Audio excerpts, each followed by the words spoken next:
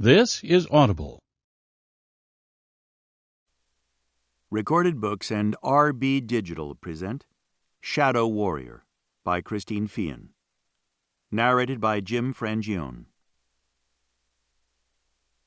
Chapter 1. Vittorio Ferraro stood in the shadows, his skin crawling with the need to move. Something was wrong. Not just wrong.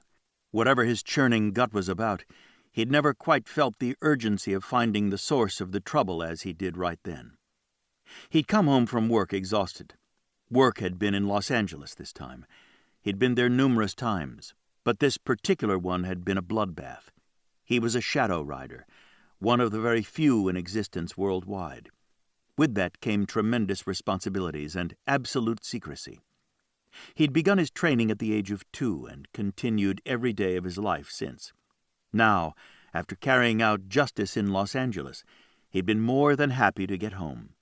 His house was his sanctuary, and usually, once inside, he felt peace, not this terrible sense of impending doom. He hadn't been able to shake the feeling, so he got dressed and followed the dark dread that strengthened as he approached the nightclub his family owned. The Ferraro Club was in full swing, the music loud, the laughter and conversation blending with the energy of the music. The nightclub was the most popular in Chicago, and people stood in lines, sometimes for hours, on the chance of getting in. Celebrities frequented the Ferraro Club, and there was always the possibility that one might catch a glimpse of a member of the famous Ferraro family. Tonight, the place was packed. As a rule, his family didn't make it a habit to interfere in the running of the club. They had managers who ran the place far better than any of them ever could, but they dropped in when they needed to be visible. The paparazzi always swarmed around them, giving them better alibis for their work than anything else ever could. Right now, visibility was the last thing Vittorio wanted. The sense of urgency was growing stronger, not weaker, and that meant he needed to find whatever was wrong and fix it before it was too late. That something was here, in his club, close now. He moved from shadow to shadow without being seen.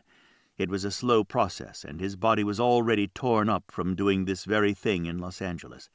Still, this wasn't about work. This wasn't about bringing justice to criminals no one else could get to. This was about the knots in his gut that coiled tighter and tighter and felt personal, very personal. And that in itself was shocking. Vittorio was the largest of the Ferraro men. He was tall, broad-shouldered, and very fit, as all riders had to be. He was also a man who knew himself very well. Every strength, every flaw. What he wanted in life, what he needed, both were impossible. And he'd accepted that he would never have a wife and family the way his brothers Stefano, Rico, and Giovanni had. Even Taviano had a much better chance than he would ever have. It was just this growing feeling that this portent of trouble was connected to him personally. He was a man apart. Even within his family, he stood apart. Maybe they all did. It was possible their women strengthened the connection between them in some way. Certainly Francesca, Stefano's wife, did. Vittorio loved her. They all did. But at the same time, it only emphasized his loneliness. He knew it would already be nearly impossible to find a woman he could love the way he needed to love her. Finding a woman who could ride shadows was in and of itself extremely difficult, but finding one who would suit his peculiarities, that was asking far too much. He knew the odds, and they weren't in his favor. Shadow riders were obligated to have children, so if they weren't married to a suitable woman by a certain age, one he was approaching, an arranged marriage would follow. For a man like Vittorio, that would be an utter disaster. For a moment he stood in the shadows, watching the women dancing, knowing not a single one of them would ever tolerate him as a life partner. He had to find a woman who would have the genetics to produce children capable of riding the shadows and carrying on their work. That was his obligation. He could never simply fall in love. He had to fall in love with the right person. The odds of finding that were so slim, most riders never believed it could happen. For Vittorio, the odds were even slimmer. He didn't want a traditional partnership. He didn't have that kind of personality. He needed his woman to trust him implicitly and allow him to care for every aspect of her life. Where, in the modern world, could a woman like that be found? That would be impossible as well. Two impossibilities meant it wasn't going to happen for him. He would be in a loveless, arranged marriage for the rest of his life. He sighed and turned his attention back to that whisper of impending danger that had drawn him to the club. The floor plan had 3 tiers. The top tier was extremely expensive, but provided the most privacy. Most of the celebrities stayed there to party. Bodyguards were prevalent, and the club's highly trained security were visible as well. The 3rd tier wasn't a place Vittorio would expect to have any real trouble, but his every instinct pointed him in that direction.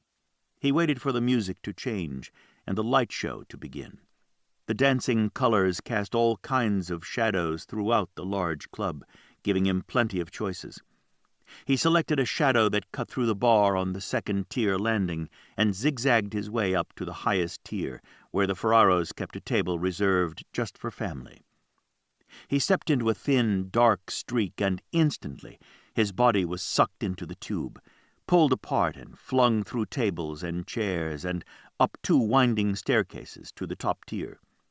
Standing in the mouth of the tube, he needed a few seconds for his body to feel as if it had come back together. There was always the sick feeling that came with fast travel, with being pulled apart and put back together. The moment Vittorio was up on the top floor, the sense of conspiracy, of danger, became overwhelming. He closed himself off from the noise and concentrated on that feeling of trouble, of a fated doom. At the 3rd table from the Ferraros' exclusive seating sat 3 men. He recognized 2 as enforcers for the Saldi family. Just seeing them in his club caused the knots in his gut to tighten. No one could keep drugs out of a club, but they didn't allow sales there. The Saldis, a notorious crime family, brought drugs in and sold them from streets and alleys to the private parties of the rich. Every kind of drug anyone could possibly want, they provided, but not in a Ferraro club. It was one of the few things the Saldis knew the Ferraros would go to war with them over. The Saldis were recognized as a branch of the largest crime family in the States. Giuseppe Saldi was the acknowledged leader and was certainly the biggest crime boss in Chicago. These particular men worked for his brother, Michele Saldi. The big question was, why were 2 of Saldi's goons sitting in the Ferraro nightclub making a deal with some low-life junkie? Clearly they were conducting business of sorts. The Saldi enforcers blended in, with their expensive suits and Rolex watches, but the man sitting across from them was, by comparison, in disheveled clothes that had seen better days. Vittorio was going to have to review the security tapes. There were certain protocols in place. Every doorman, every bouncer, and every security guard was required to be familiar with the Saldis and their employees. If they entered the nightclub, the Ferraro family was to be informed immediately. That hadn't happened. The fact that the 2 Saldi enforcers sat in the VIP section on the 3rd tier and no one had called a family member to let them know added an additional sin against the club's security measures. Or the Saldis had paid off someone high enough up in the nightclub's management that they were able to sneak through. If that were the case, who else had they allowed in?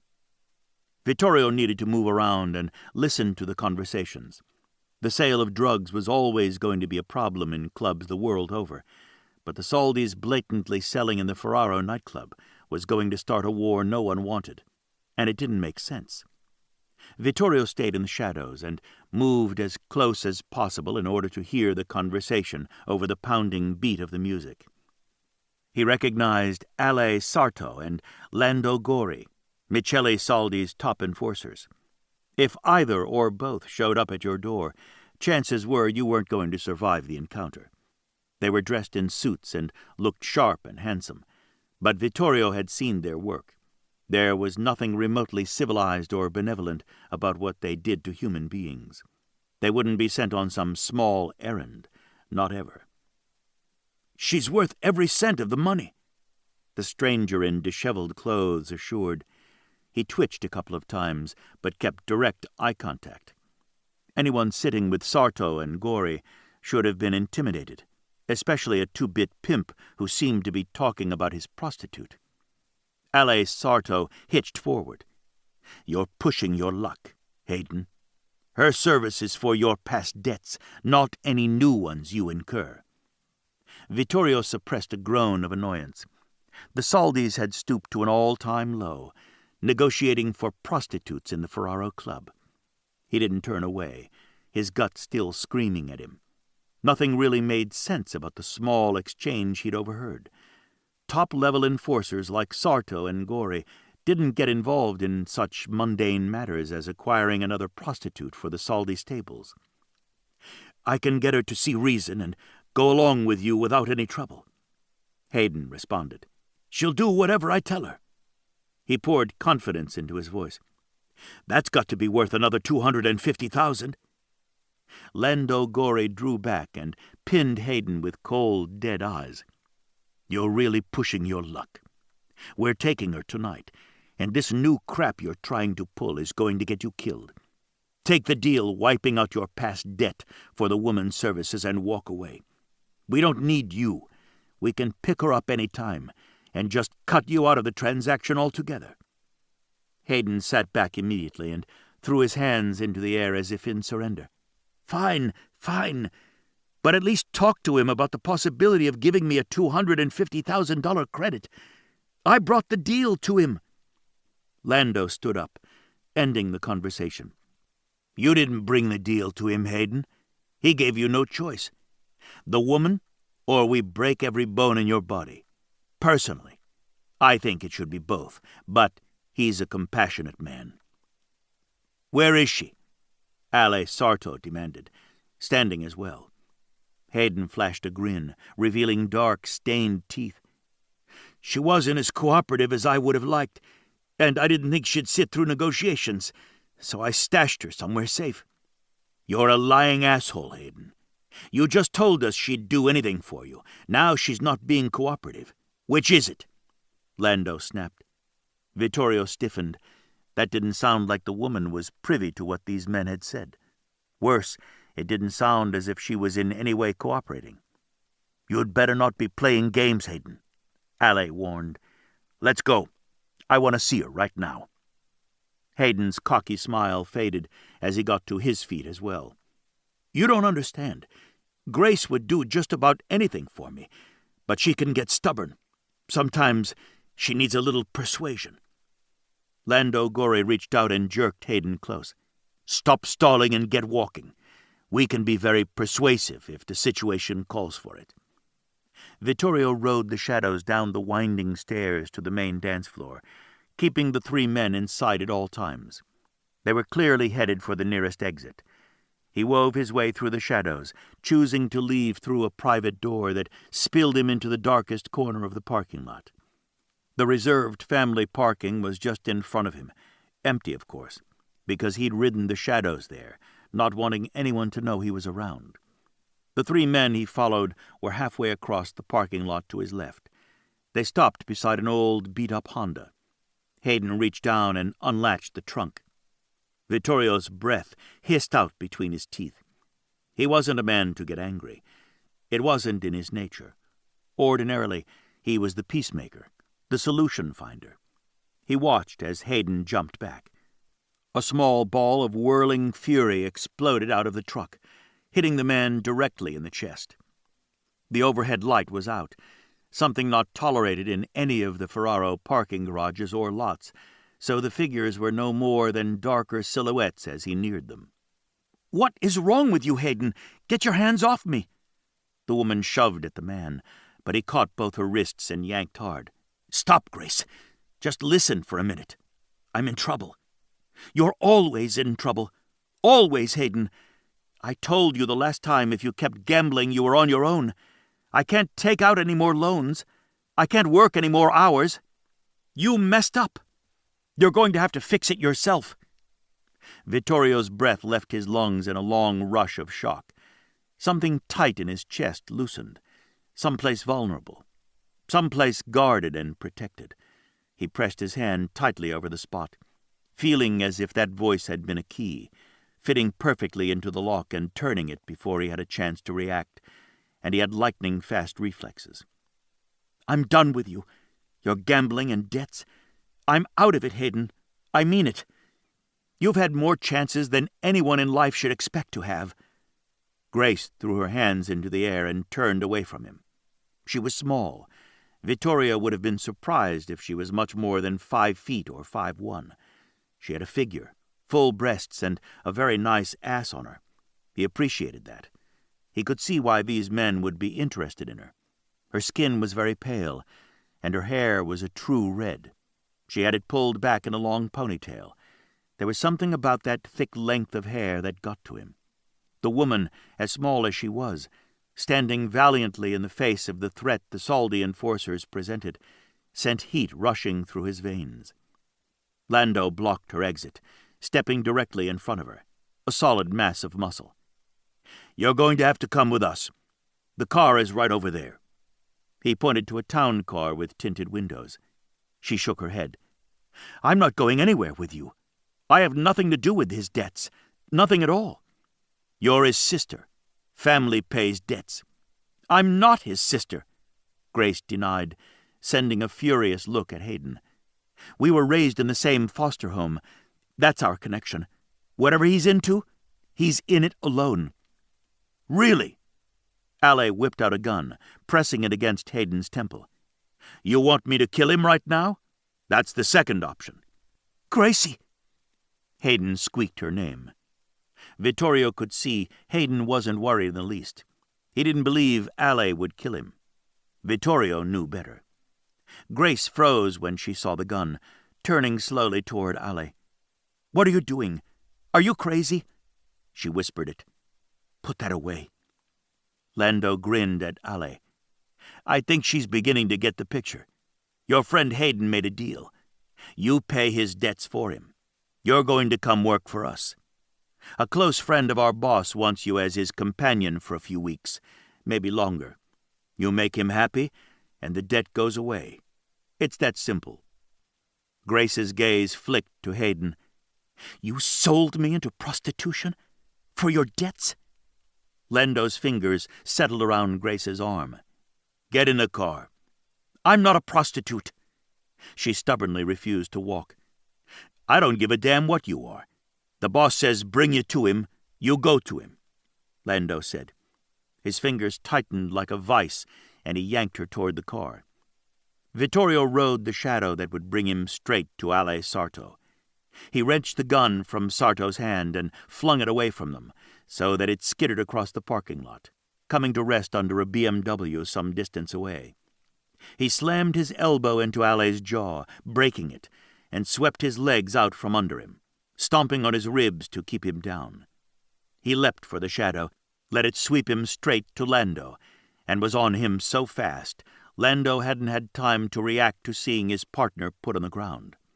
Vittorio wrenched Grace from Lando's grip and thrust her behind him, out of harm's way as he attacked. Vittorio, always the one to seek solutions verbally, had no middle gear. Either he was talking logically or he was acting. And when he went into action, he made every blow count. He wasn't trying to kill Lando Gori, but he wanted him down and out. Every punch, every kick, every single blow was a punishment. Vittorio was strong, and he trained every single day, as did the other riders. They trained against one another, and that meant speed and strength as well as technique. They all studied anatomy, so they knew exactly where to strike to do the most damage. He broke bones when he hit or kicked, and Lando was on the ground, trying to reach inside his jacket for his weapon within seconds. Grace tried to call out a warning, but Vittorio was already on it, kicking the gun from his hand. "You'd better stop while you can, Lando," Vittorio cautioned, using his soothing voice. He could calm with that voice, and he did so now. "You know the Ferraro Club is off limits. You were out of line, and you don't put your hands on a woman on our property, ever. You got your ass handed to you, and you deserved it." Grace cried out, "Hayden, don't!" He helped us!" Vittorio spun around to see the woman in motion, racing to get between him and Hayden. The gun from under the BMW was in his hand, and he was aiming at Vittorio. Not at either of the Saldi enforcers, but at Vittorio. The bullet slammed Grace back into Vittorio, and he caught her, turning so his body protected her against another shot. Hayden threw the gun and ran. Vittorio dropped down on one knee, taking Grace to the asphalt. She was fully awake and looking at him. She had green eyes, the color of jewels, although shock was wearing off and excruciating pain settled in. "Don't move. Just let me handle this." He gave the command without thinking, already mass texting his family and calling for an ambulance. "I'm going to take a look at the wound. Keep looking at me, at my face." He could already see the bullet had done damage. His worst fear was that it had severed an artery and she would bleed out before help could get there. She swallowed hard. Her lashes fluttered, but she was definitely courageous. Tears swam. He leaned closer, keeping his hand over the wound. "This isn't anything we can't deal with. I'm Vittorio Ferraro. You are?" Her lips trembled. She opened her mouth twice to try to form words. He would have told her to stay quiet, but he was a little terrified of her losing consciousness. Grace Murphy." "An ambulance is on its way. I'm going to tell them you're my fiancé, just to make things easier in the ER. We'll get faster results that way. Let me take over for you and get this done." Vittorio stared down into her eyes, willing her to stay alert, to stay alive. He needed her to live, more than he needed to breathe. Very gently, he pushed the hair spilling into her eyes from her face, his thumb as soothing as his voice. "Just stay with me, kitten. I'll get you through this." She was writhing, her feet pushing up on the asphalt, trying to get away from the pain. Every movement only made it worse. "You have to stay still, Grace. You can do that. I know it's hard, but look at me. I'm right here with you. You can do it because I'm asking you to. Just stay still. Don't let your body move." Every nerve ending had to be screaming at her. There were broken bones. His hand pressing on the wound couldn't be helping. In the distance he heard the scream of the siren, but the ambulance wasn't coming fast enough. Her gaze jumped to his and stayed there. She swallowed hard, but he could see her make a brave attempt to stop the fight her body was making to run. He smiled at her. "That's my girl. Keep breathing for me. They're on their way." His oldest brother, Stefano, emerged from the shadows first, took in the scene with a quick look, and then was on the other side of Grace, leaning down with his Ferraro smile and that way he had with women. "This is Grace," Vittorio said. "My fiancé." That should tell his brother everything, and it did. Stefano glanced at him sharply and then down at the woman lying on the ground, trying desperately not to move, in spite of the agonizing pain, because Vittorio had asked her not to. "What the hell are the Soldis doing here? The cops will be here any moment." Rico and Taviano converged from two different locations in the parking lot. Both scanned their brother first to ensure Vittorio was free from wounds, and then took in the entire scene. "They do this?" Rico demanded. Vittorio shook his head. "His gun." He nodded toward Ale Sarto. "It's over there. Her foster brother, Hayden, don't know his last name yet, tried to sell her for his gambling debts. Had her in the trunk of his car. They were going to take her, too. Hayden tried to shoot me after I dealt with Ale and Lando. She stepped between us. Her last name is Murphy. She was raised in a foster home with this Hayden. Check the trunk of the Honda for her purse. Get this information to Rosina immediately. As her fiancé, I will be expected to know everything about her." Taviano was already up, on his phone and hurrying to the Honda, where he recovered Grace's purse. Vittorio kept his eyes locked with Grace's. Shudders went through her body. Tears tracked down her face. Several times she started to move, but the moment he murmured softly to her, she fought back the urge. "That's my girl. Stay with me. You're doing great. They're here." She looked desperate. He felt that way. He wasn't about to be separated from her. "No matter what, I'll be with you," he promised. He glanced at his brother. Stefano made things happen, even impossible things. His oldest brother was on the phone to Giuseppe Soldi, and the conversation wasn't pleasant. Stefano was pissed as hell, and the cold, clipped way he was talking to Giuseppe let the man know there were going to be repercussions. 2 of your men are here in my parking lot. My brother's fiancé has been shot with one of their guns, and the cops are crawling all over my club. What the fuck, Giuseppe? You making a move on my family? There was silence. Vittorio continued to murmur to Grace as the ambulance screamed into the parking lot. Some asshole threw her into the trunk of his car, her foster brother or something, and these 2 clowns were going to take her as payment for his gambling debts. Since when has that been going on? Just letting you know, they're both going to the hospital and then to jail, and if I see them on the fucking street, they're dead. You get me, Giuseppe? You come at my family, we're coming back at you and yours, and we'll come back hard. Stefano ended the call and strode back to Grace and Vittorio. The EMTs were already running IV lines to Grace. Stefano was back on the phone, calling their surgeon, demanding he get his team ready and be waiting for Grace when they brought her in. Then he was diverting the police, while Taviano Enrico kept a loose barrier between Vittorio and anyone coming into the parking lot. Bodyguards showed up, 3 carloads, led by Emilio and Enzo Gallo. They were out and taking charge of the entire lot. 2 detectives arrived, and Stefano beckoned them through the security line. Art Maverick and Jason Bradshaw had investigated the Ferraro family on more than one occasion. Vittorio, like the rest of his family, considered them fair and decent men. They weren't egotistical, and they always remained polite, even when frustrated. The family tried to cooperate with them as best they could. When the Ferraros had evidence involving a crime that they could pass on, they always saw to it that the evidence ended up with Maverick and Bradshaw. "Who beat the shit out of Gori and Sarto?" Art Maverick asked. There was a trace of amusement in his voice that he tried his best to hide. EMTs were working on both men. "Vittorio," Stefano said immediately. He came out into the parking lot to see Grace's foster brother dragging her out of the trunk of the Honda. He indicated the car with the open trunk. Apparently, Hayden was going to sell her to the 2 morons in exchange for his gambling debt. In other words, sell her into prostitution. Art and Jason exchanged a long look of smoldering anger. "Are you certain about that?" Jason asked. "Vittorio overheard them, and Grace can verify if she lives through this." "Who shot her?" Art directed the question at Vittorio. Vittorio was on his feet, following the gurney to the ambulance, grateful for the information coming so fast to his phone.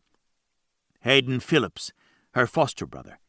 Ale put a gun to Hayden's head to scare Grace into complying. I knocked it away, beat the crap out of him, and then went after Lando because he had his hands on Grace.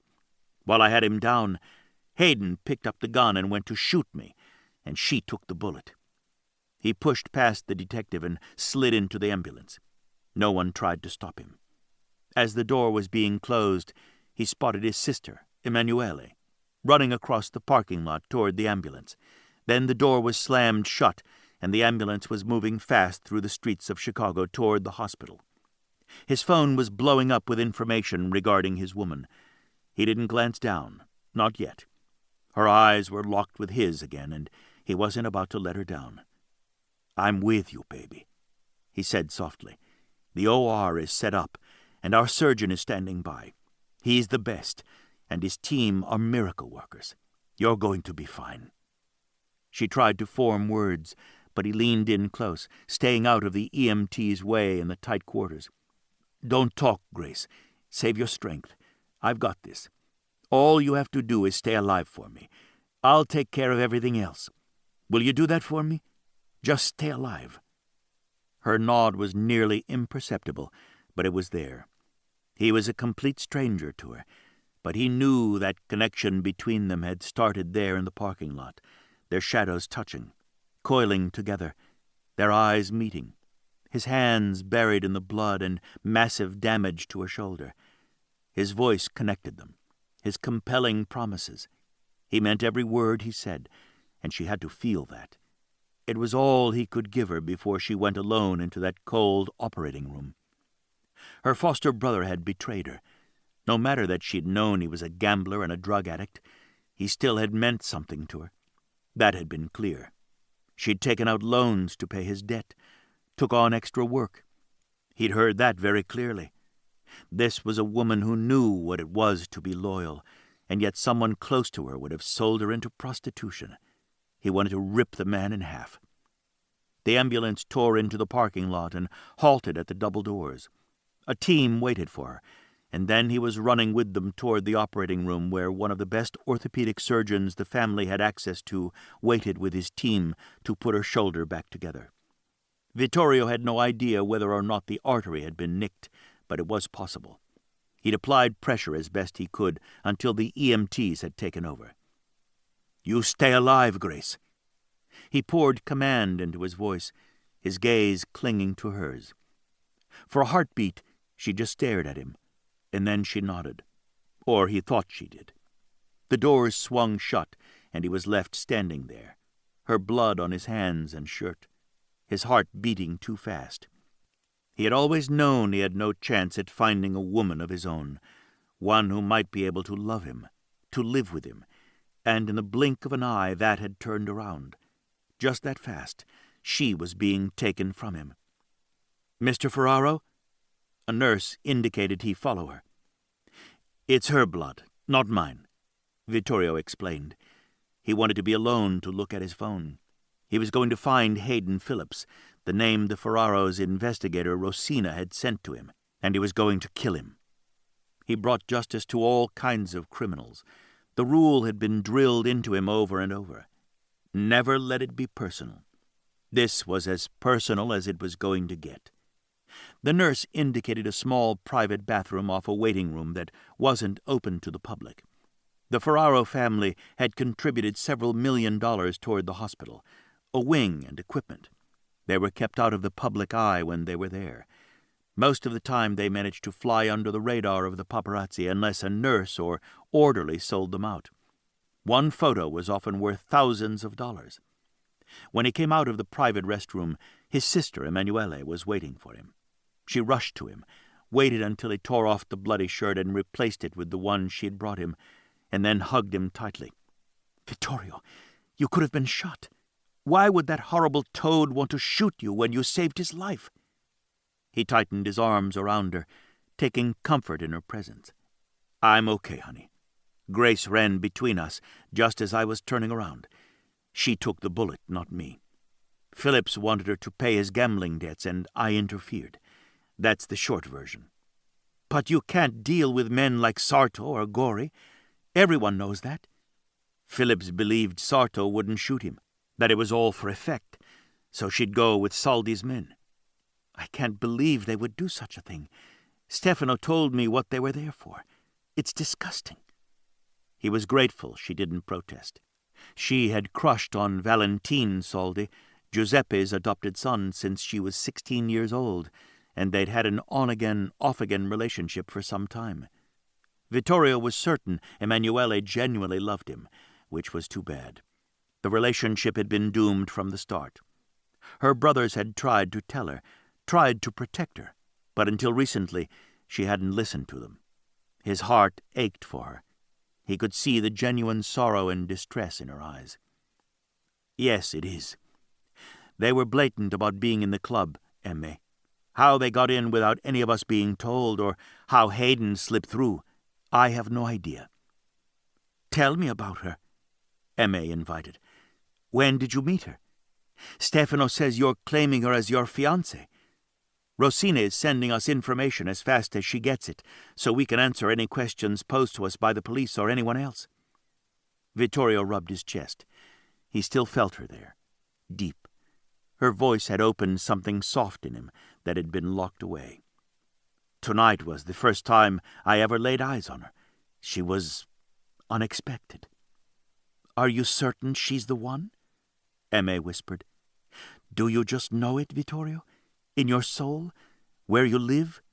Do you just know?" He glanced down at her sharply, his gaze moving over her face. He nodded slowly because She deserved an answer, especially when tears swam in her eyes, and the family of the man she loved was involved in kidnapping and forcing a woman into prostitution. She's the one. I never thought it would be possible.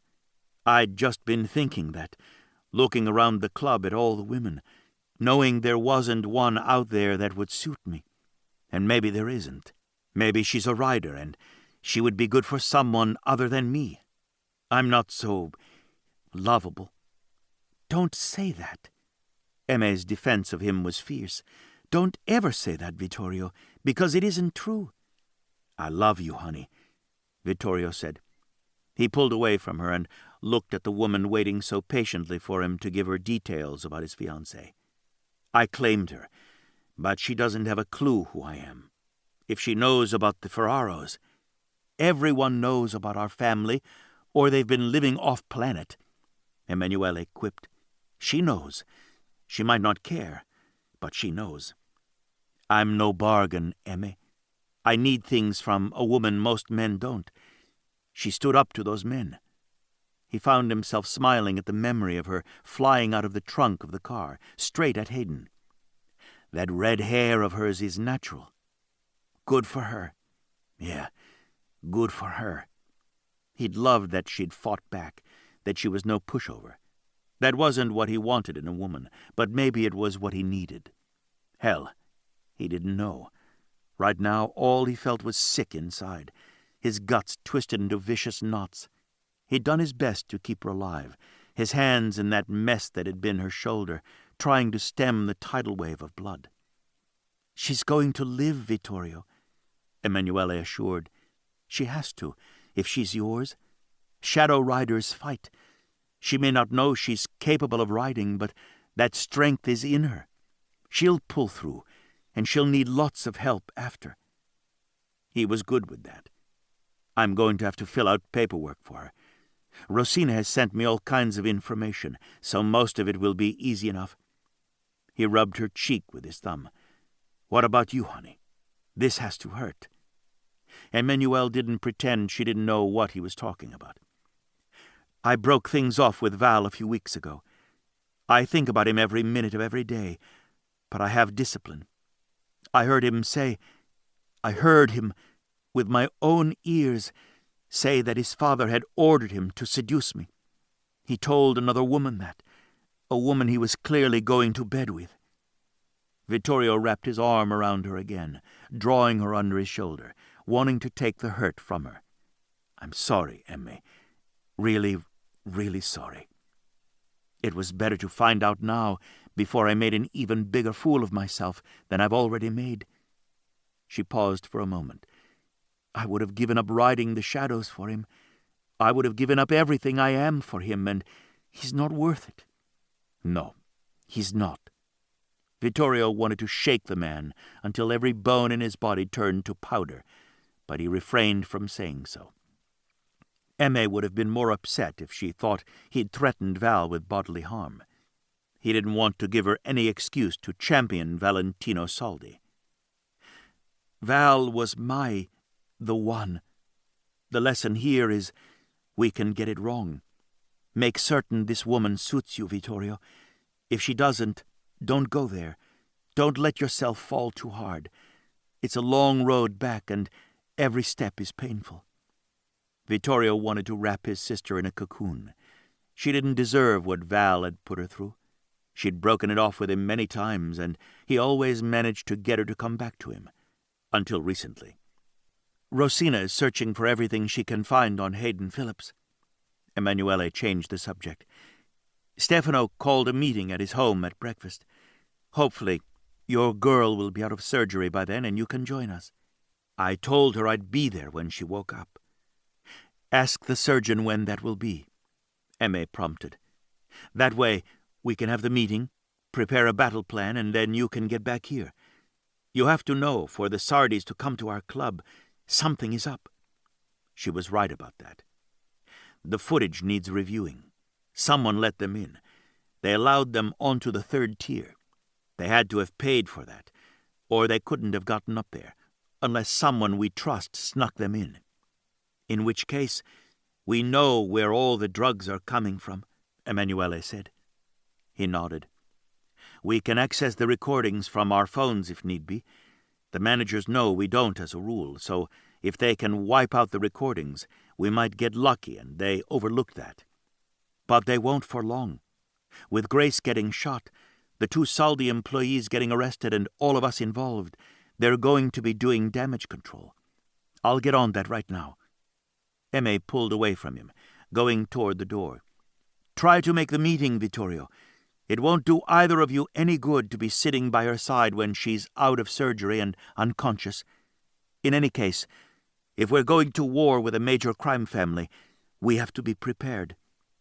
It was a huge concession for Emanuele to acknowledge that Valentino's family were criminals. "I'll be there if at all possible," he promised. The meeting was going to be very painful for his sister, and he wanted to be there for her. He wouldn't leave if Grace was awake, but if not, he was determined to be there for Emme. Chapter 2. Vittorio rode the private elevator that took him to the penthouse suite in the Ferraro. The chain of hotels the family owned were renowned for their opulence and meticulous attention to every comfort and detail. Most were frequented by celebrities and politicians, actors and actresses, singers and bands, the wealthiest of the wealthy. The hotel catered to them, pampered them, and gave them every luxury. Stefano Ferraro lived in the penthouse suite with his wife Francesca. Francesca had been the woman to provide hope for the entire Ferraro family, and that included their New York, San Francisco, and Los Angeles cousins.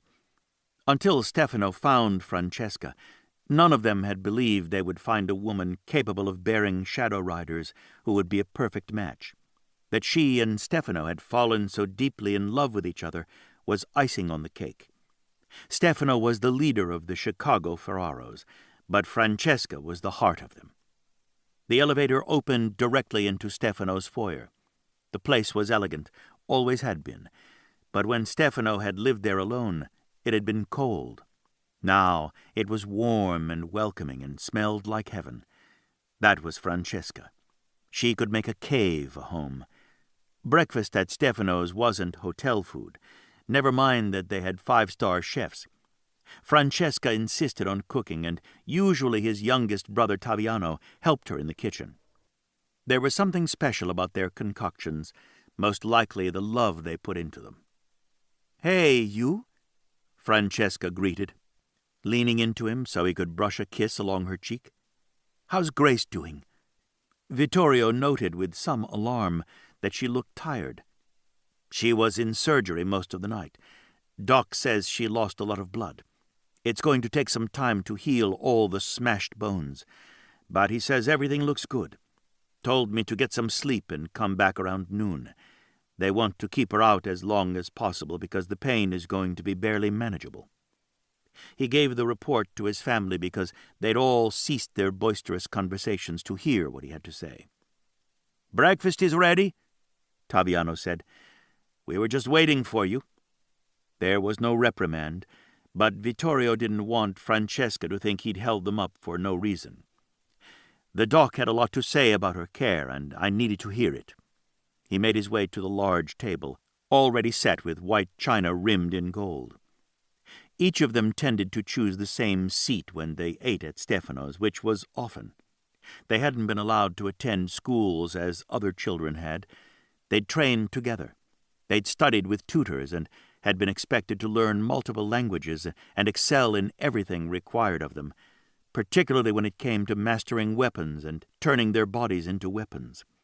Their family had to be protected at all times. Once, 100 years earlier, the Saldis had attempted to wipe out the Ferraro family. They didn't allow for friendships outside the family. What they did was done in complete secrecy, and would always have to be. No one outside the family knew what they were capable of doing. There were other shadow riders in the world, but very few. They policed themselves and were extremely careful at all times. Every rider had personal bodyguards, whether they wanted them or not. It was a fact of life they'd learned to live with. Most people thought they were a crime family. just as the Saldis were. They were investigated often, but had never been indicted for a crime. They couldn't have close friends outside the family. They had to portray a lavish, extravagant lifestyle to the public, to further their image as playboys with far too much money. They played polo. They raced cars and gambled. Those unmarried had a different woman on their arm at night at charity events and clubs. They flew from one country to another, seemingly just to party. On the other hand, they had many legitimate businesses, including international banks and their hotels. "Did anyone review the security tapes?" Vittorio asked, as he took several homemade pastries from the basket being passed around. "Mariko and I did," Rico said, indicating his wife. "Someone definitely messed with them, but I sent them to Regina to see what she could recover. She's working on it now." They employed only family when it came to the Shadow Riders. Regina and Rosina Greco were Ferraro cousins and investigators. Both women were geniuses when it came to anything to do with computers or electronic equipment. "I spoke with Giuseppe twice," Stefano said. He took a sip of his latte. "He swears they aren't running any operations out of our club. He spoke to his brother, Michele, and Michele claims he has no idea why Sarto or Gori would have been at the club. He also claims complete ignorance of the fact that his two very loyal soldiers were involved in anything as heinous as human trafficking, prostitution, and kidnapping. Neither knew the connection between Grace and our family, which is probably the only true statement made. Leonardo Saldi was head of the family for years," Giovanni explained to bring Francesca, Mariko, and Sasha, Giovanni's new bride, up to speed. "He had 3 sons, Giuseppe, Michele, and his youngest son, Fons. When Leonardo died, the oldest, Giuseppe, took over as head of the Saldi family.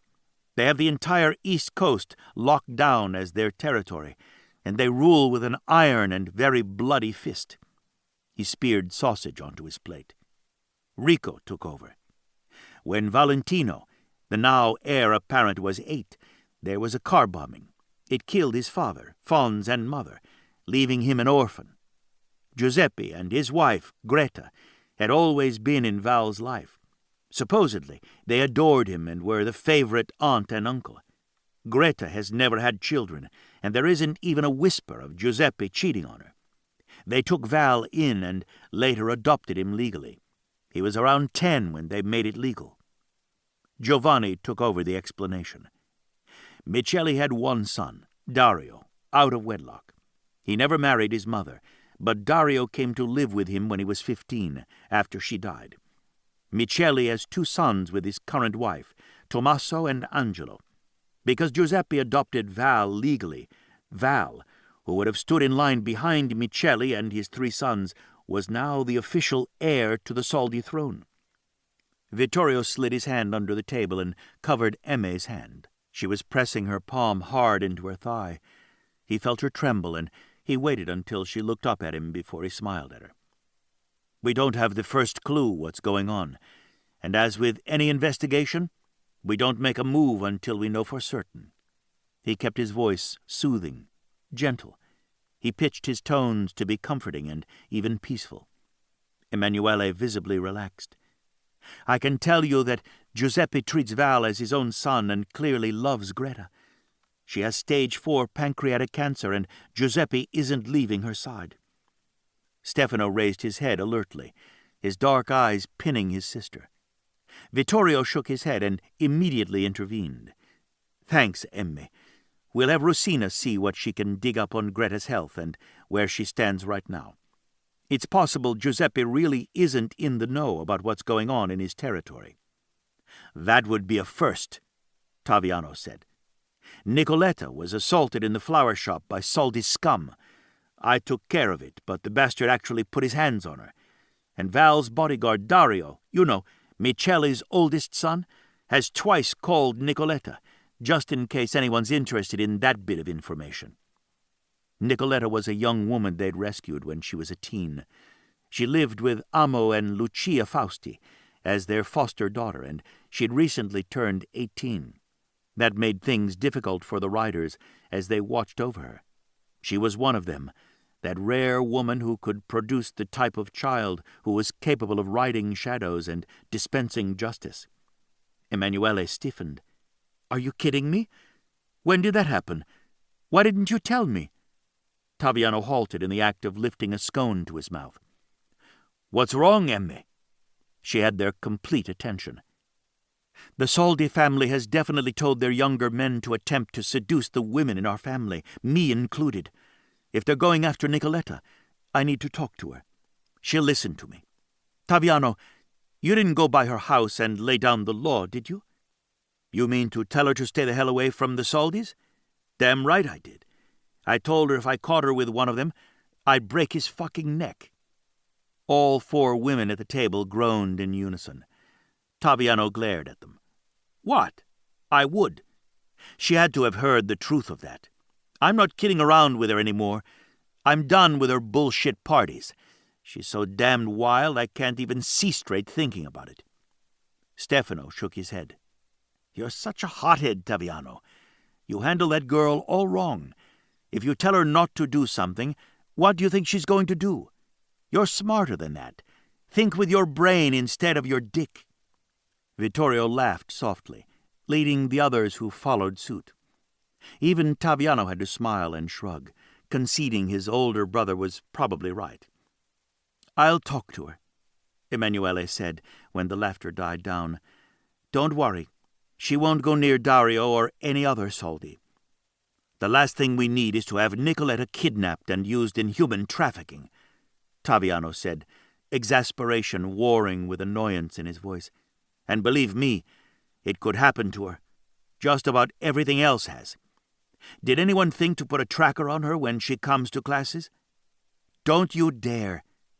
Francesca's gasp of shock had everyone's immediate attention. "Taviano, I mean it. That's just wrong." "Nothing's wrong when you're dealing with unruly women," Taviano stated, nudging Vittorio's foot under the table. Vittorio tried not to smile when Taviano struggled to hide a smirk. Stirring up the women in their family was a little like poking a nest of vipers, but always fun. Francesca glared at the youngest Ferraro brother.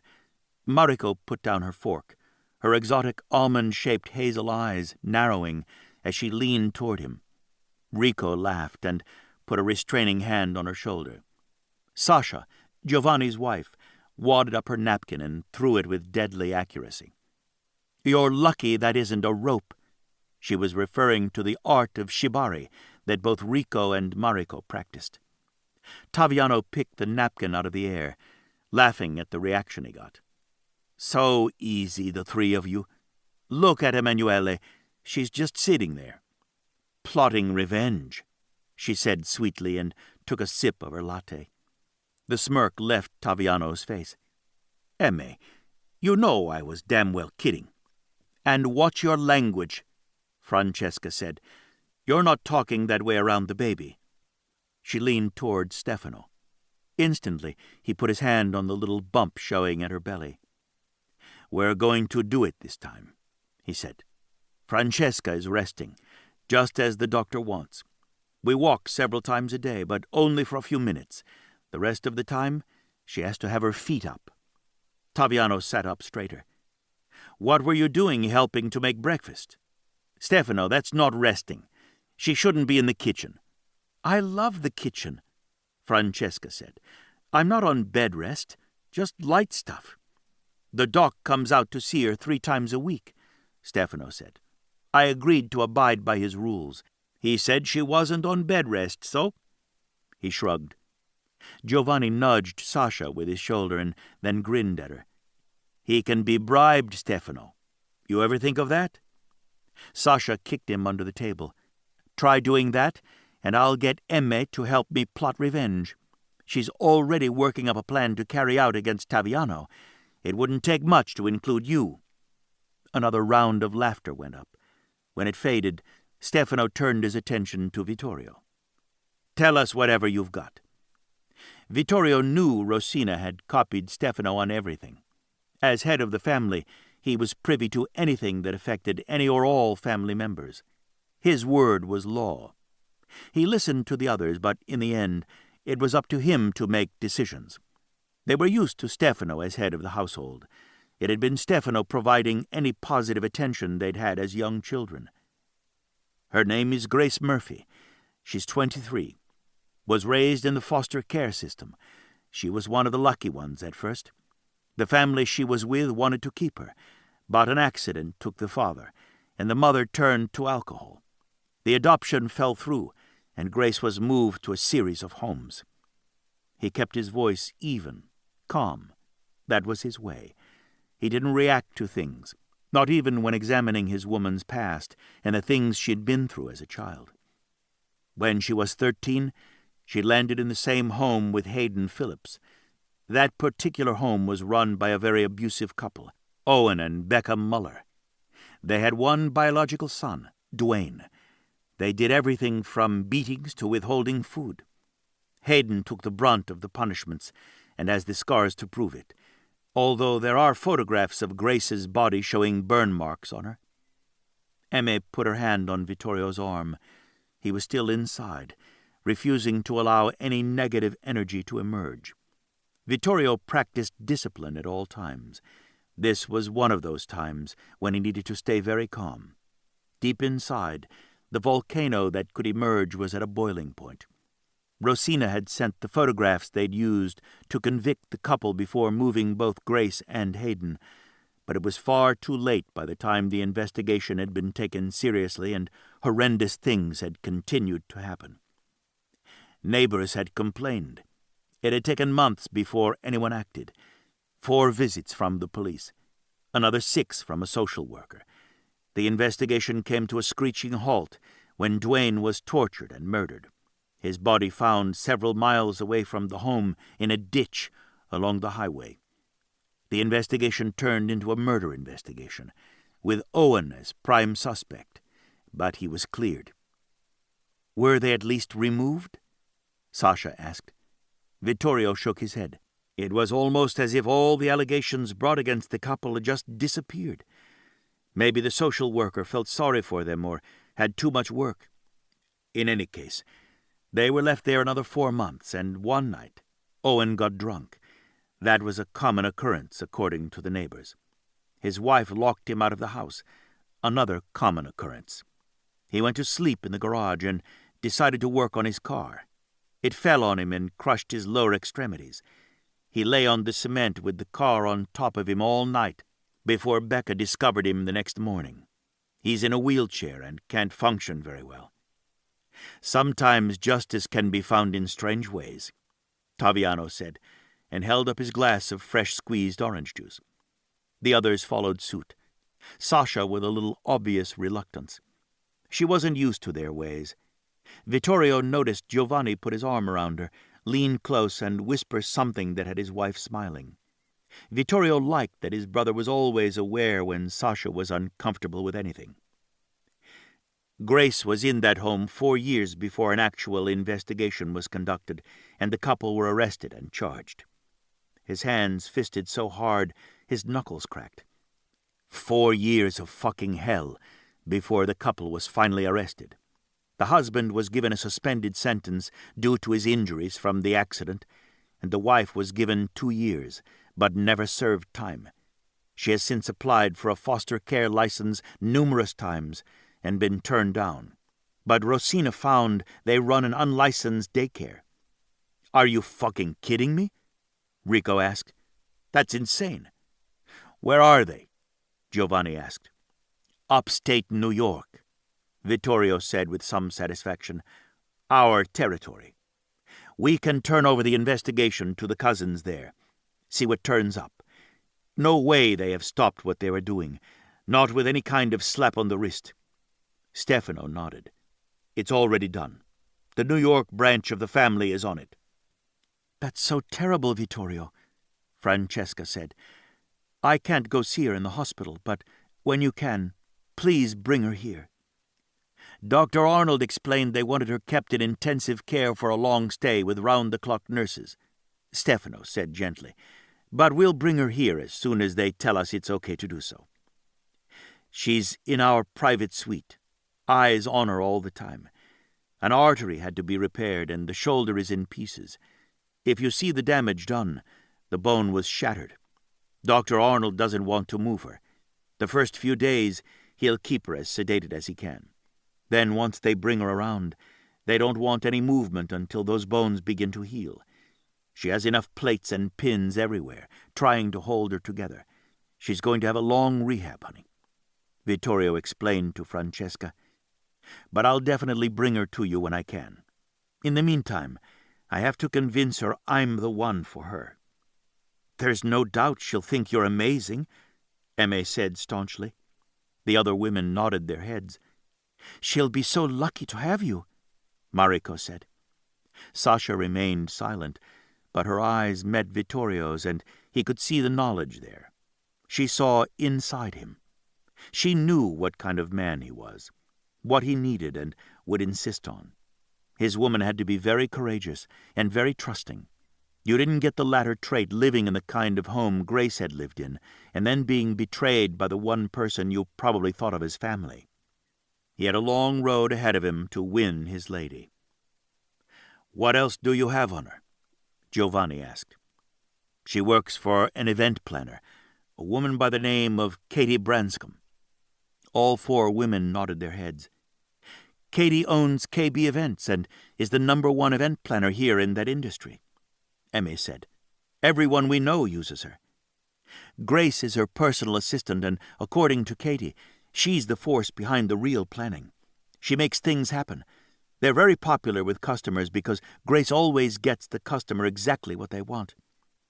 "Why would the Soldis think they could kidnap a woman with a reputation like that?" Taviano asked. "Her boss would come looking for her.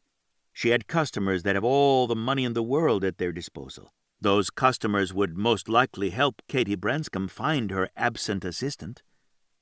Do you think they were after her specifically, or that's who Phillips had to offer for his gambling debts?"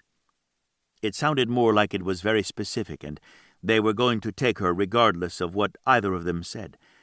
Phillips was too far gone to read them accurately. They were going to kill him the moment they had her in the car, Vittorio said with absolute certainty. He'd spent his life reading others. He knew Sarto and Gori were there to kill Hayden Phillips. Micheli never sends those two out without a reason. I'm afraid that reason is Grace. "She stands out," Stefano said. "Even with blood all over her, and her face as white as a sheet, you could still see the beauty there. Someone noticed her. Maybe Micheli, but if not him, maybe someone he owed a favor to. If Grace was that favor, is she still?" Good question. Vittorio had to consider that, even with Sarto and Gori in the hospital, but in police custody. Grace might still be in danger. If she'd disappeared, the last person to see her would have been Hayden, and he would have been dead. No one would have a clue she was taken by the Soldis, Emme said. Vittorio knew what it cost her to state that. He dropped his hand to the nape of her neck and massaged gently to ease the tension out of her. He couldn't give her back her heart, but he could let her know he stood solidly with her. "I know Grace is the one for me, even though I didn't connect with her shadow first. The lights in the parking lot had been deliberately broken, most likely by Sarto and Gori. Or Phillips. The camera footage will tell us when Regina recovers what we need." "We have a remote backup that feed goes to," Stefano pointed out. "What about that?" "Regina has access to it, even though the original was wiped," Rico said. "Fortunately, no one but our family knows about the backup. When she finds the right footage, whoever is selling us out to the Soldis won't know we've discovered what they're doing, and we might have a way to use them." "Maybe," Vittorio said, his voice mild. "But whoever it is was aiding human trafficking, and the woman he helped them take was mine. That makes this very personal." He ignored the way Stefano's head came up, his gaze suddenly sharp and assessing. Vittorio doggedly continued. "The fact that they can wipe the security feed and slip Soldis into the club along with a junkie, it has to be someone high up in management we trust." "We're going to handle this, Vittorio," Stefano assured. When it was Francesca's life in danger, or Mariko's, or Sasha's for that matter, we took care of the problem ourselves. We'll find out who's behind this without jumping to conclusions." His gaze touched Emme's face just for a moment. "We aren't going to make any mistakes with this one." Emme's fingers tightened around Vittorio's. He knew she loved Val Saldi, and that wasn't going away any time soon, even though she knew his family were criminals. When the Ferraros loved, they did it wholly, and they did it once. This exact scenario had always been the thing they'd feared the most for Emme, that the two families would end up in a war. "Who was on last night managing the club?" Rico asked. "Martin Shanks," Stefano said. "He's been with us as a manager for 6 years, worked an additional 4 in the club. Rosina is looking into his financials. Shanks went home around midnight, very ill. There were witnesses to him being extremely sick. His assistant, Timothy Vane, took over for him. Vane had been working for the club about 3 years when he was promoted to assistant manager. That was 2 years ago. So, he's been in the club for a good 5 years. These are not new employees. They're paid extremely well, receive bonuses, and have been with our family for a lot of years, so they receive profit sharing as well." "Who was at the door?" Emme asked. "Clay Pearson. He's been one of our bouncers for 10 years, Stefano said. Emilio and Enzo trained him. Again, he's long-time employed, makes good money, and receives profit sharing." "I saw Peter Franks," Vittorio said. "He's hard to miss. He was on last night as well, not working the door, but inside." "I don't know who that is," Francesca said. Sasha and Mariko both indicated they didn't know him either. "Frank works security. Essentially, he's a bouncer. He works the door when he's scheduled, but like Clay Pearson, he trained under Emilio and Enzo," Stefano provided. Vittorio handed his coffee cup to Taviano, who had risen, and pointed toward the kitchen where the espresso machine was. He needed to hear everything being said, but he wanted to be at the hospital. He'd promised Grace he would be there when she woke up, and he was determined to make that happen. He was going on 48 hours without sleep, and he needed to crash soon. Giovanni, Sasha, Taviano, and Rico had gone to Los Angeles in their private jet. He'd taken the Shadows to the airport, secretly entering the plane right under the noses of the paparazzi. Once in Los Angeles, his brothers and sister-in-law headed to the nearest nightclub with their L.A. cousins to party the night away. Being out in the open like that, getting photographed dancing and drinking, gave their cousins alibis just in case anyone ever suspected them of wrongdoing. No one had any idea that Vittorio was in Los Angeles. As far as they knew, he was still at home in Chicago, nowhere near the city in California. "What about the waitress or bartender?" Sasha asked. She had worked at the club as a top-tier waitress. Giovanni shook his head. "If someone is on the 2 top tiers, they were already vetted. We've never given that kind of responsibility to a bartender or a waitress. Only management and security have that level of authority," Vittorio said. He rubbed his chest again. His muscles ached, right over his heart. Still, one would think they would have questioned it. "I'm going to have to get back to Grace soon. I don't want her to wake up without me being there." He took the latte Taviano handed to him, grateful for the caffeine when he felt like he was running on empty. Stefano nodded his understanding. "Let's get back to Grace. She's the main concern right now." Vittorio nodded. "Rosina has dug up quite a bit on her. I don't know how she escaped our notice until now. Because she worked for Katie Branscombe, she was in our circles. We didn't have her on our radar, but she was on someone's. That person is either part of or connected to the Saldi family, and Michele or Giuseppe owe him." "Is she safe in the hospital?" Francesca asked. "I'd rather she be in one of our homes and the doctor come to her." "He'll come to her, baby," Stefano said. "Just right now, they don't want to move her." "I've got bodyguards on her," Vittorio assured, "and I'll be with her most of the time. I'm planning on taking her home with me when they let her out of the hospital. She wouldn't get any care at her apartment, and with me, she'll have everything she needs for rehabilitation." Stefano sent him a quick grin. "Nice move, brother. Get in good while she's down." Francesca rolled her eyes. "You're so bad, Stefano, although, in this case, I have to agree.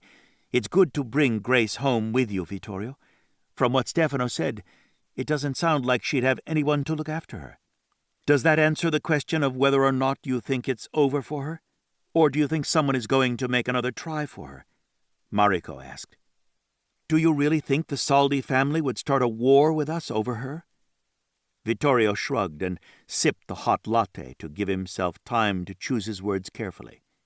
He detested hurting Emme, and any mention of a war between the families was going to break her heart.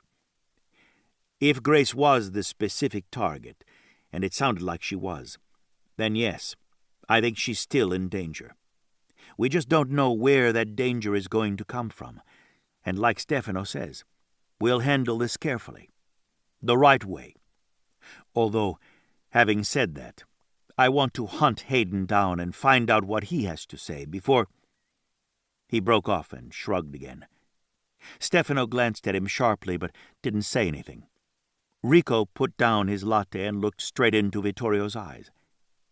"I think it's safe to say we're all feeling the same way, Vittorio.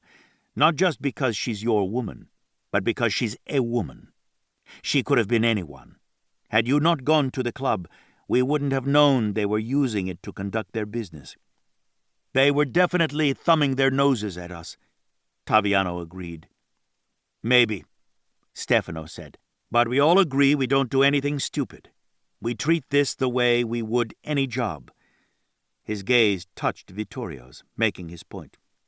"We investigate, and we call in our cousins from New York to dispense justice. The cops are all over this one.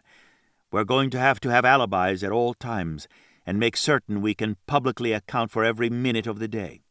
When dead bodies start turning up, we don't want to be in any way associated with them. Since this started at our club with Vittorio's fiancé, the best-kept secret of all time, we will be scrutinized." Vittorio knew Stefano was right, but it didn't sit well with him to have Grace in danger while he did nothing about it. He knew that would be impossible for him. His brothers knew it as well. Only Sasha and Francesca, the two non-riders, would believe what Stefano was saying, and were assured by his statement that no one there would do anything rash, like find Hayden and kill him.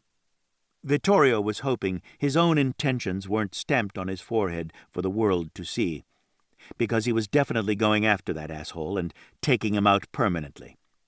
Maybe he should feel some sympathy for Hayden, because for Grace to love him so much, he must have been a decent human being at one time, but Vittorio didn't. Grace had gone through the same things Hayden had, although from what Regina had uncovered so far, Hayden had tried to protect Grace and taken the brunt of the abuse. Still, from everything the investigators had found in the short time they'd had, she remained a decent, hard-working, honorable human being, one who gave way too much love and loyalty to a douchebag who deserved neither. "We're going to be scrutinized by the press," Rico said. "No one has caught a glimpse of Vittorio with Grace. Were they at any event at the same time? We need to start building a plausible story for them." Emme nodded. "I'm on that already. Regina has helped me, sending all the charity events Vittorio went to in the past year and a half." She looked up at him. "You attended 13 large and well-publicized events, as well as 3 smaller ones. 4 were for brain traumas, 6 for cancer research, 3 for women's shelters, and 3 smaller ones were to raise money for rescues for animals. Eloisa put on most of the bigger events." "Animals?" Giovanni said. "When did you do that, Vittorio?" Vittorio flipped him off. Sasha looked up at her husband. "Giovanni, are you giving your brother a hard time when you, just this morning, told me about the horse rescue?" Giovanni wrapped his hand around his wife's mouth, laughing, his eyes dancing. "Not the time, woman. What are you thinking?" Vittorio found himself laughing along with his brothers and the women seated at the breakfast table. That was how they were together. discussing business one minute, and then erupting into laughter together the next. He wanted that for Grace. According to everything Rosina was sending to him, she'd never had a family. Well, except that loser, Hayden. Vittorio could, at least, provide that for her. He had no idea if it would be enough to balance out living with him. That thought took his smile immediately. He was lonely. He wanted his own family, a wife, children, someone to come home to, someone to care for, to take care of. He needed a purpose. His lifestyle had no balance. He needed someone to become his center, to anchor him. He recognized and owned every flaw he had. He worked to be a better man every day. He found, over time, it was getting more and more difficult to sustain who he was when he had no one of his own, no one to share his life with and to make him realize there was purpose to his work. "Was Grace at any of the events, Emme?" Stefano asked. Emanuele nodded. KB Events put on 9 of the fundraisers he attended. Katie Branscom's reputation is impeccable. Everyone tries for her first, and she's so busy you have to book her over a year in advance. Grace worked behind the scenes at all 9, including the dinners. According to Katie, she couldn't do what she does without Grace. Grace had been at 9 events over the last year and a half, and he hadn't seen her? Why hadn't his sixth sense kicked in until last night?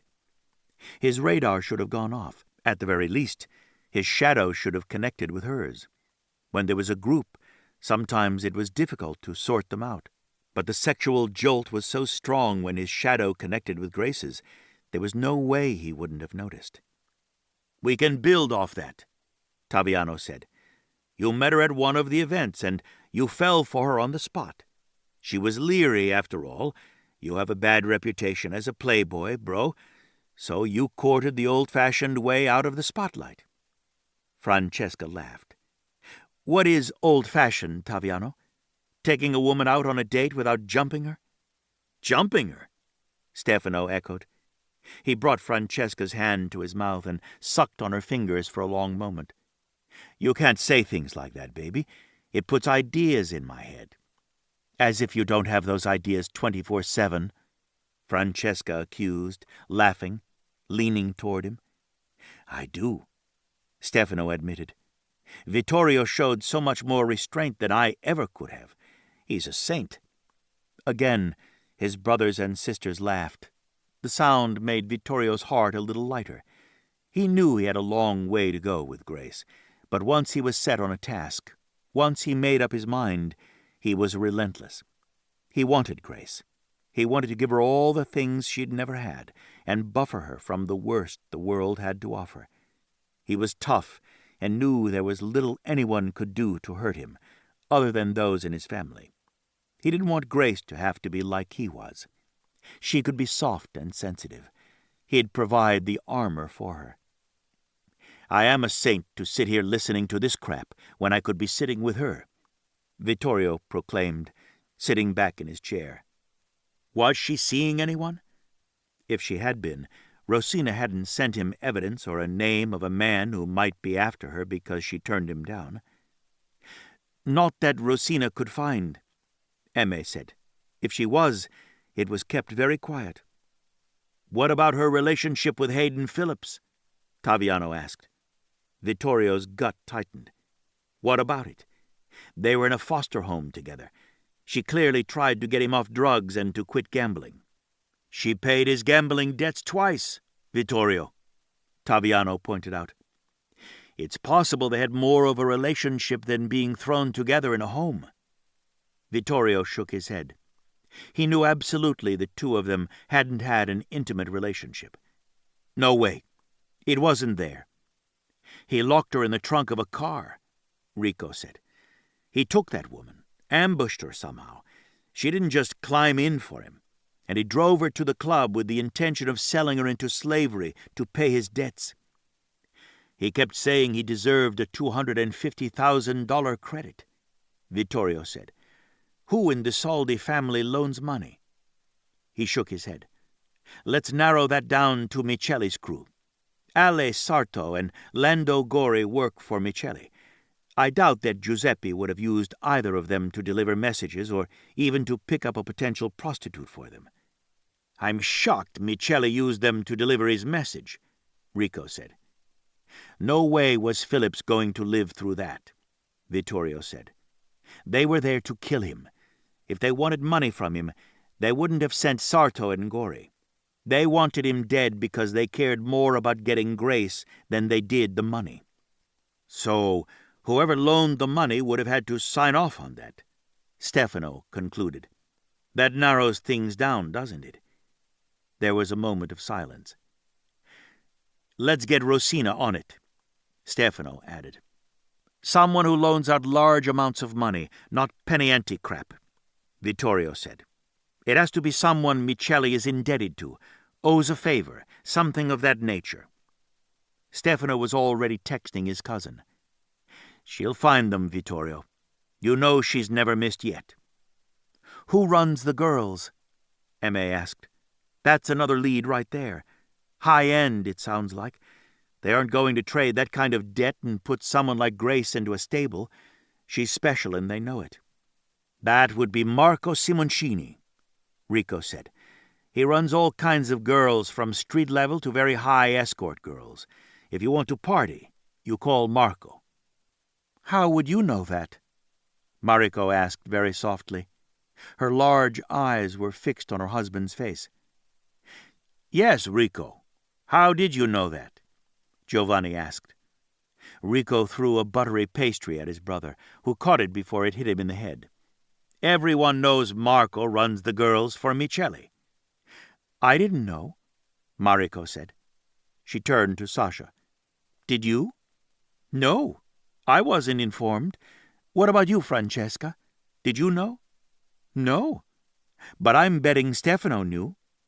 That's because almost everyone knows, Stefano said, leaning in to steal the laughter from his wife with his kiss. Did you know, Emme? Mariko persisted. I'm afraid I did, Emanuele admitted, her lips twitching. Marco is very loud about his girls. More, he tried to recruit me once. Rico, Stefano, and Vittorio paid him a visit. He quit harassing me. I didn't need them to bail me out, but they insisted it would raise too many questions to have a girl beat up one of the Saldis. She gave a little sniff. You could have done it, too, Vittorio said, pride in his voice. He brushed a kiss on top of her head. Marco's ego would have insisted he tried to retaliate. We would have gone to war. Emanuele shook her head. Val would have taken care of it. The moment the words left her mouth, she pressed 2 fingers over her lips as if she could have stopped them. Has anyone heard from Eloisa? Vittorio asked, turning the attention away from his younger sister. His mother was notorious for her cold, cutting remarks. She had made things so uncomfortable for Francesca that Stefano had forbidden her to come to his home. Does she know Francesca is pregnant? No. Stefano's voice was clipped. Francesca has to be as stress-free as possible, and we all know any time Eloisa comes around, stress levels go through the roof. She's still banned. I fear, since she can't come at Francesca, she's going to lose her mind when she hears you're engaged to Grace Murphy, a girl raised in foster homes. Vittorio sighed. I should tell her face to face, but I need to get back to the hospital. You're wiped, Vittorio, Stefano said. You need to sleep. In any case, the news has probably leaked. I'll tell Eloisa, Emanuele volunteered. You go see your fiancé, and as soon as you give the word, I'll come to meet her. We all need to look as if we've been around her quite often, so others believe you've been dating her. Others meaning the Saldis. That was so like Emme. Vittorio squeezed her hand. Keep me informed. Whatever any of you or Rosina and Regina uncover. The cops are going to want to keep after us, so make certain you're seen and have alibis just in case Phillips or Gori and Sarto end up dead. Stefano gave him another one of his sharp looks, but refrained from speaking. Vittorio sent him his cool smile. the one that meant he had everything under control. He'd been thrown finding Grace existed, but being with his family had settled him. His family would hopefully find Hayden before the Saldis did. They needed him alive to tell them who wanted Grace. No one was taking her from Vittorio, and Stefano and every one of his brothers and Emanuele knew that was a fact.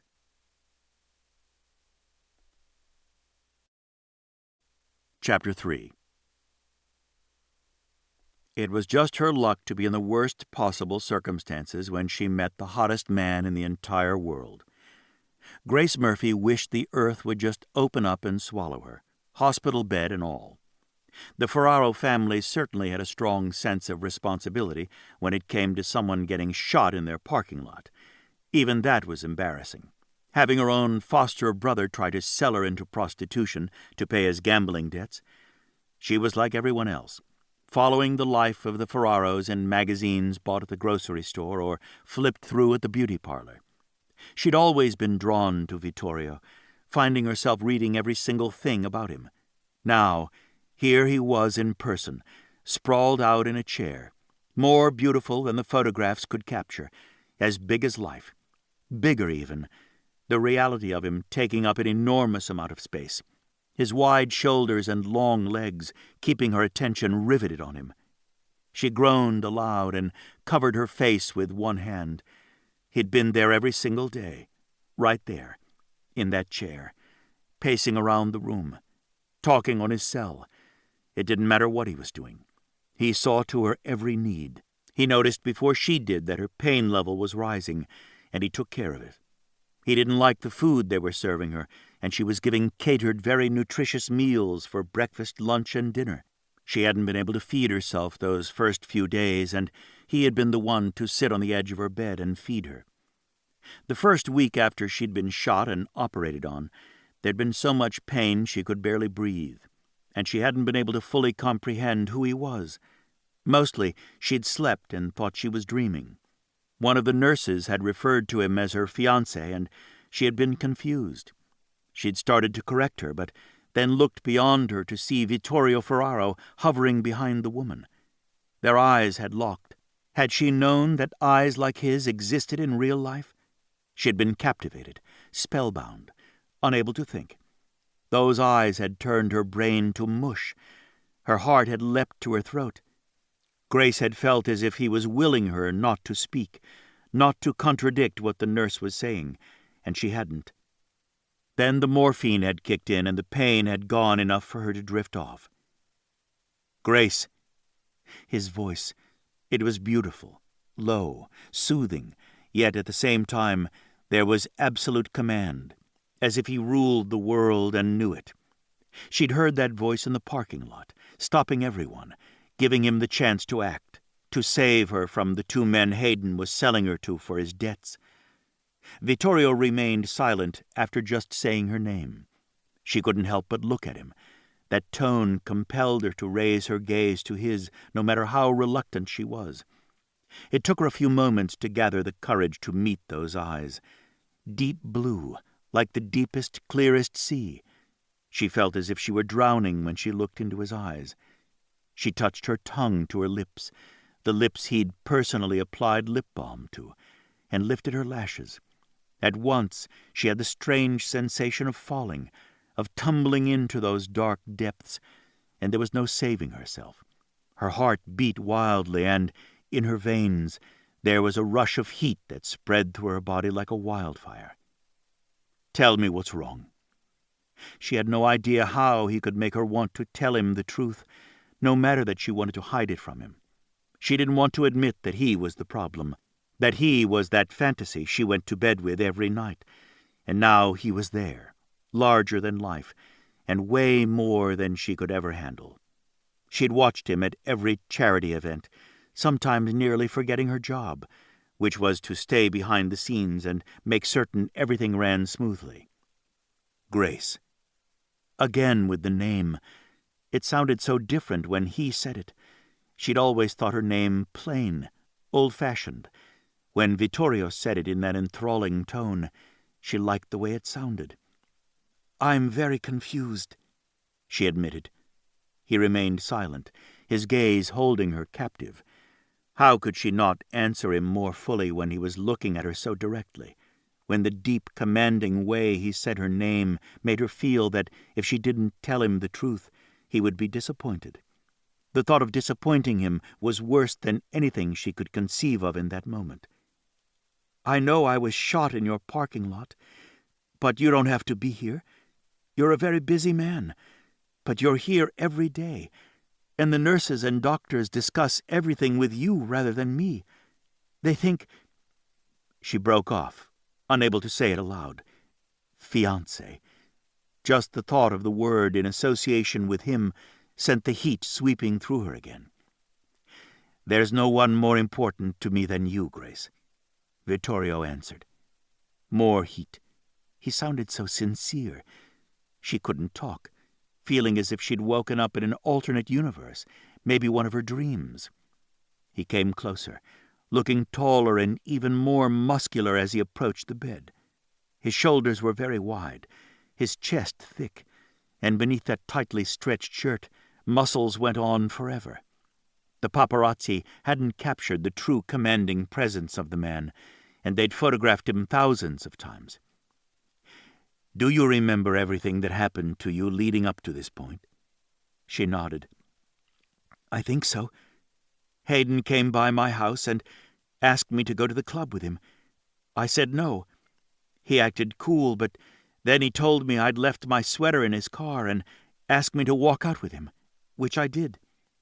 She shifted her gaze, afraid he would see she was misleading him, which she was. "When we reached the street, he went around to the back of the car. He was talking to me and I just followed him, thinking my sweater was in the trunk. He opened it, still talking, acting so casual. The next thing I know, he'd thrown me into the trunk and slammed it closed, trapping me." She had been terrified, but a part of her had gone calm, thinking the reign of terror for her was finally over. He reached for her hand, as if he knew her heart was beating out of control at the memory. His thumb slid over her knuckles, and then began to sweep back and forth lightly over the back of her hand. Each stroke felt like a caress, and she felt her pulse flutter wildly. "Thank you for sharing that with me, Grace. I know it wasn't easy. You're safe now." There was that strange rush of heat moving through her body she was coming to associate with him. He made her feel extraordinary just for answering his question. It was his voice when he complimented her, brushing over her nerve endings like black velvet. Grace couldn't let him think everything was all right. She was misleading him, and that might make him think there was no danger. "I'm not. You're not. He aimed that gun at you, the person trying to save his life, not the two men he was trading me to. He's that far gone." She closed her mouth abruptly and pressed her lips together, feeling nearly faint. That was more than she'd ever told anyone about Hayden, and she'd only blurted it out because he already knew her foster brother had wanted to kill him. How did she explain Hayden to a man like Vittorio? The differences between them were so wide, Vittorio couldn't possibly understand. "What is it, gattina bella?" He brought her hand to his mouth and nibbled on her knuckles. All the while his blue eyes held hers. She loved his eyes, the way they commanded, compelled. Once he locked on to her, she was totally captivated and couldn't look away. The connection was intense, sometimes to the point of being uncomfortable, but it was because looking into his eyes made her feel as if he saw everything about her, knew everything about her, strengths and weaknesses. She hesitated. As children, in a violent foster home, Hayden and she had protected each other. Then it became very real self-preservation not to ever speak of him to anyone, ever, for any reason. A little shiver went through her body. She wished the morphine would kick in and hopefully she'd just fall asleep. But they had been slowly decreasing the pain medications in an effort to get her out of the hospital. It was extremely hard to sleep when pain beat at her constantly. "You have to trust someone, Grace." Grace was desperate to look away from him, to close her eyes and slip back into sleep where she felt safe. She had been in a cocoon for days, and she wanted to remain there. Clarity brought reality, and that was too much for her when she could barely move, barely take care of herself. Silence filled the room, and she detested that.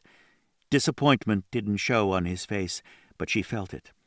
It was as if the very shadows connected them, and she could feel his emotions. He was disappointed that she couldn't trust him. Or maybe he wasn't disappointed, and she was projecting her own feelings about herself onto him. Hayden isn't like most people. She couldn't keep the tremor from her hand, and she tried to pull it away from him so he wouldn't feel her shaking. She hated that she was appearing so weak in front of him. She had a demanding job, one she excelled at. She had no problems seeing to every detail and finding the right people to get things done. But her personal life was just the opposite. She was a complete mess, out of control, unable to find a way to fix it. Even when she'd taken a stand, that had backfired. Vittorio's long fingers tightened around hers, and his thumb stroked over the back of her hand as he pressed her palm over his heart. "Tell me why you're so afraid of this man." No one knew she was afraid of Hayden.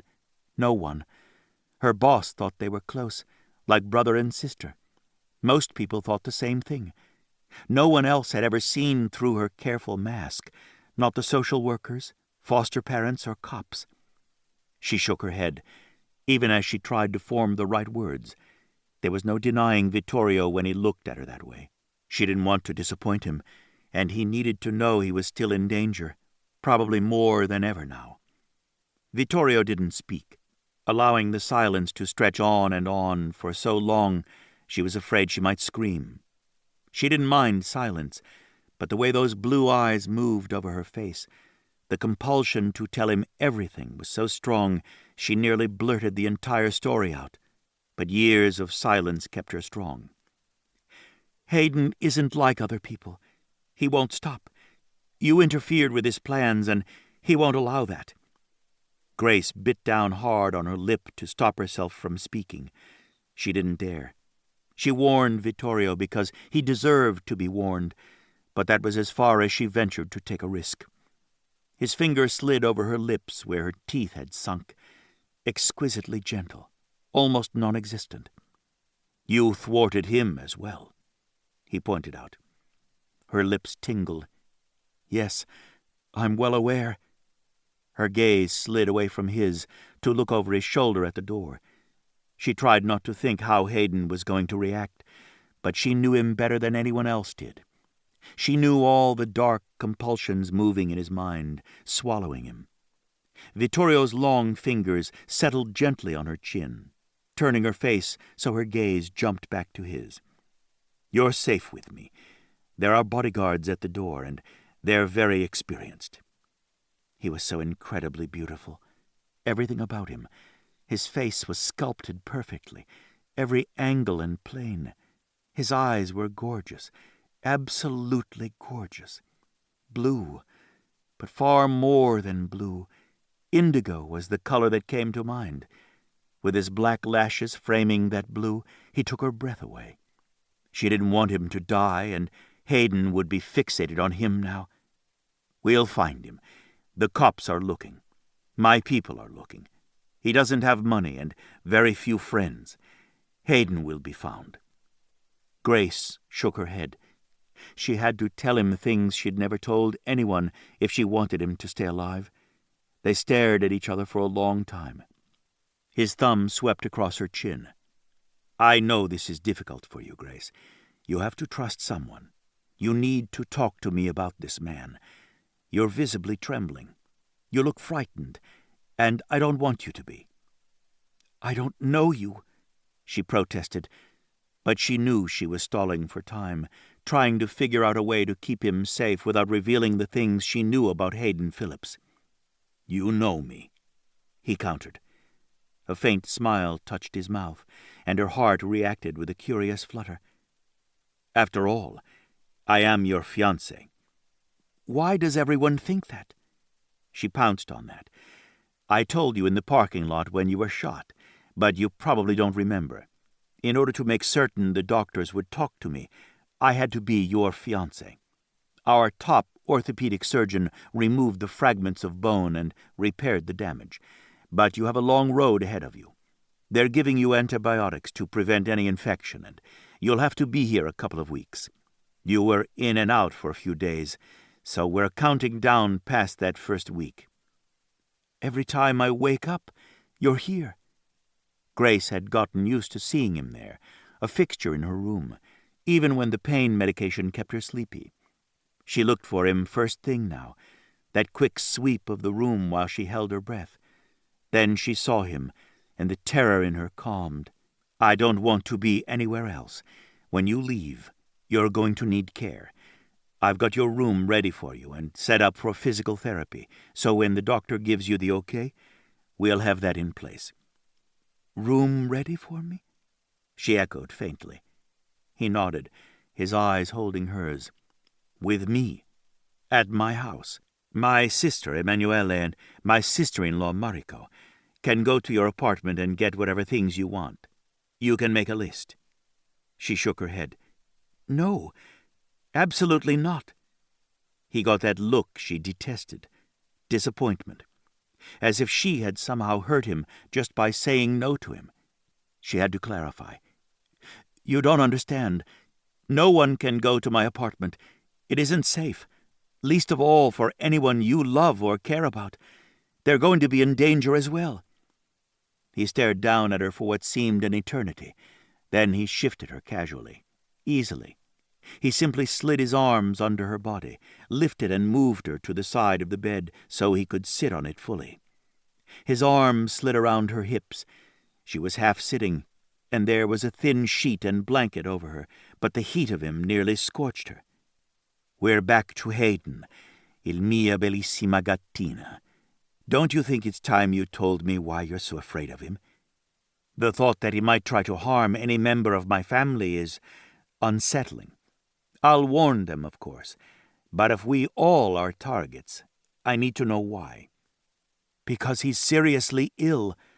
He isn't going to stop, and no one will ever catch him. You won't. The cops won't. He can find his way into someone's home and live in their attic, and they never know he's there. He watches them. He watches me.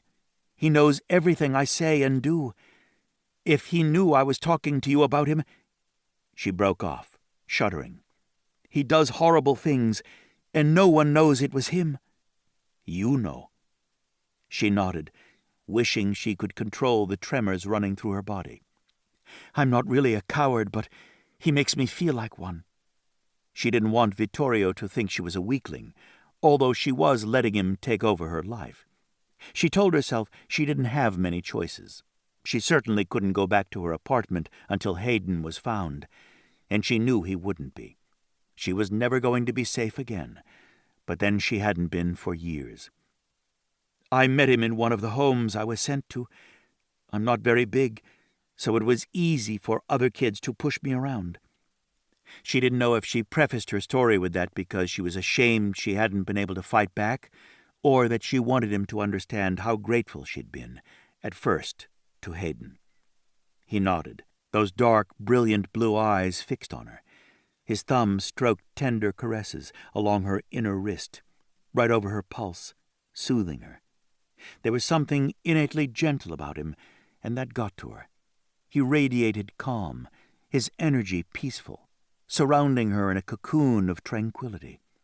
He made her feel safe, wrapped up in their world together, even though she knew neither one of them was. "Grace, keep looking at me and breathe.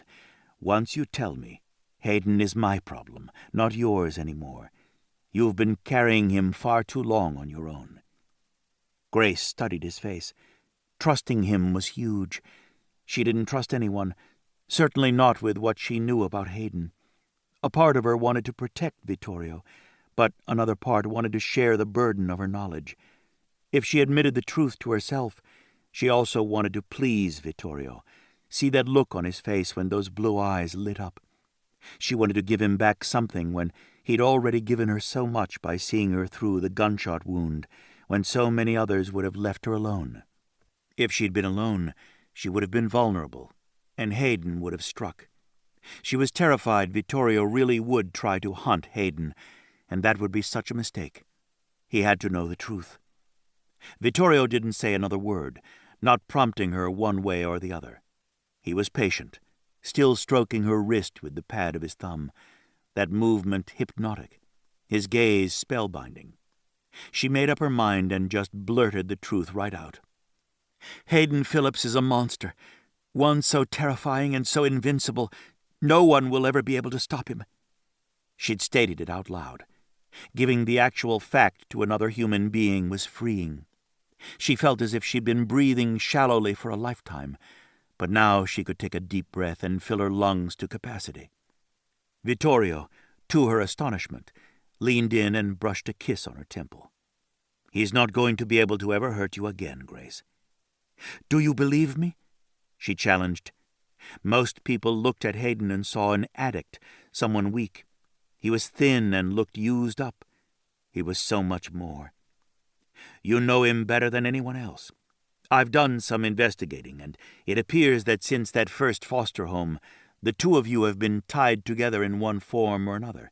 So yes, if you say the man is a monster, I'm inclined to believe that he is." Relief swept through her. The first time she'd tried to tell the cops, they'd quietly investigated Hayden and come back stating there was no evidence whatsoever, and he didn't come across in the least bit violent. After they left, she'd had to face Hayden's wrath. She'd never tried to convince anyone again. "He terrifies you." Vittorio stated it as a fact. "Because I know what he does, and worse, he knows I know." Again he waited. He didn't try to hurry her. If he felt impatient, it didn't show on his face, nor could she feel it in the energy surrounding her. She only felt as if he had woven some kind of a safe cocoon around her. That made it easier to share the things she knew about Hayden. "When I first got to the foster home, Hayden already was there. The couple, Owen and Becca Muller, had a son, Duane. He was a horrible boy and would shove our plates off the table when his parents weren't looking, although they knew it was him. Immediately, we were beaten for it and forced to clean up the mess with his mother or father kicking and punching us. He would do nasty things, like pee in our beds, and that would earn us a trip to the punishment room." Vittorio's eyes turned dangerous. His energy did as well. She felt the difference in him immediately, although she couldn't see it on his face.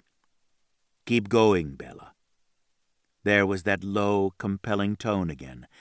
She was fairly certain he could hypnotize an entire room full of people into doing anything he wanted them to do. "I was terrified, and all three, Becca, Owen, and Duane, hit and kicked us repeatedly.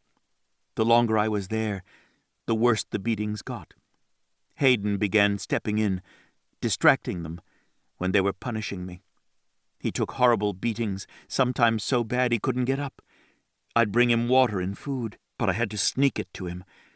Duane suspected and would lie in wait for me, and he'd beat me in front of Hayden and taunt him.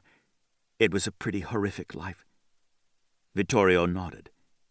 "The social worker didn't check on you?" She shook her head. "I think she was too overworked, and she thought they were good people. They appeared to be. I don't know if Hayden was born the way he is, or if they created him, but he is a planner and doesn't care if anyone ever knows he got his revenge, as long as he does get it." The throbbing in her shoulder was increasing to straight-up agony. She glanced at the clock. It was getting close to the time she should take more painkillers, and she wasn't going to be able to wait if the radiating pain was anything to go by. "Are you hurting?" Vittorio was reaching for her machine before she even answered him, but he didn't deliver the dose of morphine, just kept his hand there. "I was trying to stretch out the time between taking doses. For some reason, it makes me feel drowsy, and I want to stay alert." But she wasn't going to make it by more than a half an hour at the very most. "There's no need for that," Vittorio said, his voice as gentle as always, but there was a note of absolute command in it. "There's no need for you to be alert, because I'm here to watch over you." The surgeon explained that you had to stay on top of the pain meds, Grace. He said there was no danger of you becoming addicted, and I know that's your greatest worry. The doctor knows what he's talking about. I promised him you'd follow his plan to the letter." He gave her that faint smile, the one that turned her head inside out. "You wouldn't want to make a liar out of me, would you?" Grace shook her head and watched him release the dose that would take the pain away and have her floating away soon. "Thank you, gattina bella. I appreciate that. Although you have a difficult time taking the pain meds, you do it anyway." She was taking the pain medication because Vittorio had asked her to. Had it been anyone else, she would have balked. "I'm going to fall asleep soon. I know some people have clarity and aren't in the least sleepy, but morphine makes me a little loopy." "That's all right. When you sleep, you heal. Do you want me to lower the bed for you?" A part of her wondered how Vittorio Ferraro knew how to lower a hospital bed. She had watched the Ferraros at countless events and read about them in magazines. They seemed like irresponsible playboys. She might lust after one of them, but she felt a little sorry for the women in their lives. Here she was, wishing she was one of those women. "I don't need you to do that yet. I want you to understand about Hayden, so you can get your family to realize they're in real danger." He nodded, once more taking possession of her hand. This time he brought it to his chest, pressing her palm over his heart. She was acutely aware of the play of his muscles beneath the thin material of his shirt. She took his nod as a go-ahead. "A few days after Duane beat me, they found his body in a ditch about 8 miles from the house. He was naked, and he'd been tortured. I overheard the cops talking with his parents, and they said every bone in his body had been broken. He was only a few months older than Hayden, a big boy, like his father, very husky and strong. You've seen Hayden. When he was a kid, he was very thin. He looked almost frail." "He was never charged?" "No. He never said a word to me. I tried not to be happy Duane wasn't there, but secretly, and I'm ashamed to admit it, I was. I didn't like the way he died, and the cops were always coming around investigating, but we were afraid to talk to them, and they didn't come near us. At first, the beating stopped, and then one day Becca went after me in the kitchen, throwing dishes at me and saying she wished I was dead the way Duane was dead. I think that was the signal to her husband that it was okay to take out their frustration, grief, and anger on the two of us." She was shaking, remembering those days. Going without food, being locked in small, confined spaces.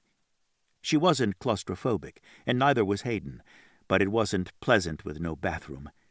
Hayden made a tiny doorway at the floor on one side, and they snuck each other food and water when they could. Vittorio brought her knuckles to his mouth, pressing a kiss there, all the while his eyes on hers, holding her captive so she felt like she was falling into him. Instantly she was distracted. Her stomach did a slow roll, and a million butterflies took wing. She should have jerked her hand away. No one had ever done such a thing to her before. She couldn't have moved, even if she wanted to. Not when he was once again pressing her palm over his heart, with his thumb rubbing caresses in a soothing, hypnotizing way, back and forth across the back of her hand. He had a way of compelling her to want to let him do anything to make him happy, and she liked him holding her hand. It made her feel as if they really did belong together, and he would keep her safe from any harm. "Keep going, gattina." One day, Owen came home from work pretty drunk, and got into a terrible fight with his wife. I heard Becca screaming, and knew he'd hit her, and when I said I was going to check on her, Hayden wouldn't let me. We both heard Owen coming down the hall. Hayden opened the window for me, but he got us before we escaped. He beat Hayden so bad. I tried to stop him by hitting him with a chair. It was the only thing I could think to do. He dropped Hayden and started on me. "This man deserves a hell all his own," Vittorio said in that same low tone that felt calm and peaceful. I'm sorry you had to experience that kind of evil, Grace." Something in Vittorio's eyes told her there was a lot more going on below the surface that she couldn't see, but he continued to give off that soothing energy she had come to associate with him. "Owen was a bad man, but not evil. I've seen true evil. That's Hayden. 2 weeks later, our foster father came home drunk again, and Becca locked him out of the house because when he was drunk, he smacked her around. He'd been getting drunk more and more since Duane died. He went out to the garage to sleep in his car. They found him the next morning under the car. He was still alive, but the car had fallen on him, crushing his leg and groin. He'd lain there most of the night suffering." "Not an accident?" She shook her head. "The investigators said someone had put something in his drink at home that night, just before he went out to the garage. They found a glass from the kitchen tipped over, and there were remnants of a sleeping aid mixed with whiskey in it. Becca took sleeping pills, and they thought she'd done it. But when they were talking, I looked at Hayden's face. Dread crept down her spine. She would never forget that look as long as she lived. He did it, but there was no way to prove it. It would have been easy for him to sneak Becca's pills and get Owen a drink. The car was dropped hard to do the most damage. It's difficult to have much sympathy for Owen when he was beating 2 children who were in his care. I might not have had sympathy if he'd died outright, but he was made to suffer for hours. I'm not certain that can be called justice. Hayden didn't kill him outright.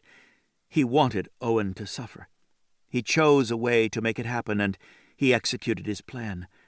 I had no proof, and who would I ever say anything to? Owen beat us all the time. Hayden defended me. I was scared of all of them and didn't know what to do." Vittorio nodded. He laid her hand, palm down, on his thigh. That felt intimate. The morphine had already kicked in, and she could feel herself drifting. She didn't understand, when she'd been so leery with every other single person in the world, why she felt so connected to Vittorio. He was leagues out of her world. Becca told the social worker she couldn't take care of us any longer. She didn't suspect Hayden at first, but he sat around staring at her, and once, when she lifted her hand to him, he said he hoped nothing happened to her the way it had her son and husband. She began watching us. I think she was afraid at that point, and she wanted to get rid of us. Before they took us out of the home, they finished conducting the investigation, and she was arrested and charged with abuse. She was sentenced to 2 years with time served. Unfortunately for me, another very kind foster mother who had been told we were close took us both in. I take it didn't end there." She shook her head. A wave of weariness swept over her. "I haven't slept much in the last few years. Afraid if I closed my eyes, I'd wake up with Hayden standing over me. He does that often. I know it's to show me he can get into my apartment no matter how often I change the locks. Once he sent me a picture of Katie Branscombe, asleep in her room.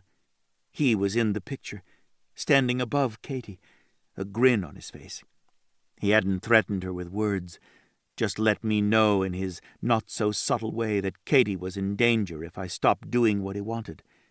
So I took out more loans, went into debt until I was stretched so thin there was no way to pay it all back. I told him so, and you saw the results." Vittorio rubbed his chin with her fingertips. The shadow on his jaw was faint, but she could feel the bristles, and for some reason she didn't understand. That feeling shot straight from her fingertips to her core. She'd never experienced anything like it. He was naturally sensual and didn't even seem to notice, while she, in her floaty state, was afraid she would blurt out how hot he was. How could she even notice when she was telling him about Hayden and the things she knew he'd done but couldn't prove? Other than seeing the smirk on his face when the detectives were investigating Owen's accident, was there anything else that tied him to it? This doesn't tie him to it, but usually he slept in my bedroom, in front of the door. We'd taken to keeping the window open so we both could run if we had to. We knew Owen was going to retaliate because I'd hit him with a chair. It was the first night since that terrible beating that Hayden hadn't slept there. What happened when you were at the new foster home? Who were they? Her name was Julie Vaughn.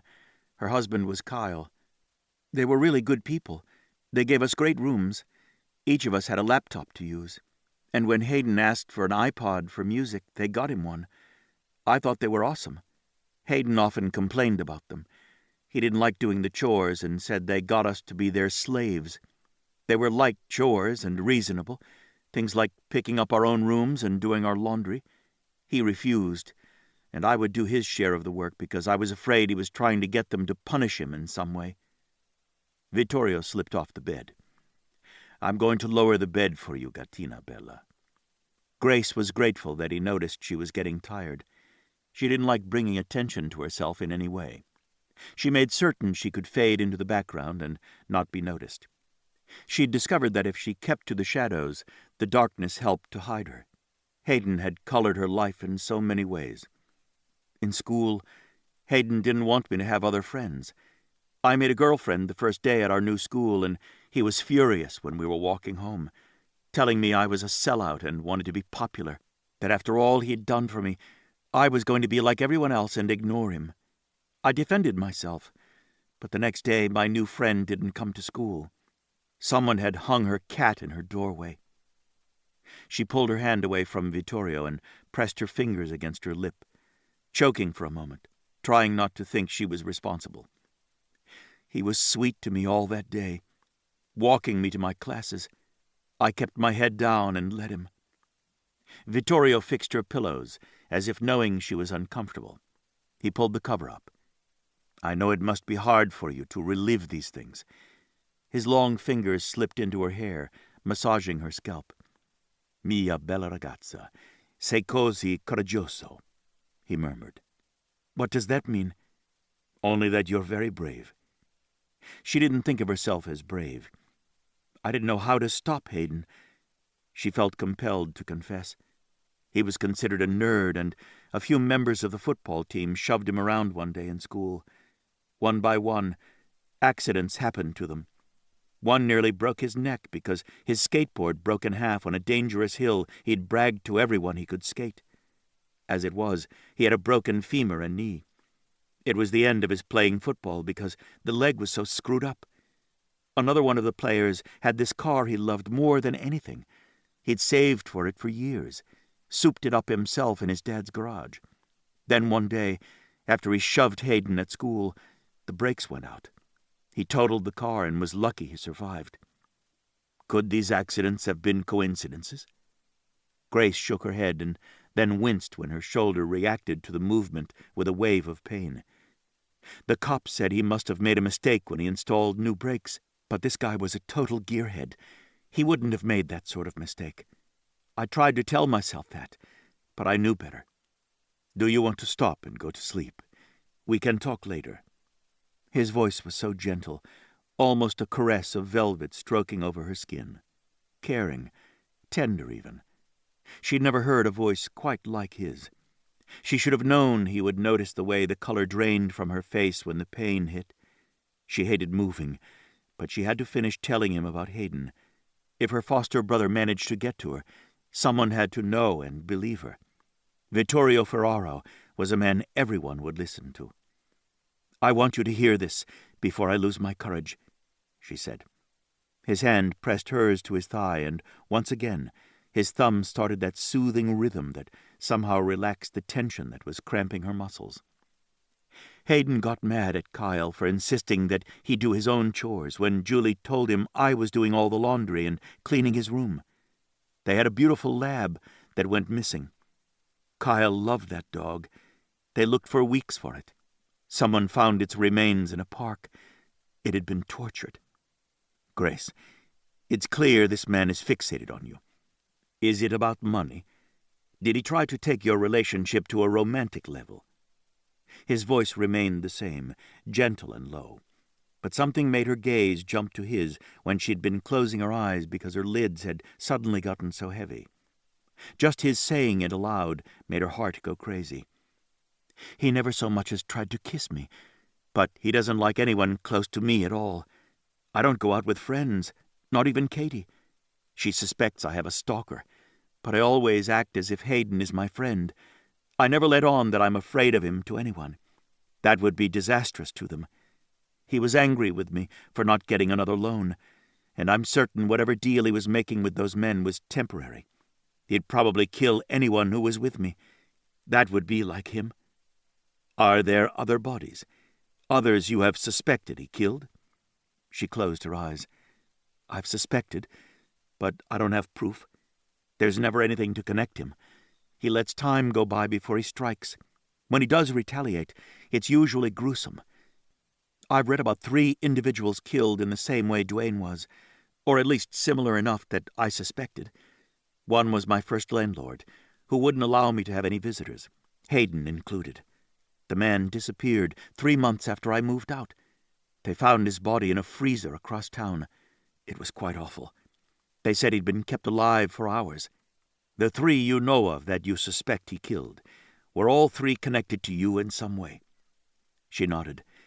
"One was a cop who gave me a ticket. Hayden was in the car and he was angry with me. He stomped on my foot on the gas pedal to scare me. He said he'd drive head-on into oncoming traffic. When the cop gave chase, he laughed and let up, so I could pull over. The cop gave me a lecture and said if I did something like that again, and he heard about it, he'd take me to jail. The cop died in a similar way to my ex-landlord. It wasn't here in Chicago. I'd moved to another city in order to get away from Hayden, but he followed me." "And the 3rd?" She gave a little shudder that she knew he saw, even though she tried not to let what she was saying affect her. "One of my neighbors at the apartment I lived in when I first moved back to Chicago. I accidentally bumped into him in the hall. He caught my arms, and we both laughed. After that, he'd always say hello. Really, that was it. But Hayden got angry with me because I wouldn't let him move in. The man, Howard Bennett, disappeared. People came knocking on my door, asking if I'd seen him. Hayden was in the hallway, just lounging there with that smirk, and I knew Howard was dead. They found the body about a month later. It was very gruesome." She didn't want to think about Hayden Phillips anymore, not when she was about to go to sleep. His fingers felt like magic in her hair, so soothing. She just wanted to close her eyes and give in to the drug, let it take her away. She turned her face into his arm and breathed in the intoxicating scent of his skin. It was a mixture of sexy sandalwood and vetiver, but so faint it was almost elusive, making her want to chase after the scent. The combination was masculine and powerful, very sensual to her. "You smell so good." "Thank you, Bella. I hope you always tell me what you like and don't like. You've been so incredibly brave today. I appreciate your trust, and I do know it was difficult for you." It had been hard to tell him, very hard. She'd learned not to trust anyone, but more importantly, she knew not to get close to anyone. Vittorio was already in Hayden's sights. His family probably was as well, and she owed it to them to warn them. "He's capable of being anywhere, Vittorio." Her words slurred a little, and she knew she was going out. "Small spaces, attics, locks can't keep him out. He can get in this room through the vents. He might be there now, listening to us."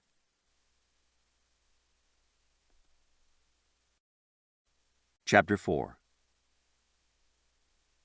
"Have they found him?" Vittorio asked, pushing his hand through his hair. He was getting tired of hearing the same answer. "Hayden Phillips is a cunning little weasel," Rico said. "From everything we've gathered, that's the general consensus. He's gone to some little hole and is hiding.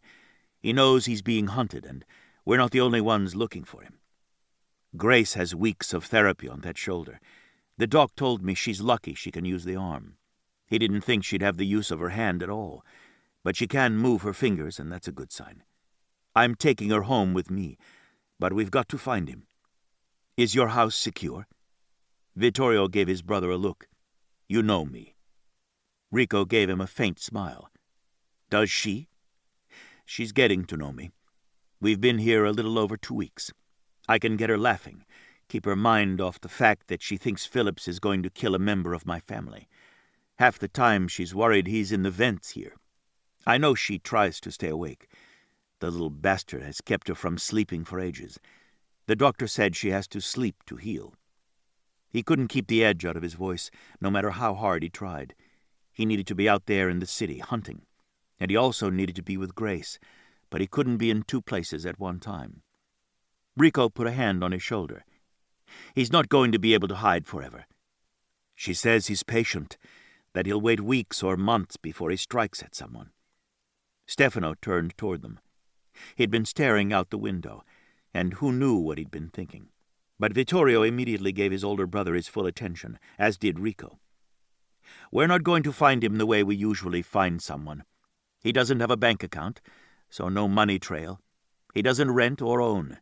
He doesn't have a car. He takes money from other people. He lives in the attics of homes or apartments, and he steals cars when he wants a ride. He can become anonymous in a crowd. He's small enough to fit in vents and has no problems getting in and out of locked doors." Vittorio massaged the back of his neck. Already he was becoming restless, everything in him urging him to get back to Grace.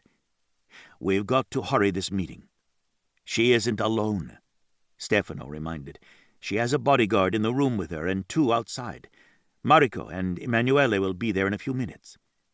Having his sister and sister-in-law in the room with Grace helped.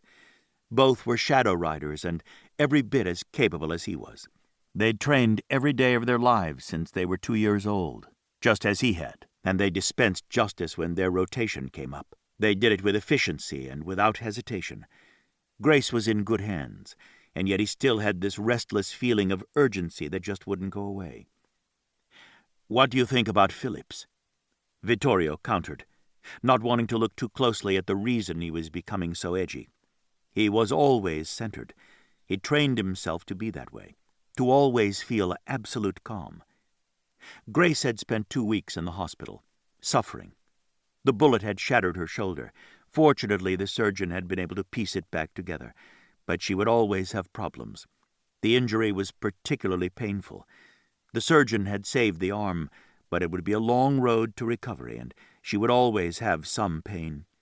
He detested that for her. She was definitely getting stronger, and he needed to get her home before she had too much time to think about it.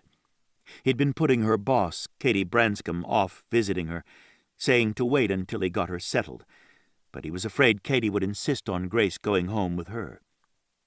"I think Phillips won't stop. Grace knows him better than anyone else, and if she says he's likely to come after you and every member of our family, I think we'd better pay attention. I also think Grace is the only anchor he has in this world. He might punish her for not doing exactly what he wants, but he won't kill her. He can't afford to lose her, and he's intelligent. A twisted killer, but a very intelligent one. The Saldis don't have a clue what they've unleashed." Stefano gave his opinion. Rico nodded. "Regina and Rosina have been mapping a trail of murders that appear similar to the first one Grace knew about, Duane Muller. They're scattered over a very wide range and 2 cities that we know of. The girls are working now to place Phillips in the kill zone at the time of the deaths. It's a tedious process, but they're tenacious. If he left any trace at all, they'll find it.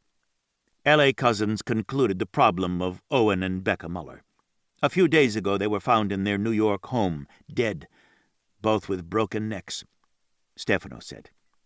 The sense of urgency in Vittorio was growing, instead of satisfaction or relief.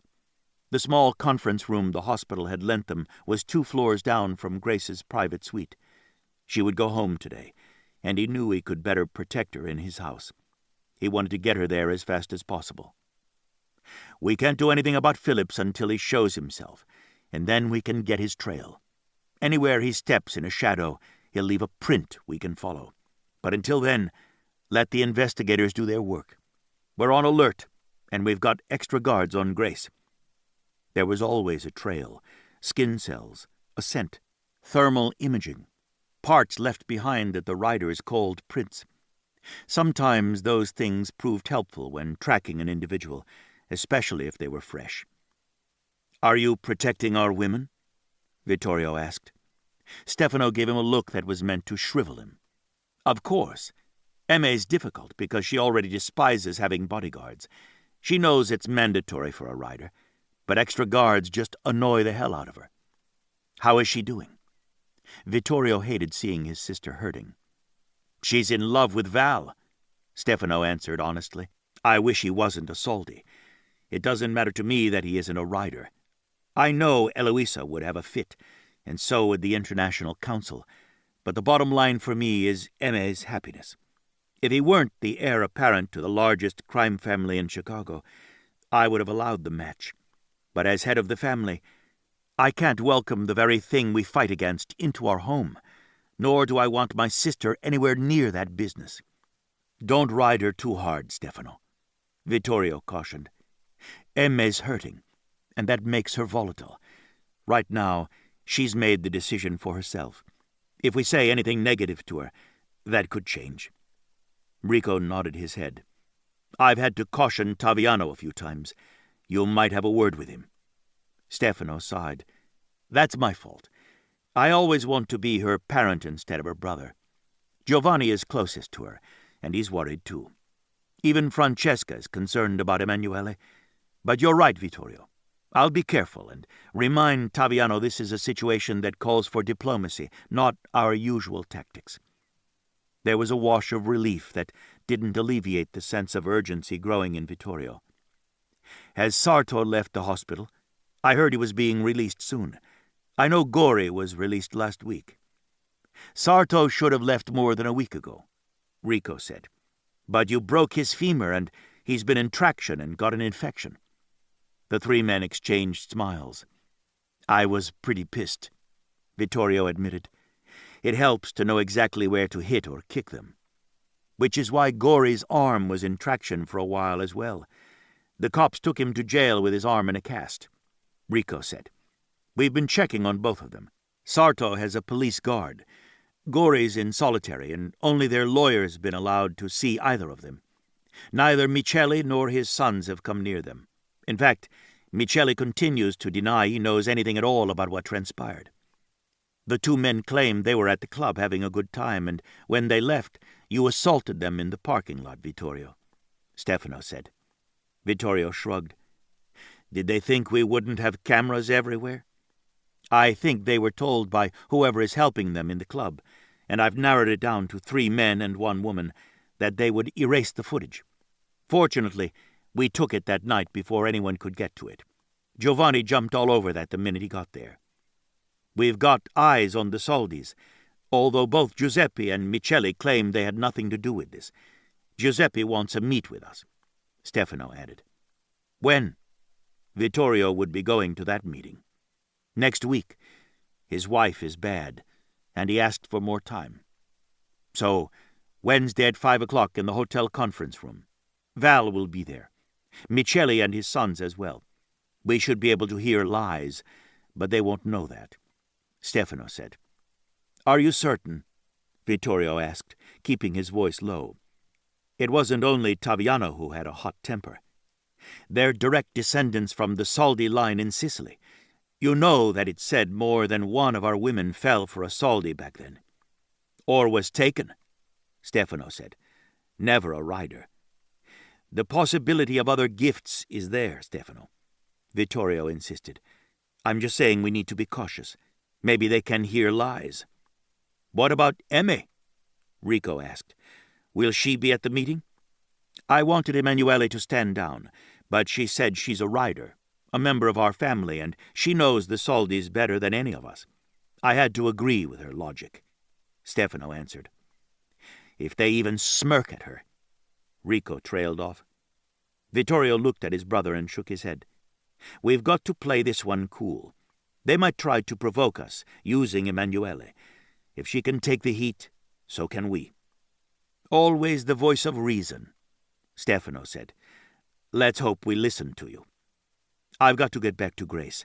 I just have this bad feeling," Vittorio admitted. "Whenever my gut says something's wrong, it usually is." Stefano's gaze narrowed. "You should have said something." He was already moving toward the door. "I thought it was because I was away from her," Vittorio declared, uncaring what that admission said to his brothers. Both Rico and Stefano were married to women they were very much in love with. They probably understood, but Vittorio had never expected to find Grace, let alone have a real shot at keeping her. "Not likely," Rico said as they strode through the hall toward the elevator. "I'm feeling a little uneasy myself." Ignoring the stairs and several cell phones snapping photographs of them, Stefano impatiently tapped his thigh as they waited for the doors to open. "I've texted Emme and Mariko as well as the bodyguards. They're on alert." As they stepped into the elevator and the doors began to close, alarms began shrieking throughout the floor. Vittorio slammed his hand on the door, physically preventing it from closing. All three men bailed out, texting Emme and Mariko to make certain they were all right. "No alarms on this floor," Emme mass texted to them. The nurses and doctors were running for one of the rooms. "That's the room Sarto is staying in," Rico said. "Stay alert," Vittorio commanded. "Could be a distraction." A nurse rushed from the room and vomited on the floor. A security guard not far behind her. Vittorio, Rico, and Stefano stopped abruptly in the doorway. "You're contaminating the scene," Vittorio said, his voice pitched low, but carrying a firm command. "There's nothing any of you can do for them. Get out of there now. We'll need your names for the police." Stefano was already calling for them. Vittorio glanced up at the vent. It appeared to be in place, but that didn't mean Phillips hadn't crawled through the air conditioning system. He could have entered the room any number of ways, as an orderly, a phlebotomist, even as a nurse or doctor. If that had been the case, the police officer would have checked his ID and then followed him into the room. Vittorio could make out the policeman. He was dead, his throat cut, but his body hadn't been hacked up the way that Ale Sarto's had been. The Saldi enforcer looked almost as if he'd been skinned alive. A cursory study showed his mouth taped shut and his eyes taped open. Vittorio glanced at Stefano, who nodded. Immediately, he and Rico jogged to the stairwell, leaving their older brother to secure the scene and handle the police. Once out of sight of anyone else, they chose shadows that would carry them straight up the stairs to the private wing where Grace's suite was. The shadow Vittorio chose was considered the proverbial greased lightning. All three brothers wore their signature three-piece suit, gray, pinstriped, made of a special material one of the many cousins had invented, the stripes allowing the rider to fade immediately into the shadows, making it more difficult for anyone to see them. More importantly, the suit would come apart with them when they were pulled apart, drawn into the tubes in the shadows. The thinner, smaller tubes were hard on the body, but delivered a rider to their destination much faster. Still, the rider was often disoriented when he arrived at the mouth of the tube. This shadow hit the floor and slid along the wall, connecting with several other shadows that were cast by the overhead lighting and objects in the halls. Vittorio rode one shadow right to the entrance of Grace's hospital room. He waited in the mouth of the tube until his body felt his own again, and then, looking around to make certain only his bodyguards would be able to see him emerge, he stepped out onto the floor. Emilio, his cousin and head of security for the Ferraro riders, greeted him with a grim face. "I've got Enzo inside, Vittorio." He looked over Vittorio's shoulder and nodded at Rico. "They're safe for the moment." "Watch the vents," Rico cautioned. "The bastard came right into the hospital and sliced Sarto to pieces. The door wasn't locked. Anyone could have walked right in, but Phillips took his time. He didn't seem to be worried he'd get caught. He's a cocky little son of a bitch. Don't trust any doctor, nurse, orderly, or technician. He could be a chameleon for all we know, blending in with the hospital staff," Vittorio added, one hand on the door to Grace's room. He spread his fingers wide, as if he could physically touch her. He wasn't looking at Emilio, but rather he looked through the little window toward Grace. She looked to be asleep. Emanuele was seated beside her, and her head was on the bed as if she, too, was napping. Instant alarm skittered down Vittorio's spine. He slammed his palm hard on the door, swinging it open, shoving it all the way to the doorstop. Mariko was seated in a chair, and she barely looked up as he burst into the room, Rico on his heels. "He's venting some kind of gas into the room," Vittorio said. "Get out of here, Enzo. Mariko, both of you go now." Rico already had his wife up on her feet and was lifting her into his arms and running out of the room. Emilio caught up Emme and carried her out. Vittorio unhooked the bag of fluids from the stand, set it on Grace's lap, and then she was cradled against him, her head lolling back against his chest as he rushed her out of the room. It was only then that he realized Drago and Demetrio Palagonia had waited for him to get his woman, in spite of the fact that they'd both been exposed to the gas before they fell into step behind him. He glanced behind him at them. Their faces were gray, but their hands were steady, weapons out, as they moved with Vittorio, Rico, and Emilio, all three carrying the women. "We need oxygen," Vittorio called to the two nurses who manned the private suite around the clock. "Hurry!" The nurses came running. "Little bastard," Vittorio muttered. He set Grace down on another bed inside one of the suites. "All of you need oxygen immediately." He glanced at the vent and then his brother. "I'll take care of it," Emilio said. "Go, get that fucking little weasel." Vittorio had already covered Grace's mouth and nose with an oxygen mask. She wasn't unconscious, but definitely woozy. She kept bringing her good hand to her face, and he was afraid she'd try to remove the mask. Mariko was holding her own mask, as were the bodyguards, but Emilio was helping Emme. Emanuele and Grace had been closest to the vent. "Let's go," Rico said. Several nurses had responded to the call for help, and Enzo, Drago, and Demetrio were identifying them, not allowing any male nurses into the room. When Vittorio was certain everyone was safe, he and Rico hurried back to Grace's hospital suite. Tomas and Cosimo Abatangelo followed them. The two were cousins and had both been shot a few months earlier, the same time Giovanni had been shot. Both were back to work, and Vittorio didn't like that already they would be pitting themselves against a madman. Vittorio pulled the curtains in the room to darken it, and then he snapped on lights. Immediately the shadows crawled up the wall to spill into the vent. He stepped into the nearest one and was instantly pulled apart, his body in fragments, molecules racing up the wall, pouring through the slivers of openings into the darkened maze of ducts. The moment he was inside, still moving fast, although the light throwing shadows was lessening so his speed diminished somewhat, he saw the cylinder. Carbon monoxide. That explained why those across the large hospital room weren't as affected as Emme and Grace had been. He was certain the others would have headaches, but they hadn't gotten near the dose the two women sitting under the vent had. Hayden must have managed to shut down the alarm as well, or it would have been blaring. Staying in the tube, so he wouldn't have to crawl on his hands and knees, Vittorio examined the shaft and the cylinder with the hose.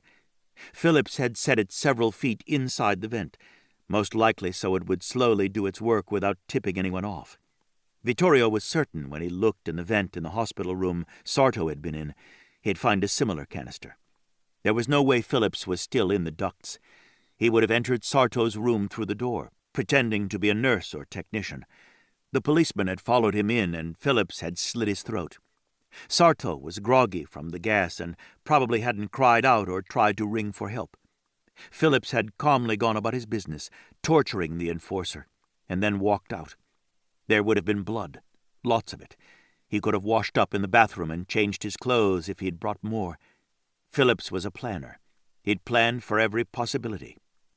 Just to be safe, Vittorio flashed the specially prepared light they all carried to cast more shadows and followed the ducting all the way out. Phillips hadn't bothered to screw the vent closed at the other end. He'd just pushed it out, leaving it ajar, held by one screw. Vittorio went back through the vent to the room and then emerged just in front of Tomas. "Where's your brother?" Cosimo demanded. Rico had entered the vent just as Vittorio did, but had gone down to the second floor to make certain Phillips wasn't hiding in the vent gleefully watching the crime scene people process his gruesome kills, or worse, watching Grace and his family in the room opposite the suite. "He's checking things out. He'll be back soon." Vittorio glanced at his watch. He'd give his brother a couple of minutes, and then he'd go looking for him. It wasn't as if Phillips could spot Rico, but they always preferred to look out for one another at all times. Just as Vittorio was about to re-enter the duct, Rico emerged. He shook his head. "He's long gone, Vittorio. Let's get our women out of here. I'd like to see the bastard break into my house or yours. He won't get 3 feet into a duct or the attic without us knowing." Vittorio wanted to bring Grace home. She was alert now, although still on heavy pain medication. The surgeon said she'd need to be for a week or 2 more. She was managing, always trying to extend the time in between taking them, but Vittorio continued to coax her to do as the doctor advised. Grace was sitting up in the hospital bed, the oxygen mask still on her when he walked into the room. Instantly, her gaze jumped to his face. She'd been anxious. He could see the worry, the alarm on her face. Her eyes shifted to Rico, checking to make certain he was unhurt, and then she was fixed on Vittorio. He sent her a reassuring smile and crossed to the bed, stopping briefly to drop a kiss on his sister's forehead. She looked up at him, still pale, shaking her head. "I can't believe I fell for that," Emanuele said. "Gas. She even warned us he liked entering houses and living in attics. He travels through the pipes and ducts just like a rat. I got a headache, and I'm not prone to them. That should have tipped me off." She sent a quick smile in Grace's direction. "I was enjoying getting to know your fiancé." Grace gave a little groan as she pulled off the mask. "Stop calling me that. It's bad enough that the nurses do. They give me thumbs-up signs and make crazy faces behind Vittorio's back. They're all madly in love with him." Vittorio leaned in and kissed her chin, and then her temple before taking the mask out of her hand and replacing it on her face. "That was a scare we all could have done without. You took a few years off my life." He nudged her until she moved over, and he immediately sat next to her, taking her hand. "You are my fiancé, so of course my family will refer to you as such." She pulled her hand away, took off the mask again, narrowing her eyes. "Ha, ha, ha. You're beginning to believe all the lies you've told everyone." She looked beyond him to his family members. They were all exchanging smiles. "It isn't funny. You know the press will have a field day reporting Vittorio is engaged. His women friends are all in mourning right now, or plotting along with Hayden to do me in." "I don't have any female friends," Vittorio denied, once more replacing her mask. "I have only you, and we'll be a lot friendlier once you're healed, so behave yourself. I'm looking forward to that." He enjoyed seeing the color sweep into her face. He grinned at her, liking that she relaxed, and that even now, under these circumstances, she still could tease him. She didn't even pull her hand away when he took it again, this time bringing her fingers to his mouth. "Detectives on their way up," Rico warned in a low voice, looking down at the text on his phone. "Stefano has sent for Vinci. He's on the way." Vittorio didn't pull his phone out to see the mass text Stefano sent them all. "Vinci is our lawyer, Grace." He kept his voice gentle, holding her gaze. "Let me talk to them, and just follow my lead. If they question you and you're uncomfortable, look to me and I'll handle it." He hated watching the smile leave her eyes and her body grow tense. She'd withdrawn, the way she did when she felt vulnerable. Grace nodded, and he moved to place himself squarely between her and the door. As he did, Art Maverick and Jason Bradshaw entered. The 2 detectives were well known to the Ferraros. They had started out certain the Ferraros were a crime family, just as the Saldis were, but now, having investigated them on more than one occasion, they weren't so certain. Rico greeted the 2 men, his body slightly in front of his wife. "I didn't expect to see you with all the business going down on the 2nd floor. We called in the fact that someone tried to kill Grace and Emme with some kind of gas, but we're all safe. You have a crime scene down there." Grace's hand jerked in his. Vittorio immediately turned his full attention on her. His thumb slid over the back of her hand, and he pressed her palm tightly to his thigh. He hadn't had the chance to gently tell her what had happened to Ale Sarto. She was intelligent, and she knew that whatever had brought the police detectives to the 2nd floor probably wasn't a coincidence with Hayden's strike at her. "Grace and Emme need care," he said. "Perhaps we should take this into another room." "We need to speak to Miss Murphy," Art said. Vittorio frowned. "You are aware she was shot and the surgery was complicated. She's in pain and another attempt has been made on her life. She has to use oxygen in order to counteract the gas. This isn't a good time. Vittorio." Jason Bradshaw gave a little sigh. "We wouldn't bother her if it wasn't important. I believe you were on the second floor in a meeting with your brothers when the bodies were discovered. We were told Stefano cleared the crime scene and held everyone who had gone into the room. You and Rico raced upstairs to make certain Miss Murphy and your sister were okay. Clearly they weren't. We have to do everything we can to catch this man. I can tell you, Hayden Phillips is a serial killer, and he's been killing for years.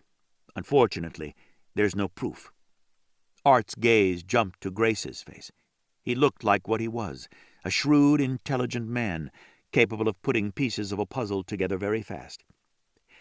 "I need to know everything you know." He directed his statement to Grace, deliberately bypassing Vittorio, who he knew to be immovable. "We have to stop him, Miss Murphy, and I don't believe we can do that without your help." Vittorio felt tremors running through Grace's body as she nodded. Her gaze clung almost desperately to his. Now she knew Hayden had killed someone on the second floor of the hospital. Not only had he attacked her, but also Emme, Mariko, and their bodyguards. He'd done so in broad daylight. Very gently, Vittorio gathered her closer, shifting her body so he could keep her injured shoulder and arm away from everyone while he positioned himself between her and the detectives. He was the one to remove the mask for her, retaining possession of her hand. "She'll need to use the oxygen after 5 minutes," Vittorio said. "I've texted her doctor to see if that will be problematic. If it is, she's back on it." He glanced at his younger sister to make certain she was continuing to use the oxygen. Emme winked at him, but kept her head turned away from the two detectives. She didn't want to answer questions or talk to them. Both men were waiting for Vittorio to give them the okay to query Grace. Grace actually shifted closer to him. He knew she wasn't aware of it, but the tremors had increased. "Someone murdered Ale Sarto, and the policeman guarding him. Sarto was tortured before he was killed. It was very ugly." Grace tried to jerk her hand away, but Vittorio kept his fingers firmly around hers, pressing her palm into his thigh and stroking his thumb soothingly across her hand. He turned his head to look at her, letting her see he was with her. She wasn't going through it alone, the way she'd done all of her life. He was there to help her if she needed it, but anyone brave enough to step in front of a gun for a virtual stranger would help the police when she got the chance. He held her gaze for as long as it took. He didn't care if the detectives were waiting. He cared about Grace and her state of mind. The police weren't going to find Hayden Phillips if the Ferraros couldn't, not that night. The detectives could wait until she was steady. He saw it in her eyes first. She had the beginnings of trust in him. He needed that from her. To gain the kind of absolute faith and trust he needed from her, he had to show in every way that he would always be there for her. That trust could never be in any way taken for granted or abused.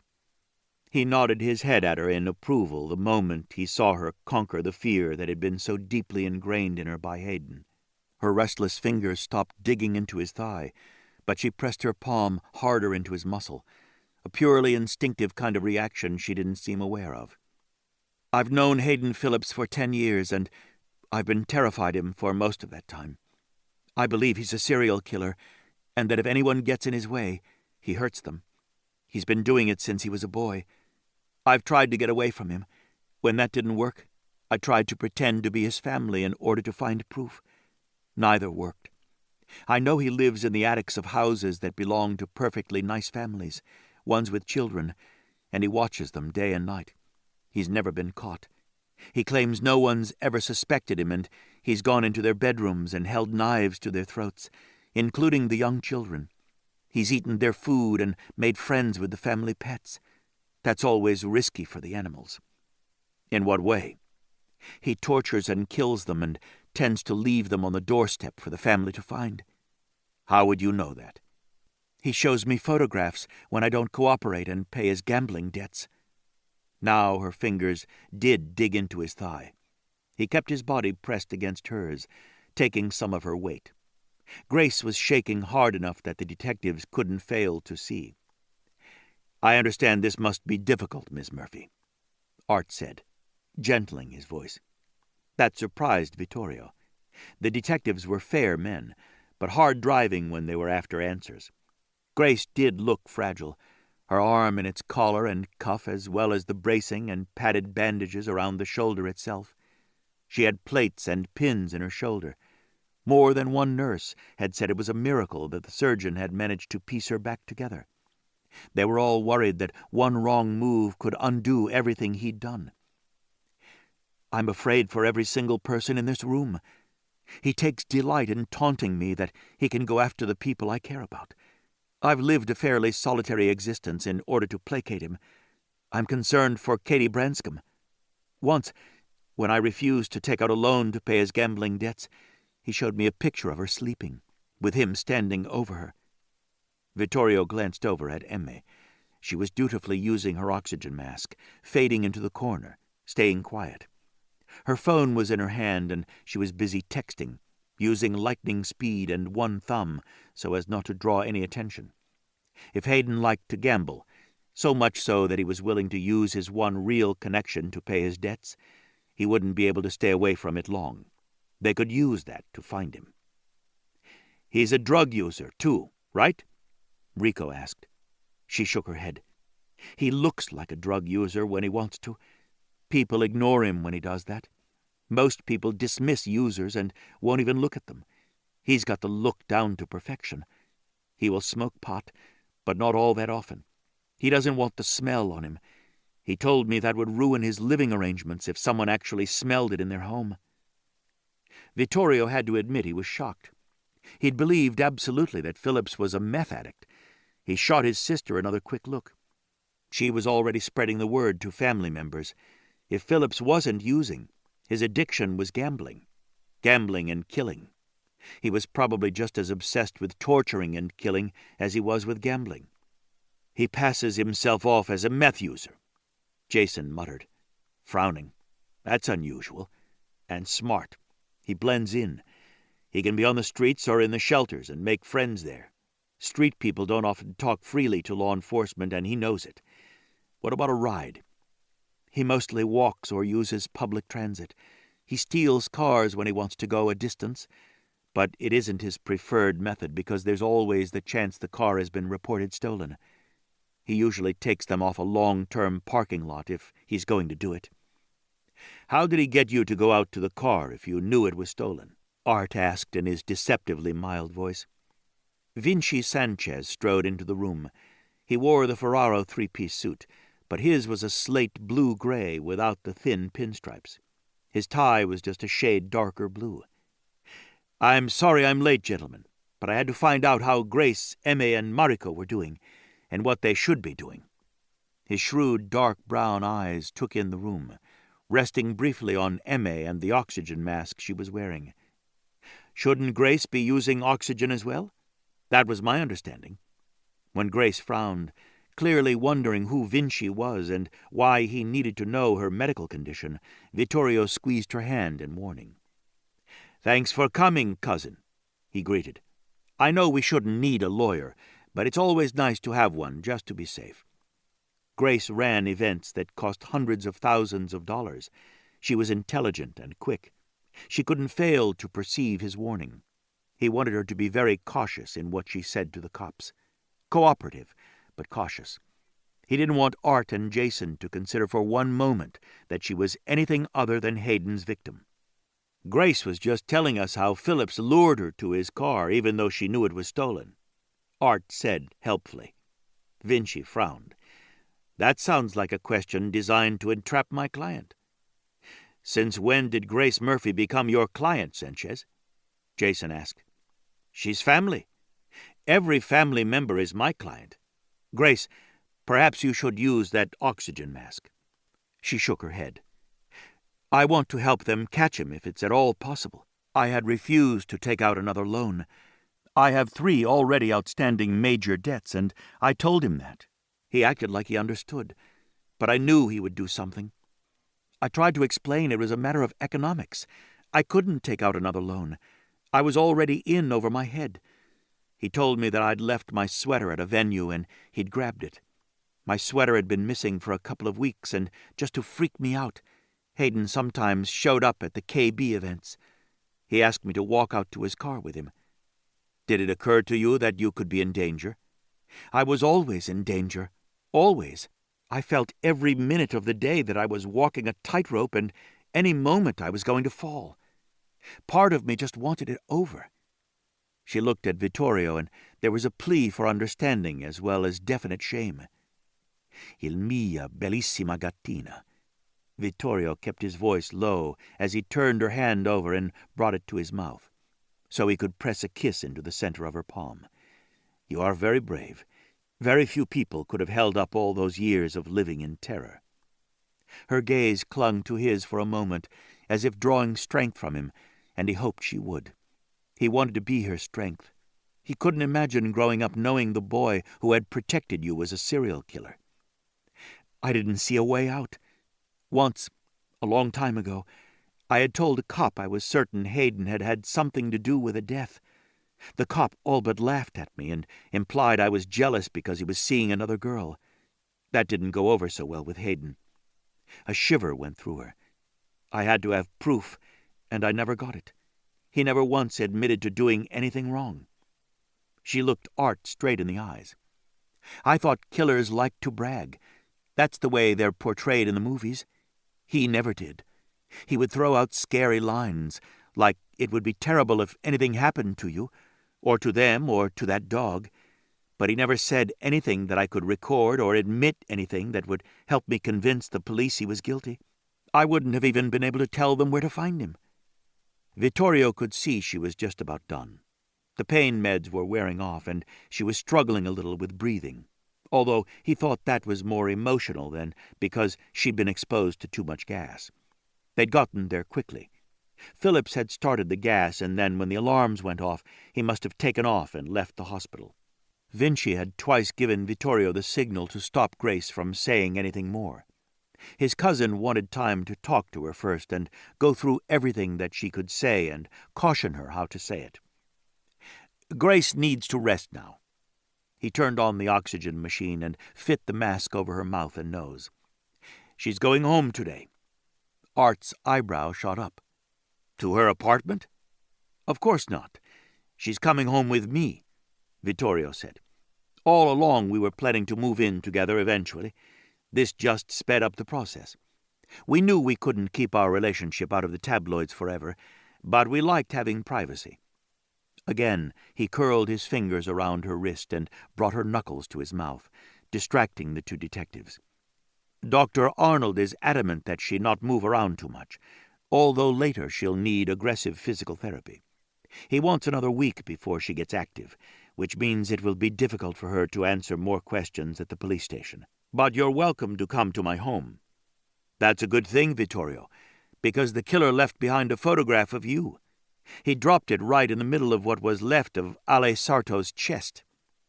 Grace gasped, a sound much like a hurt animal might make escaping. Vittorio stood up, and when he did, Rico did as well. Every bodyguard was already on their feet. That was unnecessary, Vittorio said, and just lost you all cooperation. You can talk through Vinci. We'd like you to leave now. This conversation is over. Art hesitated, but Vittorio refused to look away. It was a bullshit move, and the detective knew it. Jason went through the door first, and Art followed him, leaving him with a very distraught Grace.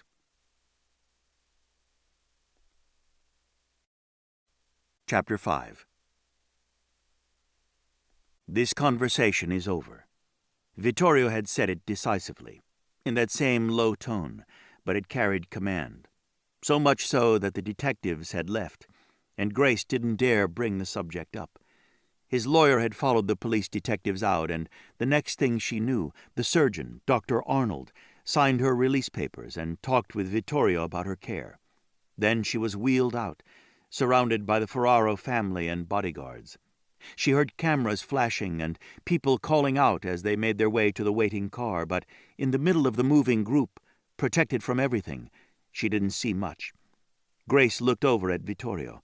She sat right where he'd put her, on the cool leather seat of a very expensive car, and somehow She had just let him take her over. She knew exactly what that photograph pinned to a dead man's chest meant. It was a warning to her. "Mr. Ferraro," she started with his name. She had to take charge of her life. Her mind still felt a little woozy, and her shoulder hurt beyond anything she'd ever felt before. The way they had immobilized her shoulder and arm made her feel awkward and clunky, almost frozen and unable to move, making it difficult to think properly. "We have to discuss what I'm going to do." She poured firmness into her tone, even though it was an effort and she would have preferred to let herself float away. "And we have to talk about Hayden and what that photograph means." Grace forced herself to look up at him. Meeting his eyes was a mistake, and she knew it the moment she looked into that deep indigo blue. Liquid heat, so that she fell in and drowned there. There was no saving herself. He smiled, his lips curving, revealing his perfect white teeth. That focus, making her feel as if she were the only woman in the entire world, was heady, especially when she looked a complete mess. For a moment, her mind went blank and she could only stare at him. Where was her sharp intellect? She relied on her brain. She could think fast and was good at details. When Vittorio was around, the only details she could remember were how his smile was so beautiful and how the sound of his voice was so gentle and yet compelling. She was going to have to take charge of her life, and that meant getting her brain going from meltdown to working. She dreaded having to be in charge again. She would much prefer lying on cool sheets, closing her eyes and willing the pain in her shoulder to let up, even if it was for just a few minutes. "What is it, Bella?" His voice had a way of whispering over her like a caress. She wrapped herself in the sound of it and forced herself to do the right thing, even though it would have been much easier to let someone care for her. "Hayden threatened you." "Yes, he did." He smiled down at her. "We expected that. Maybe not this soon, but you did say he doesn't like anyone close to you. Our engagement has been big news. The uproar hasn't settled down these last 2 weeks, mostly because my beautiful fiancé is in the hospital. I imagine with me staying right by your side, he's not so happy. Please take him seriously." "Why would you think that I don't?" "You're smiling at me." He had a gorgeous smile, and it was distracting, even in the face of trying to warn him about Hayden. What was even more distracting was the way his fingers were once again closed around hers, and that thumb of his was sliding over her inner wrist, wreaking havoc with her ability to think clearly. "It's nearly impossible to look at you and not smile, Grace." She sighed and tried to sit up straighter, although she didn't pull her hand away as she should have. The instant she did, pain sliced through her body, radiating outward from her shoulder. She gave a sharp gasp and froze. At once his eyes darkened, and every hint of his white teeth disappeared. "Didn't you hear the doctor say you couldn't make any sudden movements? He wants you as still as possible for the next week." "I forgot." It was a lame excuse, as excuses went, but it was the truth. She knew Dr. Arnold had insisted on an X-ray before she left the hospital. She had the feeling that he would have been happy to lock her up in a tiny room where she couldn't move or see the light of day for the next few weeks. Fortunately, Vittorio had insisted she go home with him. "Here's what we're going to do for the next few days, Gattina Bella. You're going to let me take care of you while you get better, and you're not going to worry about Hayden Phillips, the police, or anything else." "That sounds like you're taking over my life. I can't just let you make all the decisions for me." "Why not? Would that be so bad?" His low, velvety voice stroked over her skin. "I've been making the decisions for the last 2 weeks." That was true. Someone had to have made a lot of decisions for her. She was fairly certain she wouldn't have an arm if it hadn't been for Vittorio. Would it be so terrible to let him take over for another week while she rested? The idea was very tempting. Still, there was the matter of Hayden Phillips. She steeled herself to do the right thing. "You know you're not really my fiancé. You don't have any responsibility to me at all. In fact, you've done more than anyone else would have done under the same circumstances, and I appreciate it more than you can possibly know. I can't let this continue no matter how much I want it to." Hayden Phillips will kill you if I stay with you. Grace, you aren't thinking straight. I've been with you for 2 weeks. I've rarely left your side. He's going to come after me anyway, whether you're with me or not. Am I right about that?" His deep blue eyes looked directly into hers, and she couldn't look away. She nodded, because it was the truth. Her heart started beating faster for no reason at all, other than whenever she looked at him like this, she felt almost as if she belonged to him. For a woman who had been alone her entire life, isolated and afraid, feeling that way was shocking, frightening and exhilarating, all mixed together. Then, "La mia ragazza molto coraggioso, be brave a little longer and give me your trust. My home is a fortress. He is welcome to try for me there, but he won't succeed. Let me have the privilege of taking care of you until you're well enough to take care of yourself. I don't want anything to happen to you." She blurted it out, terrified she was going to give in, to let the prince take her to his castle like some absurd fairy tale. "Nothing will happen to me." He absolutely looked invincible. "I don't know you." He bent his head and gently brushed a kiss across her forehead. "You know me, Gattina. You're just conditioned to think you can't trust anyone. He did that to you. Don't let him interfere with us. You have the right to live your life, Grace. Don't let him take that away from you any more than he's already done. You're safe with me. I give you my word. And if Ferraro never goes back on his word, keep trusting me. I swear you won't regret it." Her wild imagination immediately interpreted his statement as him claiming her, making her his, letting her know, no matter what, he would stand for her.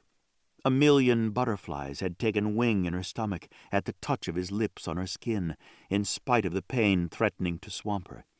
He could do that, make her forget, even if it was just for a few seconds. She couldn't stop the slow nod of assent. Relief swept through her, and she put her head back against the seat and closed her eyes. She didn't have to think anymore. His hand went to her scalp, his strong fingers doing a slow massage that somehow kept the throbbing pain at bay, enough that she could tolerate the rest of the ride without wanting to be sick. Neither said anything more until she felt the car slow. Opening her eyes, she saw the vehicle was going down what was obviously a 1,000-foot driveway, with woods on either side. She started to sit up straighter, to get a better view. She'd heard of places like this one along Lake Michigan, but she'd never actually seen one of the beautiful wooded estates. The moment she moved, wrenching pain radiated from her shoulder throughout her body. Her stomach reacted with a frightening lurch, and she couldn't quite suppress the sound that was torn from her throat in spite of her every effort not to cry out. Vittorio immediately caught her body and steadied her. "You can't move around yet, Grace. Dr. Arnold was very clear that the car ride had to be smooth, no jarring you. That means when you shift positions, you have to take it very slow. Let me know ahead of time so I can help you." She bit down on her lip and struggled not to cry. She refused to be a baby in front of him. She was exhausted and wanted to lie down. More, she wanted the pain to stop, just for a few minutes, just long enough to allow her to catch her breath. "It looks so beautiful, Mr." She hesitated. She was unsure what to call him. "Mr. Ferraro" sounded a little formal for being engaged, even when the engagement was pure fiction. "Vittorio," he supplied, his hand moving to the nape of her neck, massaging slowly to help ease the tension from her. "It isn't that difficult to say my name, is it, Gattina?" Amusement spilled over from his laughing eyes to his voice.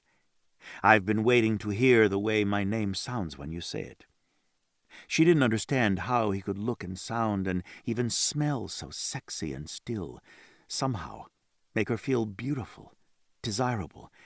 How did he do that when she was such a mess? "The property looks so beautiful, Vittorio. I wanted to see it better." He smiled down at her and once again leaned in to brush a kiss along her temple. "Saying my name wasn't that hard, was it?" The car had come to a halt, but she was caught in his eyes, staring up at him, feeling as if the world around her was spinning and he was the calm center. "A little," she admitted truthfully. "I feel like I know you, but the reality is—" Again she trailed off. The reality was he'd been her fantasy man for so long she felt like she was caught in a bizarre dream. Between the painkillers and her overactive imagination, she was a little afraid of what she might blurt out. His smile twisted her insides into knots of anticipation. She loved to see that smile, the way it transformed his face from rugged, dangerous, very masculine beauty to something much softer and approachable. She could pretend he was hers alone and that look was reserved for her. Still, she knew the difference between fantasy and reality, and she wasn't going to be so ridiculous as to believe in something not real. In the meantime, she was going to keep pretending. "Don't move, Grace. Let me come around and get you. I'll describe the house and property to you if you'd like." He slid across the seat, putting distance between them as one of the bodyguards she recognized, Emilio, opened the door for him. She was familiar with quite a few of the Ferraro bodyguards because they accompanied each of the Ferraros to the fundraisers KB Events put on for their clients. The names were always on the lists, and their faces became familiar out of necessity. The moment Vittorio slid across the seat to the door, she felt unsteady and alone. Once again, the pain in her shoulder and arm was overwhelming, as if somehow his mere closeness had taken some of the agony from her. She watched him go around the hood, and then he was opening her door and bending in, those incredible eyes of his moving over her face, assessing how bad the pain was just from the ride to his home. "I'm so grateful to be out of the hospital," she assured him, wanting to take some of the worry from his eyes. "You don't have to pretend everything is all right with me, Grace." Vittorio very gently unsnapped her seatbelt. She tried not to feel like a child, wanting him to see her as a woman, not a broken thing that he had to take care of. She inhaled his scent, all that alluring woods and spice that shouted pure power and danger. Grace pressed her lips together to keep from blurting out again how good he smelled. Instead, she took another deep breath, wanting to concentrate on him and how good it felt to be cared for when she knew the lift out of the car was going to be excruciatingly painful. "Don't tense up, Bella. Let me do the work. Just slide your arm around my neck and I'll bring you out. We don't want your shoulder jarred at all. Doc said he stabilized it very well, but you weren't to move it yet." "I can't believe you call him Doc." She had to say something, anything. She didn't want to feel what was coming. "Look at me." He waited until she did, his arm around her back, the other arm under her legs, his face very close to hers. That close he looked, intimidating, reassuring. "Breathe, Gattina. I'm not going to hurt you." It was almost automatic to follow his order. She was used to trusting him when she didn't trust anyone else, and she didn't even know how she got that way. The moment he told her to breathe, to relax, her body was already doing it. Tension eased from every muscle, and air filled her lungs and exited. His smile sent familiar heat swirling through her bloodstream. As a reward, she thought it was an excellent one. He slid her out of the car as if she were the most delicate piece of porcelain there was. She was out and blinking up at the clear blue sky before she realized he'd moved her. She'd been lost in his smile, in his eyes, the shadow on his jaw, all that delicious dark stubble she was tempted to touch. Grace hadn't thought it was possible to move from the car to the outside without jarring her shoulder, but somehow Vittorio managed to do it. He cradled her against his chest, turning her so she could see the house. She knew her mouth dropped open, and she wasn't even embarrassed. The exterior of the structure was blue-gray stone, a New England-style 2-story house with a rounded turret that gave it the feeling of a castle, at least to her. It was a sprawling mansion, complete with a 5-car garage. "You live here?" Her voice came out a squeak. "Alone? Anyone would get lost in that house." "I do. I like privacy and peace. This house has both." "It's massive." "I have a staff." "A staff?" she echoed faintly, her fingers involuntarily curling around the nape of his neck. They were moving closer to the front entrance, where a very ornate door drew the eye. The car had driven up the circular drive in front of the house to allow Vittorio to get close to the door. She could see it looming up in front of them, and she suddenly had the desire to leap out of his arms and make a run for it. "What's wrong?" He stopped moving instantly. "Grace, talk to me." The rounded turret was to their left, and he began walking that way, taking her into a private patio space that was large enough to have not one but 2 double-glass doors separated by several feet. In the center of that space, set into the blue-gray stone, was a very large shield carved out of wood. Before she could get a good look at the shield, he took her to one of the chairs set up for an intimate conversation. He sank down onto a wide glider facing the forest. The sounds of birds and water reached her. The wind rustled the leaves on the trees and turned them into a silvery dance. She was acutely aware she was out of her depth here. But how did she say that to someone who was being so wonderful to her? "Grace, talk to me. Something is upsetting you. If you don't tell me what it is, I can't fix it. Look at me, Gattina." She both loved and detested that command. It didn't matter that he spoke in a low, gentle tone. It was definitely a demand, and one she couldn't seem to resist. She also knew that once she looked into his eyes, where all that liquid blue was, she would be lost. "If I do, you're going to get your way." She made a small attempt to save herself. She could fall hard for Vittorio Ferraro, and that would shatter her heart, probably her soul as well. "Most likely, but is that so bad? What's the worst that can happen? You look at me and tell me what is upsetting you, and I fix it. That can't possibly be so bad." "That's what's bad, Vittorio. I don't belong here. I wouldn't know what to do in a house like this. It's intimidating." There was a small silence, and her gaze jumped to his. He studied her face with eyes that seemed to see everything, see right into her, every fear she had. "Houses are just that, Grace, a place to live. This one appealed to me, and I think, if you give it a chance, you'll like it." Was she seeing hurt in his eyes? That was the last thing she wanted. "It isn't a matter of liking it, Vittorio. It's beautiful." It wasn't the house, and they both knew it. She was used to working with wealthy clients and staff. He studied her face, and she had the urge to bury it against his shoulder, but she refused to be a coward. "Am I intimidating to you?" Was he? She nodded slowly. "Because of who I am? My money? This house? What is it?" That was a good question. A fair one. She wasn't going to answer fast. He deserved better than that. It was difficult to think when her shoulder throbbed and burned, radiating pain throughout her body. But she was determined to think the questions through. Was she intimidated by his money? No. She was used to putting together fundraisers, and men and women running in Vittorio circles were the clients her company targeted. She catered to them, designed food, drink, and themes around their particular likes and dislikes. "Not your money." She was decisive. "I don't even think that much about it. When it does enter my head, I just dismiss it because you can't help what you have, and I'm not in that category and never will be. It doesn't matter." Her world would never be about money. "I might get lost in the house, but it's beautiful.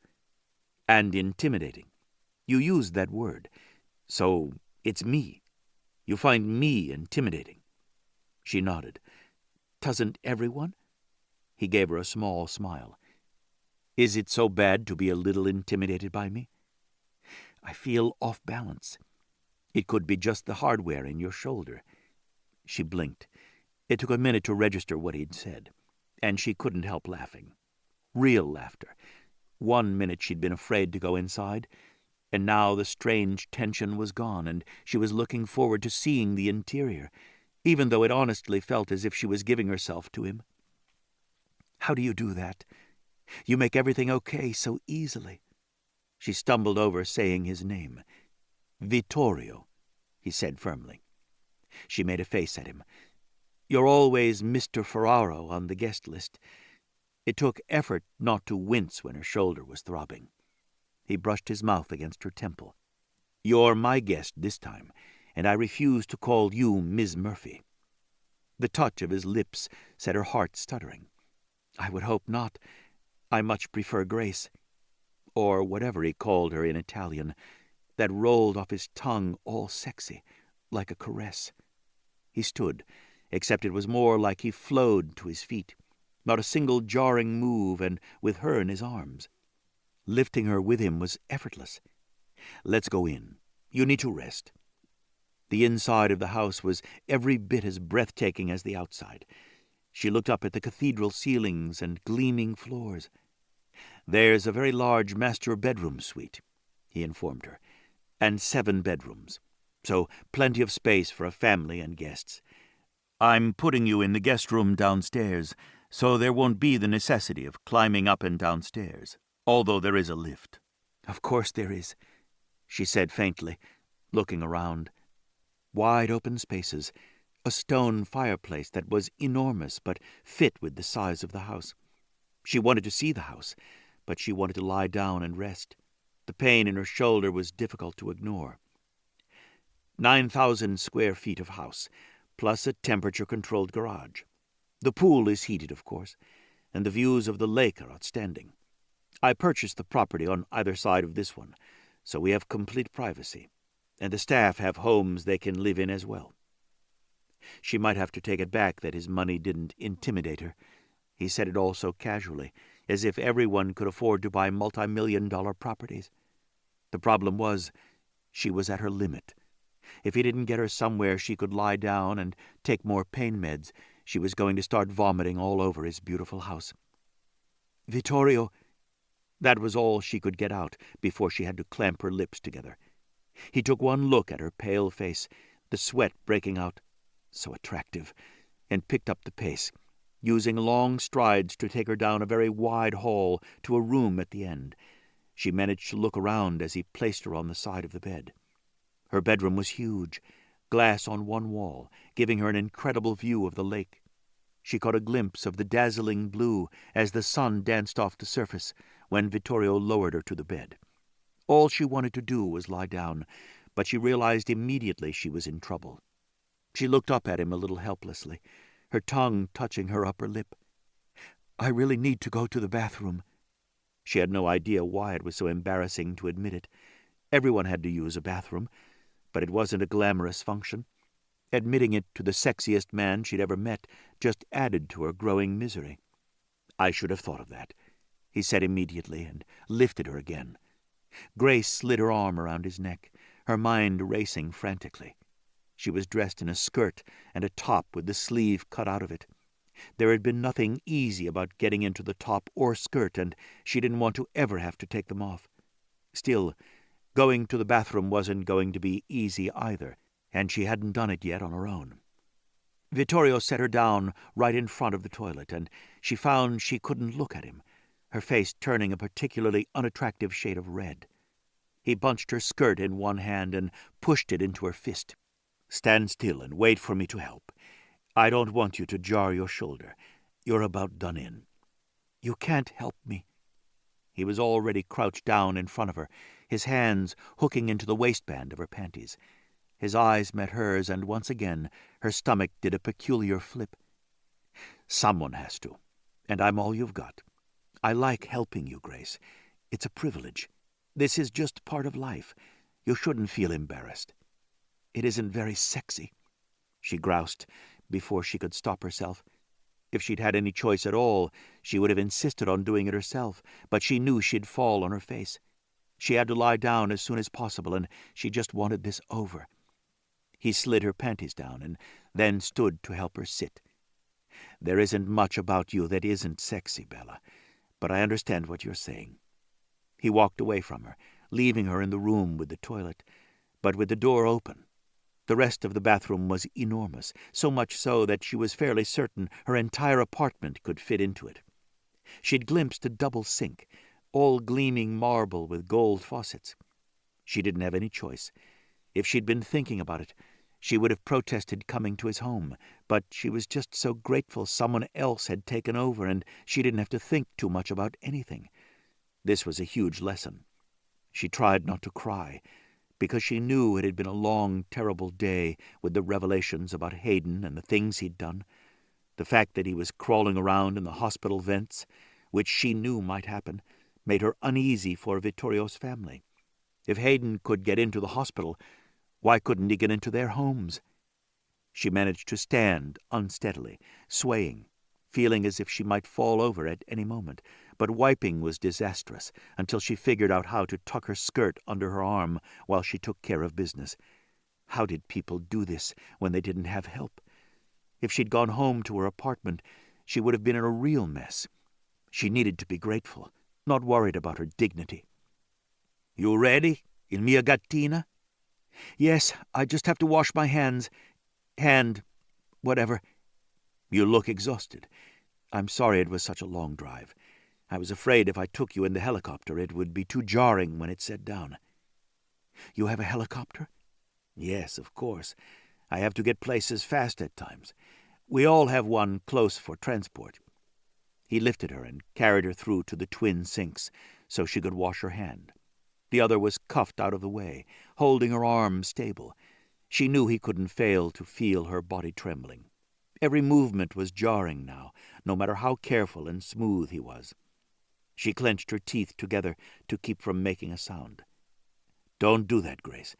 When you're hurting, you need to tell me. I'd like you to make an effort to share what you're feeling, good or bad, with me. I'll do the same. If we're honest with each other in our communication, this will work for us." He set her on the bed and went down on one knee to remove her shoes. "I'd be the biggest whiner in the history of mankind." "To tell me the honest truth about what you need?" His eyes met hers. "I don't think so. I think that's called communication. I'm asking you to try. For me. That's what I need from you. Honesty." "I thought you'd have staff, a housekeeper, someone who would do this while you worked." Tiny beads of sweat formed on her forehead and trickled down her chest. She wanted to close her eyes and just go to sleep, but the pain was swamping her to the point where there was a roaring in her ears and chaos beginning in her mind. "Would you prefer them to me?" There it was again, that hurt in his eyes. Maybe hurt. Something. Sadness. That was it. She detested that look. He shouldn't ever feel unhappy. It was more than unhappy. Desolate, as if he was completely alone and she'd taken his last joy from him. It wasn't the truth anyway. Of course she would prefer him to help her. If it meant so much to him, who cared about her dignity? What was she thinking? That he'd find her sexy and want to spend the rest of his life with her? Now she was believing the fiancé lie. She took a breath and shook her head. "No, Vittorio. I just hate to be a bother to you. I'm certain you have more important things to do than carry me to the bathroom." She tried to make her statement sound a little humorous, but her voice was too strained. "Believe me, helping you is the most important thing to me right now." He shook a pill from a bottle and handed it to her, and then held out a cool bottle of water that was already sitting on the nightstand. It had beads of condensation on it, which meant someone else was in the house. She shivered and glanced up to look at the vents piping in the air conditioning. "He can't get in here," Vittorio assured. "We have all sorts of alarms he wouldn't have a clue about. Just to be safe, I had my men go through every vent and add more precautions. You need to lie down. Let's get this skirt off." Her first fleeting thought was to protest, but she was too tired, and the skirt was heavy.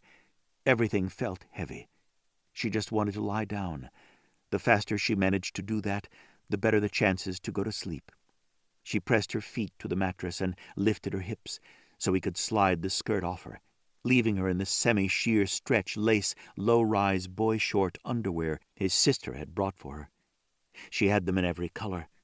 They were the only panties she had with her.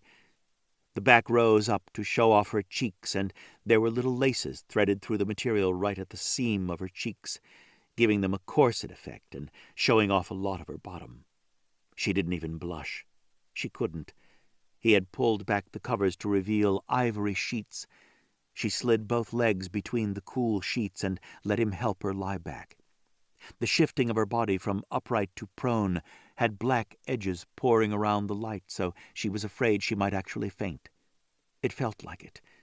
Dizziness swamped her, and without thinking she reached for him to steady her. An anchor. She was already beginning to think of him like that. His hand turned to catch hers, strong fingers closing over her entire hand, enveloping it, and then his thumb was there, back to sliding caresses over her skin. She concentrated on the way the movement made her feel, letting it soothe her, letting it chase away the dizziness. "Thank you, Vittorio." "You're very welcome, Grace. I've had an intercom installed. You just press this button." He put what appeared to be a remote onto the mattress beside her hand. "If you need me for any reason, I'll be here immediately." She nodded, but she didn't want him to leave. Her body was already adjusting to the position, so the brutal pain was easing enough that she knew she could sleep if she wasn't so programmed to fear Hayden could find her and hurt her. She looked up again at the vents. They were up along the high ceilings and down along the floor, everywhere. He had too many ways in. She told herself not to be a baby or a bother, but... "I'm going to stay here, Grace," Vittorio assured suddenly. "I won't leave while you're asleep. He's not going to get past my guards, and he won't get past me.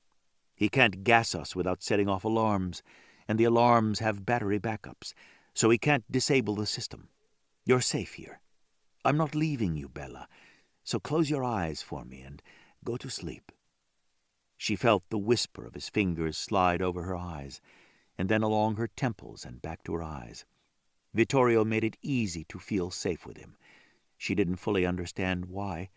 When she hadn't allowed anyone closer to her since she was a child, she trusted Vittorio Ferraro. It was a strange choice, but he made her feel safe when no one else ever had. She let her lashes sweep down and drifted away on a sea of pain, but dreaming of a man who stood in front of her, refusing to allow Hayden Phillips to terrify her any more. Grace woke, choking in the dark, fighting, pinned down, trying to kick her way free. Her legs were tangled in the sheets. Her body was drenched in sweat, so much so that her hair was clinging to her head in a damp mess. Her heart pounded wildly, and her lungs refused to work properly. She heard sobbing and knew she was the one crying, but she was so disconnected from it that she couldn't find a way to stop. "Grace, you're okay. I'm right here." The voice came out of the darkness, low, gentle, calm. She barely heard over the roar of her blood in her ears. Still, the sound caught at her, and she clung to it like an anchor in a storm. "Open your eyes for me, Gatina. I'm right here with you. I'm going to put my hand on your shoulder. I want you to feel my touch. Know it's me." There was no mistaking Vittorio's voice or his touch. His voice was like velvet, wiping away every bad memory. The sound filled those places inside her that were empty and frightened. A child cowering in her room, waiting for the demon to destroy her. It seemed as if Hayden had always been there, crouched like an evil entity, ready to rip her to pieces. Vittorio had found a way to push that relentless fear she'd been conditioned to feel into the background. His hand moved lightly on her good shoulder, and at once she felt his calm spread through the panic gripping her.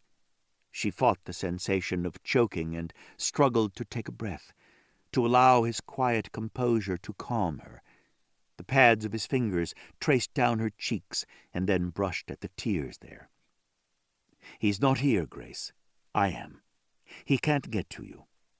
He snapped on a low light, one that didn't hurt her eyes, but allowed her to see around the room. "I want you to look at me, Bella. Really see me. I don't want you to have any illusions about who I am." Her gaze darted fearfully to every corner, then to the vents before coming to rest on Vittorio's face. It was a strong face, and it held masculine beauty, as if a sculptor had carved his finest work. She made herself really study his face, get past the beauty to see what was really Vittorio, the man. There was the stamp of ruthlessness, danger, power. He looked invincible, implacable. So many things that could be negative. She could also see his protective streak, his caring, his sense of responsibility. Vittorio Ferraro was a man of mystery, but she was beginning to think of him as hers. She probably should have been afraid of him, but he brought her such a sense of well-being that fearing him was impossible. "I'm going to get these sheets off of you and move you to the chair." He had a tone that indicated he was in complete charge and could be relied on to solve any problem. She knew, because in her business that was the role she played, problem solver, and she was very good at it. She found it was especially tempting to be able to just not think, to let him do it for her. Her mind was in chaos, and she just wanted to be wrapped up in his protection, just for a little while, until she gained her strength and will to fight back. Vittorio pulled the sheets off her, unwinding them from her legs and stripping the top sheet from the bed. He slid her off the mattress, lifting her easily so that she was cradled against his chest. "I need a shower." "You're fine. We'll take care of that tomorrow morning." "You're not showering with me." She was a little shocked at herself. The image of him naked in the shower with her was intriguing. His laughter was low and carried sensual undertones that seemed to slide under her skin to wreak havoc with her nerve endings. "As much as the thought is tempting, I'll wait until you're fully healed." She should have laughed it off, but she found her gaze meeting his. "Are we going to shower together?" "Yes, Grace. We will definitely be showering together." Her heart thudded. "We're not really engaged, Vittorio." "Yes, we are really engaged. But we wouldn't have to be to shower together, my little innocent. Since we are, you don't have to look so shocked." "Why do you insist on saying we're engaged?" "Because I intend to marry you." "Why?" He set her in a very comfortable chair that was right in front of the gas fireplace, built into the wall. "Because the moment I saw you, I knew you were the one I'd been searching for. I've been all over the world, met all kinds of women, and I know you're right for me." She watched him strip the bed and remake it with clean sheets. He did it with sure hands, as if he'd been doing such a thing for years, when she knew he had people who must have made his beds for him from the time he was born. "I don't know you." "You have great instincts, Grace. What do your instincts tell you?" "That you're very sexy, and I'm very vulnerable right now." He glanced up from changing the pillowcases. "At least you think I'm sexy. That's a start. Just give us a little time before you make up your mind." She remained silent, afraid of saying the wrong thing, afraid to allow her brain to make any decisions, right or wrong, when she was doped up and in such a mess. Chapter 6. "Come in, Vittorio," Grace invited, swinging around to face the door at the knock. The window seat was tempting, but she refused to give in to the need to sit down. Her shoulder felt very heavy. After showering and struggling to get dressed, even with Emanuele's help, she was already exhausted, but determined that Vittorio wouldn't see that. Still, she was grateful for the cuff that held her wrist up to immobilize her injured shoulder. The moment the door opened, her stomach did a slow somersault, the way it often did when Vittorio first walked into a room. Every time, she found herself staring at his wide shoulders and defined chest. He walked like she imagined a panther might stalk prey, fluid and powerful, giving the illusion of danger, though she knew him to be gentle and kind. He flashed his heart-stopping smile, those indigo eyes drifting over her, taking in every detail. She knew he saw everything about her, because he always knew what she wanted or needed. It didn't matter that she tried to keep from him how much just dressing wore her out. He would see it. That was both disconcerting and exhilarating. "Good morning, Gattina." "You look better this morning. Your color is good." "Good morning, Vittorio." She knew he preferred her to acknowledge his greeting. It was a small enough courtesy to give when he was doing so much for her. "I think cutting back even more on the pain medication helped. I feel much more alert and able to handle things." She wanted to make that clear. She didn't want to be a burden on him. She'd already taken up 3 weeks of his time. "That's good. I thought you might prefer to have breakfast in the kitchen. You haven't really had time to explore, and I want you to feel at home here." He held out his hand. Grace did her best to try to be that woman who helped run a multi-million-dollar-a-year business, but when she was around him, she liked that feeling he gave her of taking care of her. She'd never had anyone take real care of her. He focused completely on her and saw to her every need. She told herself every day that she shouldn't want that she was independent and could do for herself, but so far she hadn't convinced herself. At her job, she saw to every detail behind the scenes of every event and had absolute confidence in herself. She did the ordering and was insistent about getting exactly what their clients asked for, and on time. She'd earned a reputation as a strong, exacting businesswoman who let nothing and nobody stand in her way when it came to ensuring that KB's venues were the absolute best and worth every penny they charged. But she wasn't that woman around Vittorio.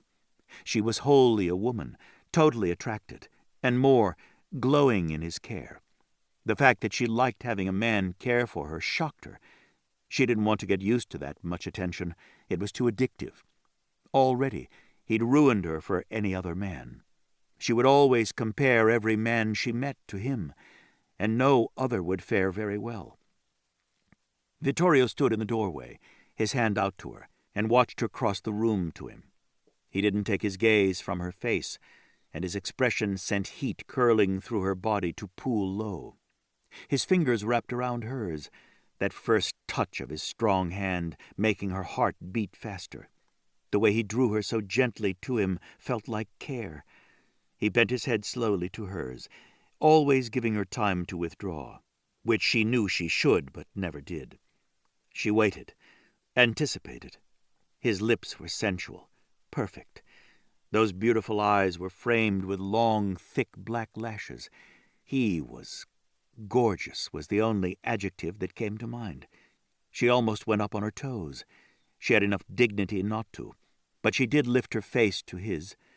His mouth skimmed hers, the briefest of touches. It didn't matter that the kiss was brief. The effect on her was instantaneous. Fireworks exploded in her veins, in her belly. Electricity short-circuited, zapping her, so every nerve ending sparked hot and wild. Liquid heat raced through her body, spreading like a wildfire. From a touch, one touch. She couldn't look at him when he lifted his head. She lowered her lashes to veil her expression.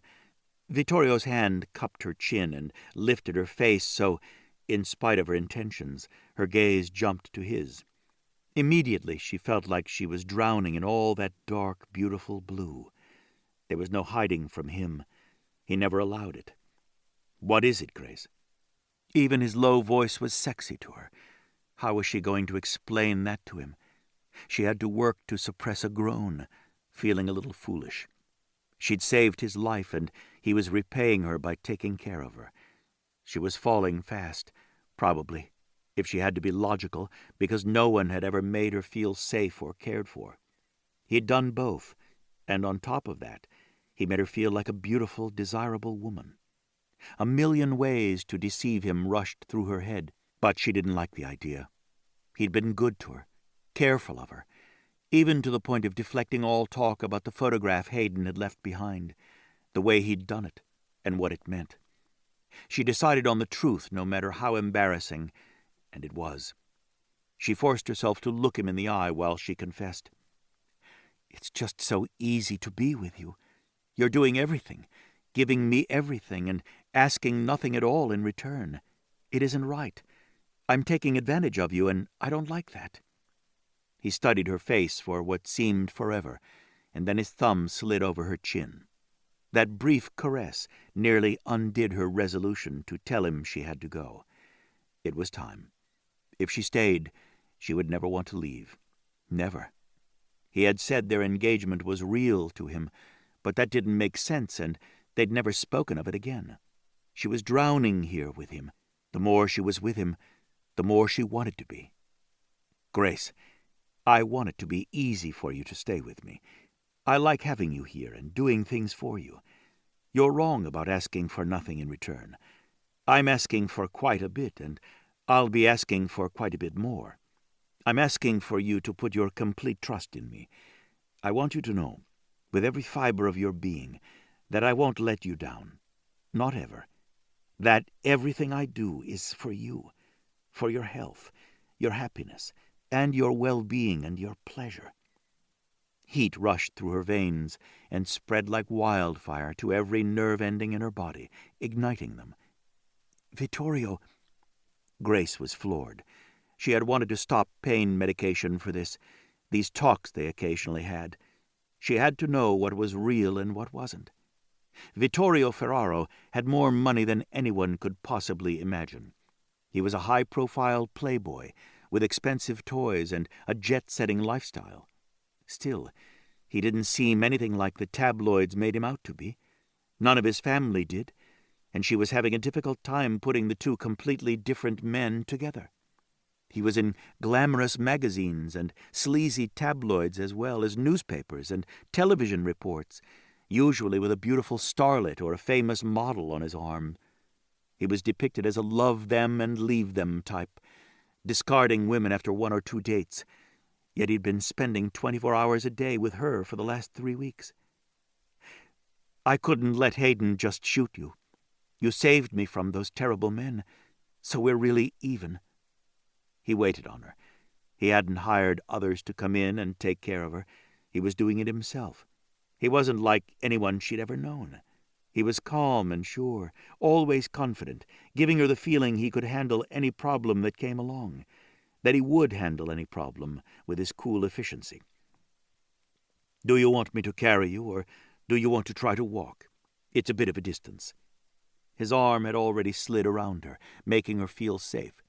Sometimes, when she walked across the room, she felt as if she was listing to one side with the weight of the straps holding her shoulder in one place.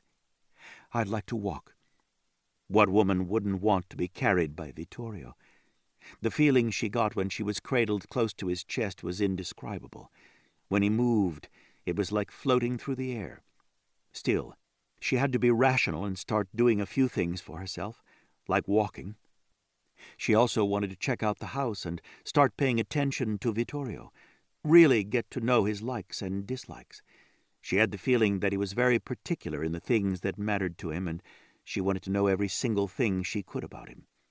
It was time she started giving back to him, especially if he meant what he said about a relationship between them. Sometimes she thought she might have hallucinated that conversation. Vittorio didn't protest her decision to walk, but stayed on the side of her good shoulder, his hand resting on the small of her back. That was so like him. She loved that he always made her feel as if she wasn't alone. Just by being close, he gave her the illusion of safety. She glanced down at the floor, a beautiful cherry wood in contrast to the high ceilings, glass, and white walls. For the first time she realized he was barefoot. Her breath caught in her throat. Vittorio Ferraro was barefoot. She had never seen him in anything but his 3-piece suit and exquisitely polished shoes. At least she didn't think she had. Had she been too self-absorbed to notice him dressing informally in his own house? She glanced down at her own feet. She had clothes in the closet, thanks to him, but she hadn't thought about shoes. She normally wore heels to work, but at home she was much more casual, preferring bare feet, but that was because after wearing heels all day she couldn't stand anything on her feet. Vittorio was wearing faded denim that looked soft and vintage, with a few real threadbare spots, as if he'd owned the jeans for a very long time. They were button-up versus having a zipper, and the top button was undone. They rode low on his hips and shaped the powerful columns of his thighs. She liked his casual look. His shirt was tight, stretched across his thick chest, as if every muscle was straining to break free. She searched for something to say that made sense, so she wouldn't blurt out how much she liked his casual clothes. I need to call my boss. That would be a good idea. Katie has called several times, mostly to inquire about your progress, but I could hear a sense of urgency in her voice this last time. She liked that he didn't protest her needing to check in with her boss. She didn't want to think he was trying to take over and control her life. I'll call her after breakfast." She made an effort to pay attention to where they were going. The house was so big, with so many doors, that she was really afraid if she was left on her own she'd get lost. Already she could smell freshly brewed coffee. "I missed half the rooms we passed because I was looking at your feet." If he didn't have her hand pressed to his ribs, she would have slapped it over her mouth. So much for not blurting out ridiculous things. "I'm looking at yours. I think my feet are at least twice the size of yours, maybe more." There was amusement in his voice. His ability to find humor in things was one of the most endearing traits about him. She flashed him a smile and then regarded their feet as they walked along the gleaming floor. He was right. Her foot was probably half the size of his. "How tall are you?" "At least a foot taller than you," he pointed out. She made a face at him. "I suppose I'll have to concede you're right about that. I can't argue facts." "You never argue with me." Vittorio turned her hand over and pressed a kiss into the center of her palm. "I like that you don't pick a fight just for the sake of argument." "It would be a little difficult to do that with you. You're pretty reasonable, Vittorio." He led her into a very large kitchen. There was a small, intimate table already set with dishes and warmers. He led her straight to it and pulled back her chair for her. "There are 3 dining areas. This one, which is perfect for the 2 of us in the mornings," he told her, seating her. "The 2 larger dining areas have varying views. One is a bit larger than the other. In other words, if my family comes over, we use that one." He flashed a small grin at her. His smile was warm, impossible to ignore, and did something to her insides, making her feel happy. Happiness wasn't something she was used to feeling, and it shocked her a little. "You have a very large family." The women came and went very quickly in the morning, helping her to shower and dress, and then they simply were gone, disappearing as if they'd never been. "We're loud and always in one another's business," he pointed out, "but we always have one another's backs." The way he said it, she wondered why they would need to stand for one another, as if they had problems similar to hers. She doubted they had had a serial killer after them until she'd brought one with her. Before she could remind him of Hayden stalking them all, he turned the conversation back to his earlier subject. "Do you really think I'm reasonable? Not every woman would think it was reasonable that I need to take care of my lady. In fact, I think most wouldn't like it, Grace." She looked up at his face. There was a hint of worry there, and that shocked her. Vittorio was the most confident man she'd ever met, and in her profession, she routinely met CEOs of powerful businesses. Such men didn't worry about what other people thought. They did what they thought best and expected everyone else to get with the program. And yet the look in Vittorio's eyes told her that, to her at least, he was vulnerable, that her good opinion mattered to him. On the heels of that realization came the immediate and compelling need to reassure him, to erase that hint of doubt. "Vittorio, I love the way you are with me. For my business, I make decisions all day, argue with vendors, and push to get what I want for my clients. By the time I go home, I think my brain is fried. I don't want to make another decision or think about anything until I go to work the next morning. I imagine most people are like that. You've given me this opportunity to actually relax, and I appreciate it more than you will ever know. It's been a relief not to have to think too much about anything. I realize that's unrealistic and that sooner or later I have to come to some decisions and take back charge of my life, but for right now, it's been the most amazing 3 weeks in spite of the pain in my shoulder. So thank you." Vittorio had opened the warmers sitting on the table and poured coffee for Grace. He straightened slowly and looked down at her upturned face. He wanted to frame her face with both hands and kiss her senseless. She had no idea what a gift she'd just given him. She was the one he'd searched for. She was the one he hadn't believed could possibly exist. She had strength, a backbone of steel, and yet she could put herself in his hands and give him what he needed in their relationship. He couldn't help himself. He leaned down and took her mouth, one hand settling in her hair, bunching the silk into his fist. At the first touch of his lips, the first demand of his tongue, she opened for him, and he tasted everything he'd ever need. He'd kissed a lot of women, more than he ever cared to admit, but he'd never felt. Not like this. Not this shocking hunger that consumed him. Not a need that would never be sated. Her taste was unique and appealed to him on every level. She didn't have a lot of, if any, experience. He had never considered that he would ever be with an untutored woman. His demands were too intense, his passion too consuming. Yet he couldn't imagine kissing anyone else ever again. He was careful with her, keeping the kisses light when he wanted to devour her. Very reluctantly, he released her hair, and then lifted his mouth from hers. Her lashes lifted, and he was staring into her eyes. She had beautiful eyes, large, a beautiful green, framed with thick, long lashes that curled at the tips. He couldn't resist brushing a kiss across her eyes. Reluctantly releasing her, he pulled the lids all the way off the warmers. Why is it unrealistic? He indicated for her to make her food choices. She stared at him, her eyes still adorably dazed. Unrealistic? She echoed.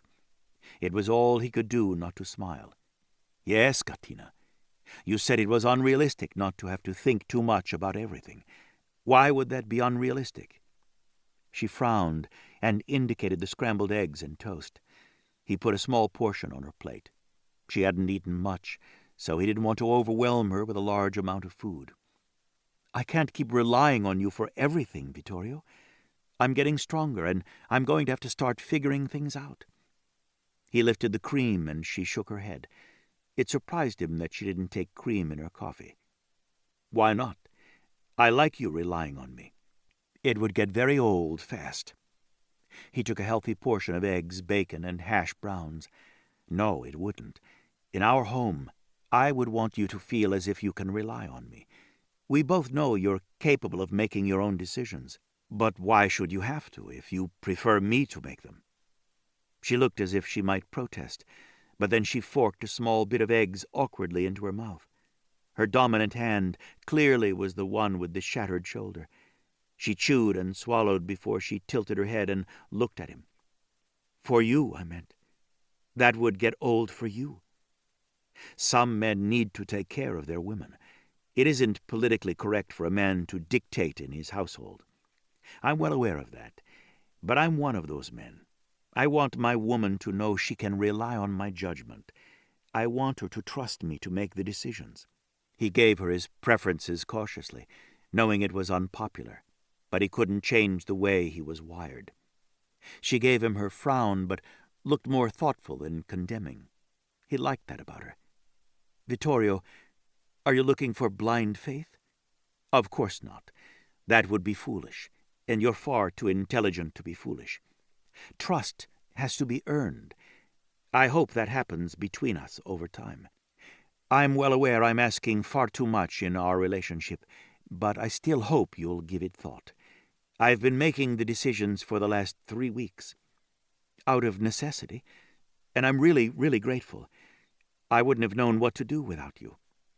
She trailed off and looked down at her eggs, as if realization was dawning on her. He watched her eat her eggs almost gingerly. It clearly took effort to keep them from spilling off the fork, and more did than not. He couldn't take watching her struggle. I don't in any way think you can't do things for yourself or that you're inept, but I enjoy doing things for you. He took the fork from her and pulled his chair closer. I feel a little silly with you feeding me. He leaned down and brushed another kiss across her lips to stop them from trembling. Grace, I want to discuss this with you, but you're going to need an open mind. I want our engagement to be real, and I want you to think of it that way. You'll need to stay here with me, no matter what, for a while, and we can take that time to really get to know each other. You can get to know my family. I think you're moving too fast, Vittorio. It must have been very upsetting to have me run in front of a gun when clearly you're a very protective man. He could tell she chose each word carefully, as if she was afraid she would upset him.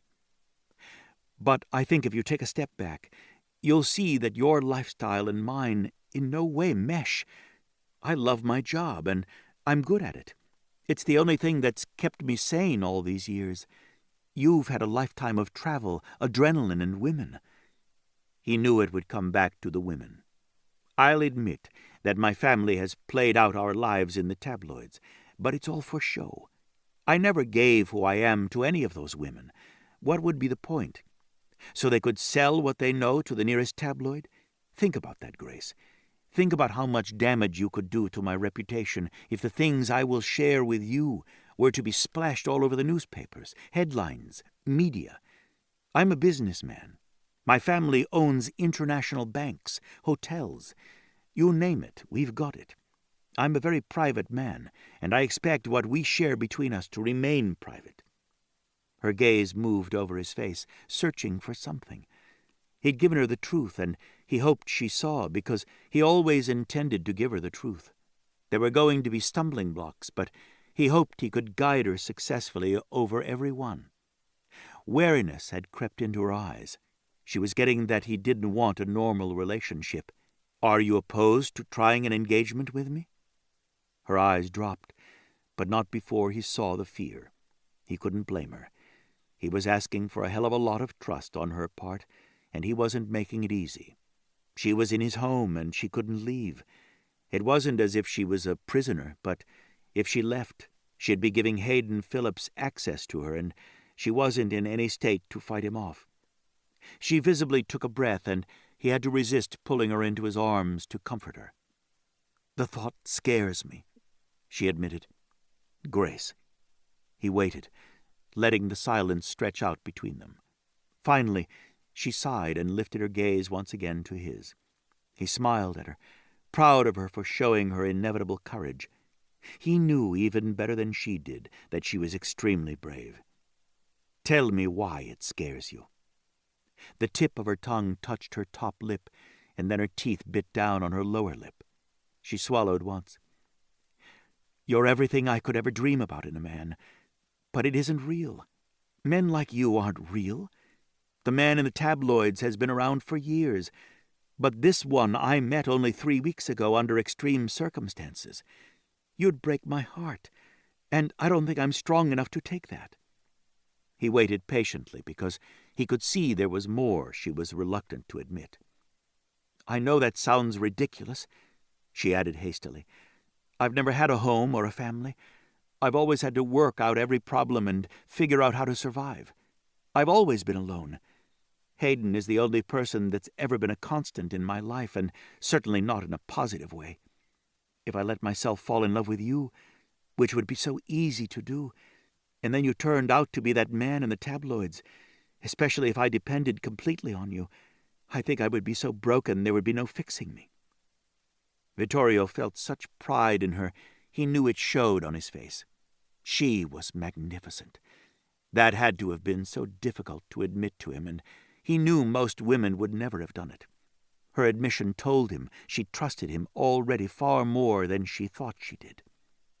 "Grazie, e mia ragazza molto coraggioso. You are fast becoming mia vita. I can't imagine what kind of courage it took to tell me the truth, and I appreciate it. I want to be able to have honest communication between us. That's the only way a relationship like we would have would work. I need to know how you feel, and you have to know how I feel. I understand that you're nervous and even scared. I'm a little terrified of losing you because of who I am and what I need. I'm hoping your needs coincide with mine." He fed her several bites of egg, watching the expressions chase across her face. When she finished the eggs, he switched back to his chair to give her some breathing room. At least she wasn't trying to run for the hills. She was actually giving the things he said real thought. Grace took a drink of her coffee and picked up the piece of toast. "I don't like that. You being terrified of losing me because of who and what you are. You're a good man, Vittorio. No matter what, you're a good man." "Am I? I'm a man who wants my woman to let me be dominant in our home." He deliberately used the adjective, hoping she would start making that connection. Most people would assume his brother Rico, because he practiced the art of shibari, would be a dominant in his home with his woman. He wasn't. Neither was Stefano, who was a natural commander. As head of the Ferraro family, he was responsible for their lives. Vittorio had been born dominant. He'd always known that was his cross to bear. His needs would make it doubly difficult to find a woman who could have shadow-riding children and would live with a man like him. "There's nothing wrong with that, Vittorio. Nothing is wrong between two consenting adults." He put down his fork. "Look at me." He poured authority into his voice, and she looked up immediately. "Don't do that. Don't spout platitudes. I want you to understand exactly what you would be getting into if you stayed with me. It isn't like you read in stories or they portray in movies. This isn't about whips per se, but it is about bondage. This is about who I am and how we would live together in this house. This is about the way I have to live. I don't just want to be in control, Grace. I need to be. I need to take care of my woman and know that she trusts me to have her best interests at heart. I need to make the decisions, to decide what's best for us both. And I will take absolute control in the bedroom. I would expect you to trust me to take care of you there as well. For me to be happy in a relationship, Grace, you have to be happy. That's the way it works." His heart accelerated, and he took a breath to find his center, to stay in complete control of his emotions. He didn't want to lose her, but he didn't want her to stay with him and then find she detested their lifestyle. He'd laid it all out on the line for her. What he was, what he needed, what he would expect from her. It would be better to give her up and let another rider find happiness. The thought, the moment it came, filled him with a kind of dark aggression. He saw it as a blood-red, swirling cloud in his mind that filtered through his system. He couldn't have that, not with his gifts. He knew better. He knew he had to have harmony in his home at all times. He had to have a sanctuary where, no matter the horrors he saw, the things he had to do in order to bring justice to those who would harm others, he could find his peace. Would it be so bad to continue your life the way it's been? She took another sip of coffee, clearly stalling for time while she thought things over. That was very much like her. At least she hadn't run screaming from the room or demanded he call her a cab. "If you really want honesty, Vittorio, I don't have a clue. The idea of bondage is both a little terrifying and intriguing. We would work up to the things I would like to do to you in the bedroom, building your trust in me. Not just jump right into it. But what do your instincts tell you, Gattina?" "I don't have a lot of experience, so I have no idea if I'd really like it, but the thought—" She trailed off. He didn't need her to say more. He read her body, the heightened breathing, her nipples pushing against her thin blouse, her restless movements in her chair.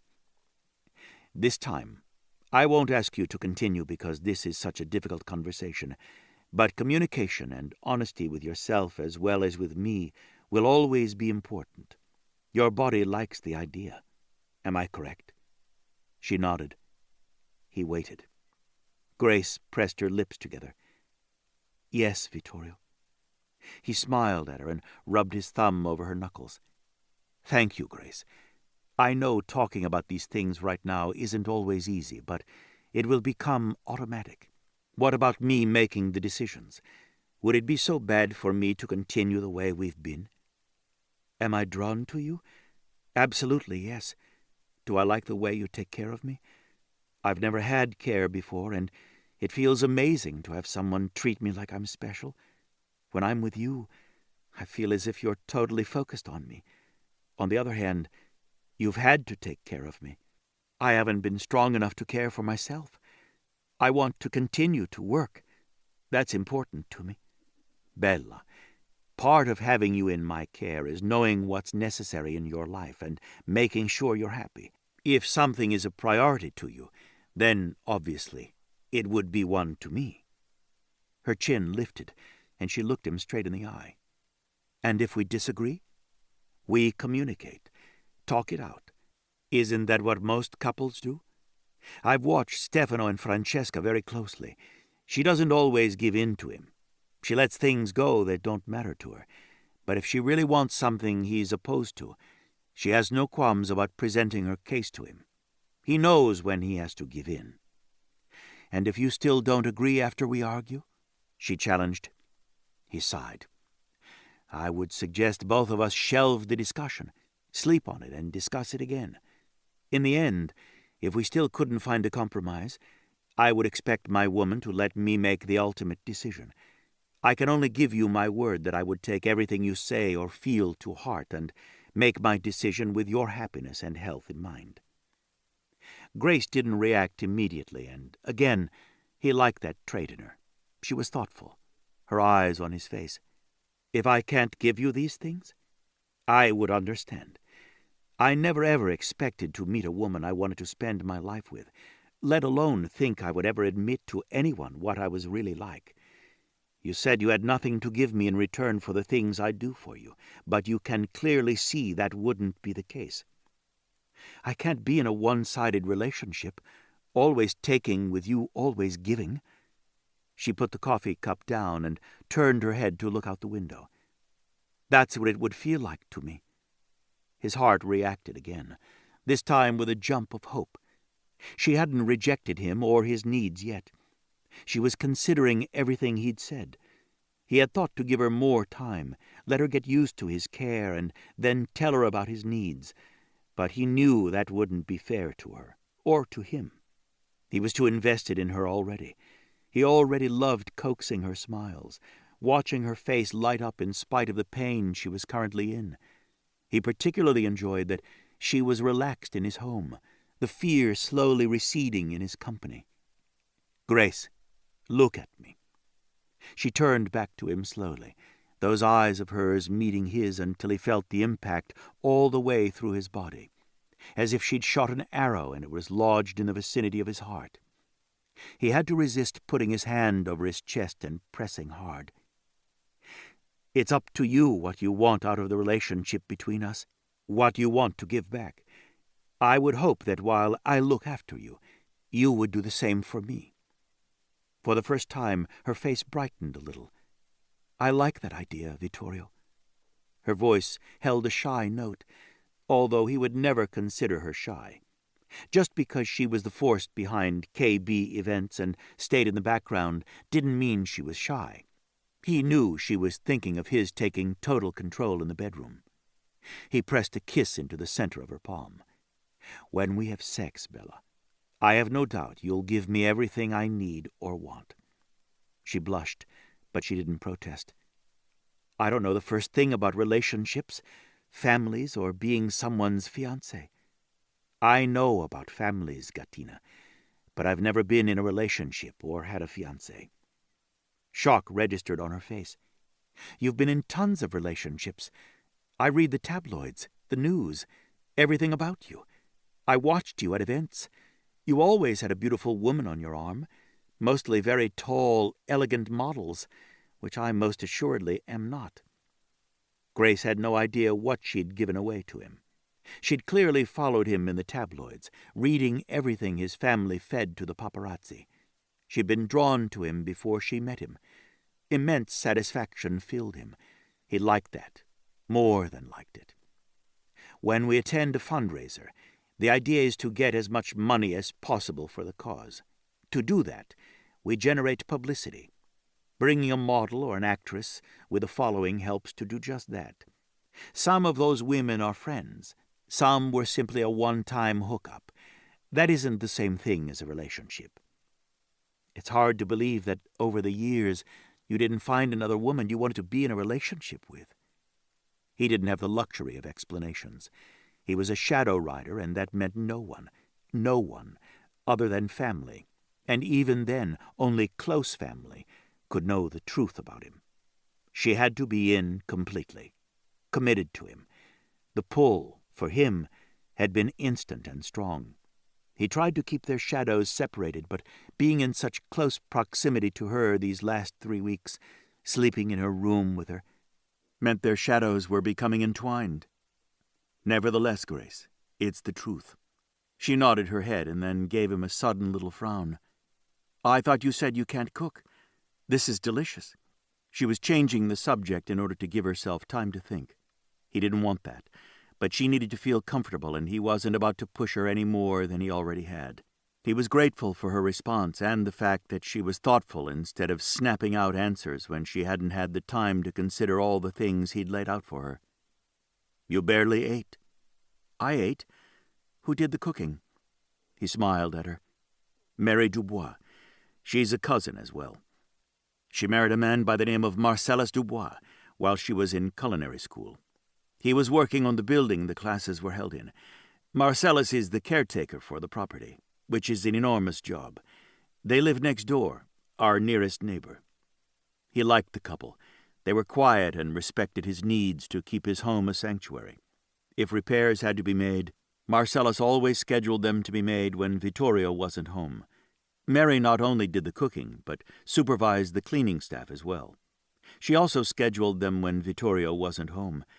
The couple really looked after him as well as his home, and he appreciated them more than he could ever express to them. "I do have a cleaning crew who come in and take care of the house, but Mary oversees them." He flashed her another smile, knowing she was attracted to him, knowing he was unashamedly offering her his home, his lifestyle, in an effort to entice her to stay. "Other than the fact that I can't use my arm at all, this feels like a fairy tale. Life with me isn't always going to be a fairy tale, but I can promise you I will always do my best to make you happy. That's important to me, Grace, making you happy. Just so long as it's okay that I make it a priority to make you happy." His heart jumped, but he refused to let himself believe she was going to give herself to him. He was asking for things she didn't yet understand, and he refused to let her walk blind into a binding relationship until she knew exactly what she was getting into and was prepared to be fully committed. She had to want the same relationship, or he wasn't right for her. Already he knew she was the one he wanted, and it had nothing to do with their shadows coming together. He liked her. He liked the fact that she was so courageous. He admired her. She had lived in terror and under the threat of unspeakable violence for years, and yet every single day she had functioned, worked, kept her integrity while trying to protect those around her. "It would be nice if you did." Her eyes darkened in concern. "Vittorio, aren't you happy?" Her gaze swung around the room, taking in the high ceilings and the incredible view of the lake, and then came back to rest on his face. He wasn't going to give her less than the truth, not when he was asking so much of her. "Having money doesn't make anyone happy, Bella. That's a myth. I present one face to the world and then come back to an empty house. It's beautiful and peaceful here, but it is still very much empty. These last 3 weeks, you've made my life feel full and rich and given me a reason to get up every morning." Grace tried to process everything Vittorio had told her, everything he was offering. The only time she ever had been happy was at work, pouring herself into KB events, seeing to every detail, like a general orchestrating a perfect battle. She had no friends. She didn't dare. She didn't go out because she didn't dare. The only place she felt relatively safe was when she worked, and she often worked from home, making deals over the phone. Hayden wanted money, so he usually didn't interfere. Occasionally he would come to one of the events just to scare her into compliance, and it usually worked. When Vittorio told her he wanted complete control in the bedroom, she honestly didn't think it would bother her. In fact, when he said it, her body had gone into meltdown. Still, she liked the idea that he would take his time to get her there. She was willing to spend the time it would take to see if they were compatible. He was worth it. She was happy with Vittorio and felt safe most of the time. He gave that illusion, as if he was invincible and no one could best him. "You make me feel safe," she conceded, "and happy. I don't think I really knew what that was until just now, realizing that just talking to you makes me happy. I even got a full night's sleep, although I feel bad that you're not sleeping in a bed. I like watching over you, Grace," he assured. He finished off the last of his coffee and stood. "I want to show you the rest of the house. You can call Katie and ask her to come out here for your meeting. I think she'd like to see for herself that you're alive and well. She has made inquiries several times a day, every day since you were shot." She shouldn't have been surprised, but she was. Katie had often asked her to go out with her, a dinner or dancing. Katie loved to go clubbing, but Grace had been afraid to spend too much time with her outside of work. After Hayden had made his threat, she was extremely grateful she hadn't made the mistake. He would have really focused his attention and threats on Katie. Now he had a real target, Vittorio. The thought made her heart pound and her hands clench in sudden fear. She couldn't stand idly by and let Vittorio get hurt because of her. She wanted him with every breath she took. She wanted the lifestyle he was offering her. She wanted him, Vittorio Ferraro. But there was Hayden, and Hayden never lost. Grace sucked in a breath, forced her hands to unclench. "I appreciate all that you've done for me, Vittorio, and all that you're offering. But I honestly think it best if we don't keep up this engagement. We already discussed this, Gattina. You're getting spooked all over again. The announcement was made official by the family and has already been in the news. There isn't any taking it back. I know you're thinking you can protect me, but it doesn't work that way. In my world, I'm the one doing the protecting." Vittorio put his hand under her good arm and helped her out of the chair. "Mary will get the dishes," he added, when he saw her looking at them as if she might clear the table. Grace should have made her protest stick, and she felt like a coward when she didn't. She couldn't help but feel cared for. It was his tone, his posture, everything about him. She found him very hard to resist, and if she was truthful with herself, she wasn't trying that much. Chapter 7. The house opened from one room directly into the next, each with spacious high ceilings. The foyer opened up into a library, living room, and sitting room that was a little cozier than some of the other spaces for visiting and relaxing with family or guests. The house had several living and family rooms, and Vittorio took Grace past the library straight to his favorite. The sitting room faced the pool and had a large open entrance that could be closed off if desired by glass doors and blackout curtains. The furniture consisted of the most comfortable, deep, warm chairs, while the room had cool tile flooring and seagrass-textured walls.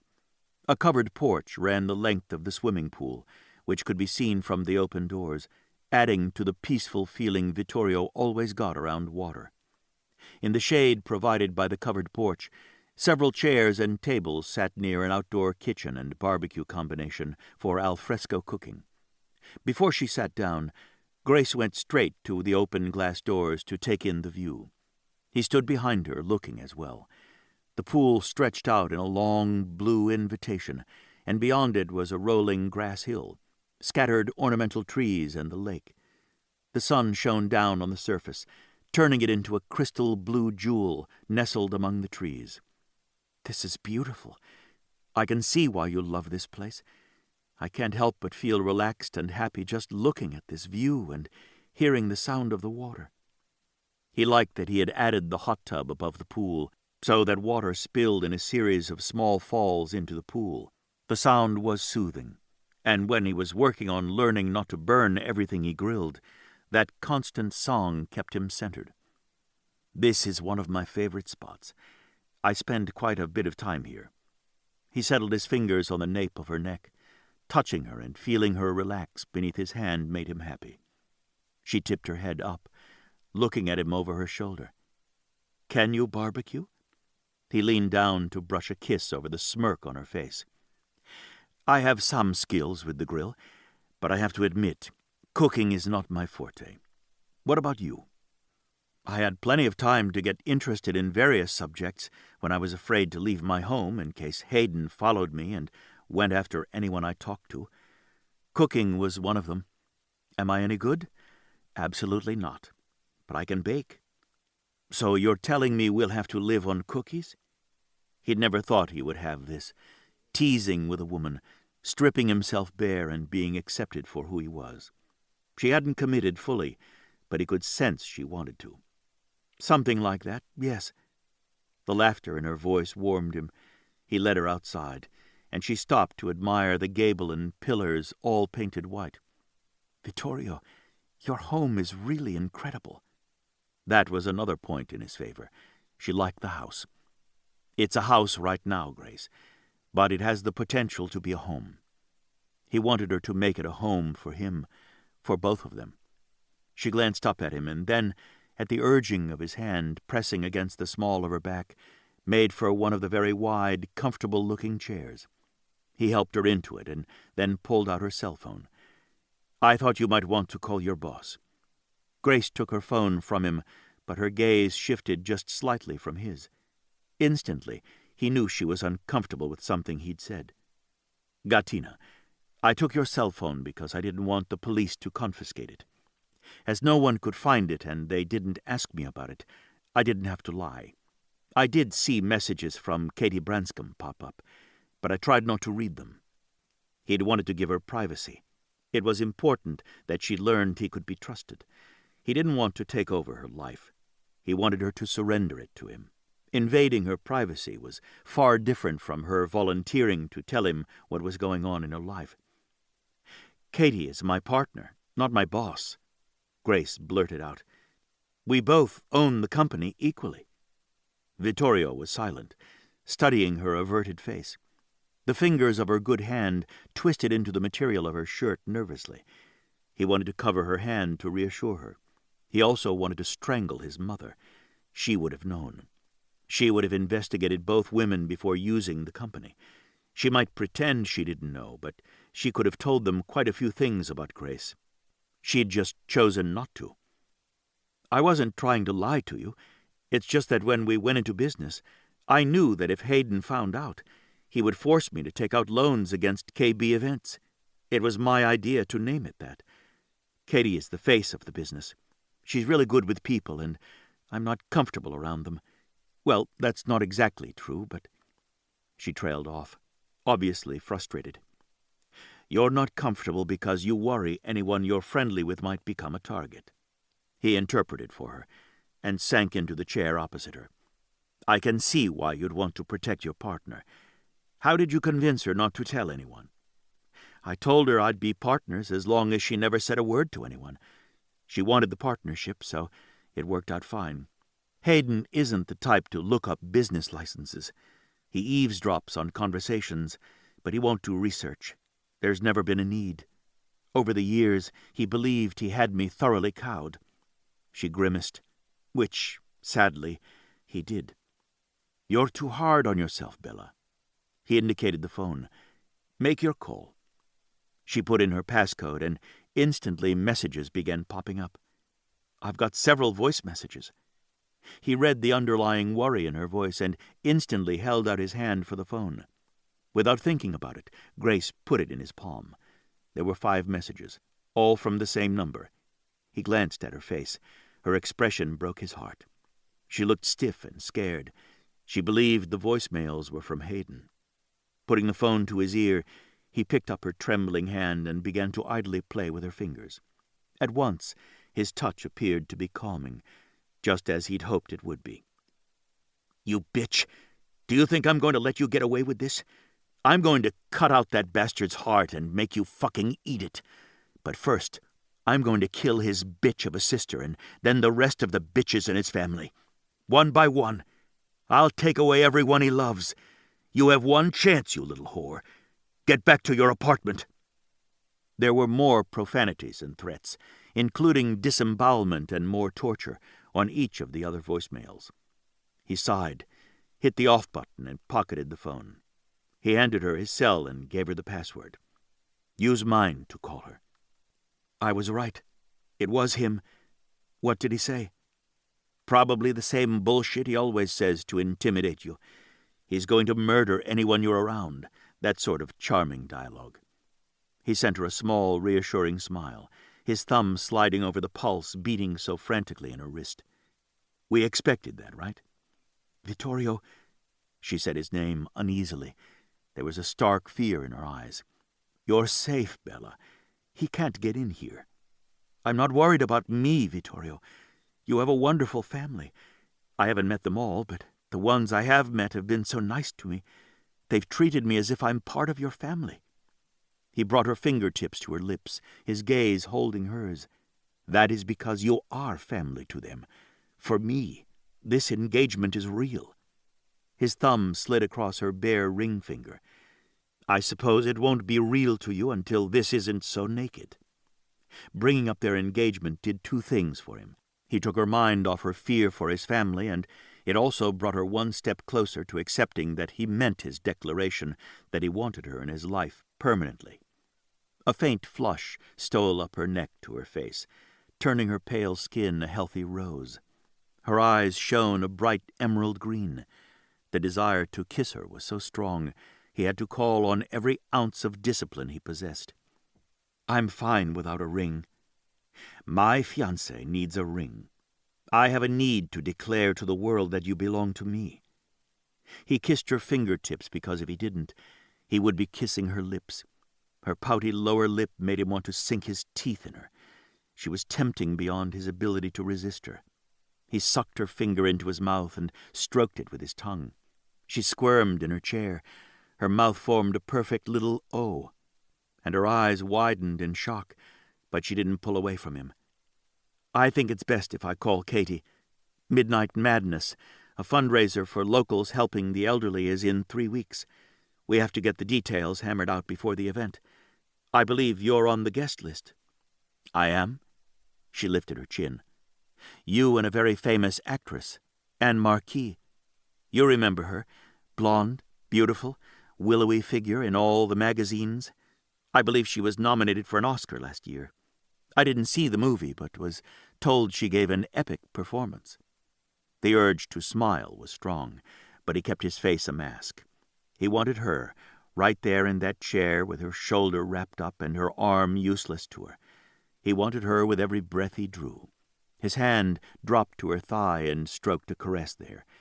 It was difficult to resist the urge to strip her naked and take what was his. "You've known all along you were helping to put on Eloisa's big event." She nodded. The hint of accusation gave way to humor. "Yes." "And you knew I was on the guest list with Anne, didn't you?" He kept his voice pitched low, but changed the tone to one that promised retaliation. She wasn't as fast to claim that knowledge. "Yes." "So, you were just waiting for the perfect time to use that little bit of information against me, weren't you?" Grace pressed her lips together to keep from laughing, but it was impossible to keep the laughter from her eyes. "Maybe," she admitted, feigning reluctance. "Just for that, I'm going to kiss you." He framed her face with both hands and leaned in to settle his mouth on hers. Heat exploded in his belly and raced through his body like a fireball. His tongue swept into her mouth, claiming her, and then he simply devoured her, taking over, silently demanding she follow his lead, that she give herself to him, surrender completely to him. He didn't ask, he took. Vittorio gave her who he was, her man, dominant, taking over, insisting she follow his lead. He kissed her until neither of them could breathe, until his body was so hard he thought he might shatter, until he knew if he didn't stop it would be too late and all his careful planning would be for nothing. He forced his head up, just enough to press his forehead against hers, staring into her eyes while he caught his breath. Her breath matched his, uneven and ragged. Her eyes shone so brightly he felt a bit dazzled by the color. She looked adorably dazed, her lips swollen and very kissed, her skin slightly red from the shadow of stubble on his jaw. "You make me feel alive, Grace. Every single cell in my body wakes up around you. My heart. Who knew it was even possible? I want you to be mine completely. I need you to give yourself to me the way you kiss me. More importantly, I need to be your man, the one who shelters you, protects you, gives you everything." She didn't pull away from him, and he read acceptance in her eyes. He was getting closer to Grace, at least thinking she might like his lifestyle. She liked the idea whether she wanted to admit it or not. "I'm not certain it's exactly fair for you to be kissing me." He ran the pad of his thumb over her lips, his heart feeling more than he'd known it was capable of. She turned him inside out without even trying. Why is that? Her lashes fluttered and then veiled the emerald in her eyes. Gattina, look at me. He kept his voice gentle.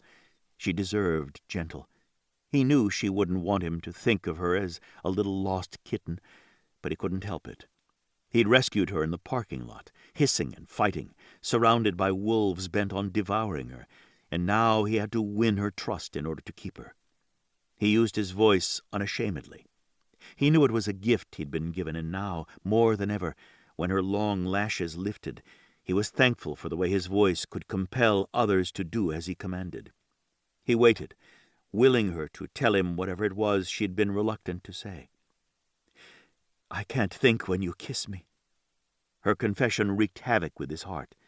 He found himself wanting to smile when his life had been one of duty and work, of constant training with few things that brought him real pleasure. He hadn't even known that there was so much more, not until his oldest brother had found Francesca. He had seen the difference in Stefano immediately and had wanted that for himself. Someone to care about him, someone to be his center, someone to make him feel alive and passionate about living. He smoothed his hand over her hair because he had to touch her. I can't think very well when I'm kissing you either, but I like the feeling. Her lips curved into a faint smile. She reached out as if she might touch his mouth with her fingertips, and he found he was holding his breath, waiting for her to actually make that first move toward him. At the last moment, she dropped her hand to her lap. I like it too, a little too much. Her confession was almost as good as knowing she'd wanted to touch him. Touching him would have been the beginning of her claim on him, but he'd take what he could get. He knew he was moving her too fast. He had to be patient, take more time so as not to scare her off. Vittorio forced himself to sit back. Just so you know, when you were in the hospital and I knew you were the perfect woman for me, I called Anne the first chance I got. I told her that I'd announced my engagement and didn't want anyone to think she was the other woman trying to break us up. That scenario could help or harm her career, depending. Anne is a friend of our family. We've known her since she was a child, and she happens to still be very much in love with her ex-husband. He's also going to be at the event, and she didn't want to face him alone. He was gratified to see the instant compassion on Grace's face. You can't cancel on her, Vittorio. I'm behind the scenes and can't go with you anyway. This fundraiser is very important. We can handle it. I'll talk to Katie.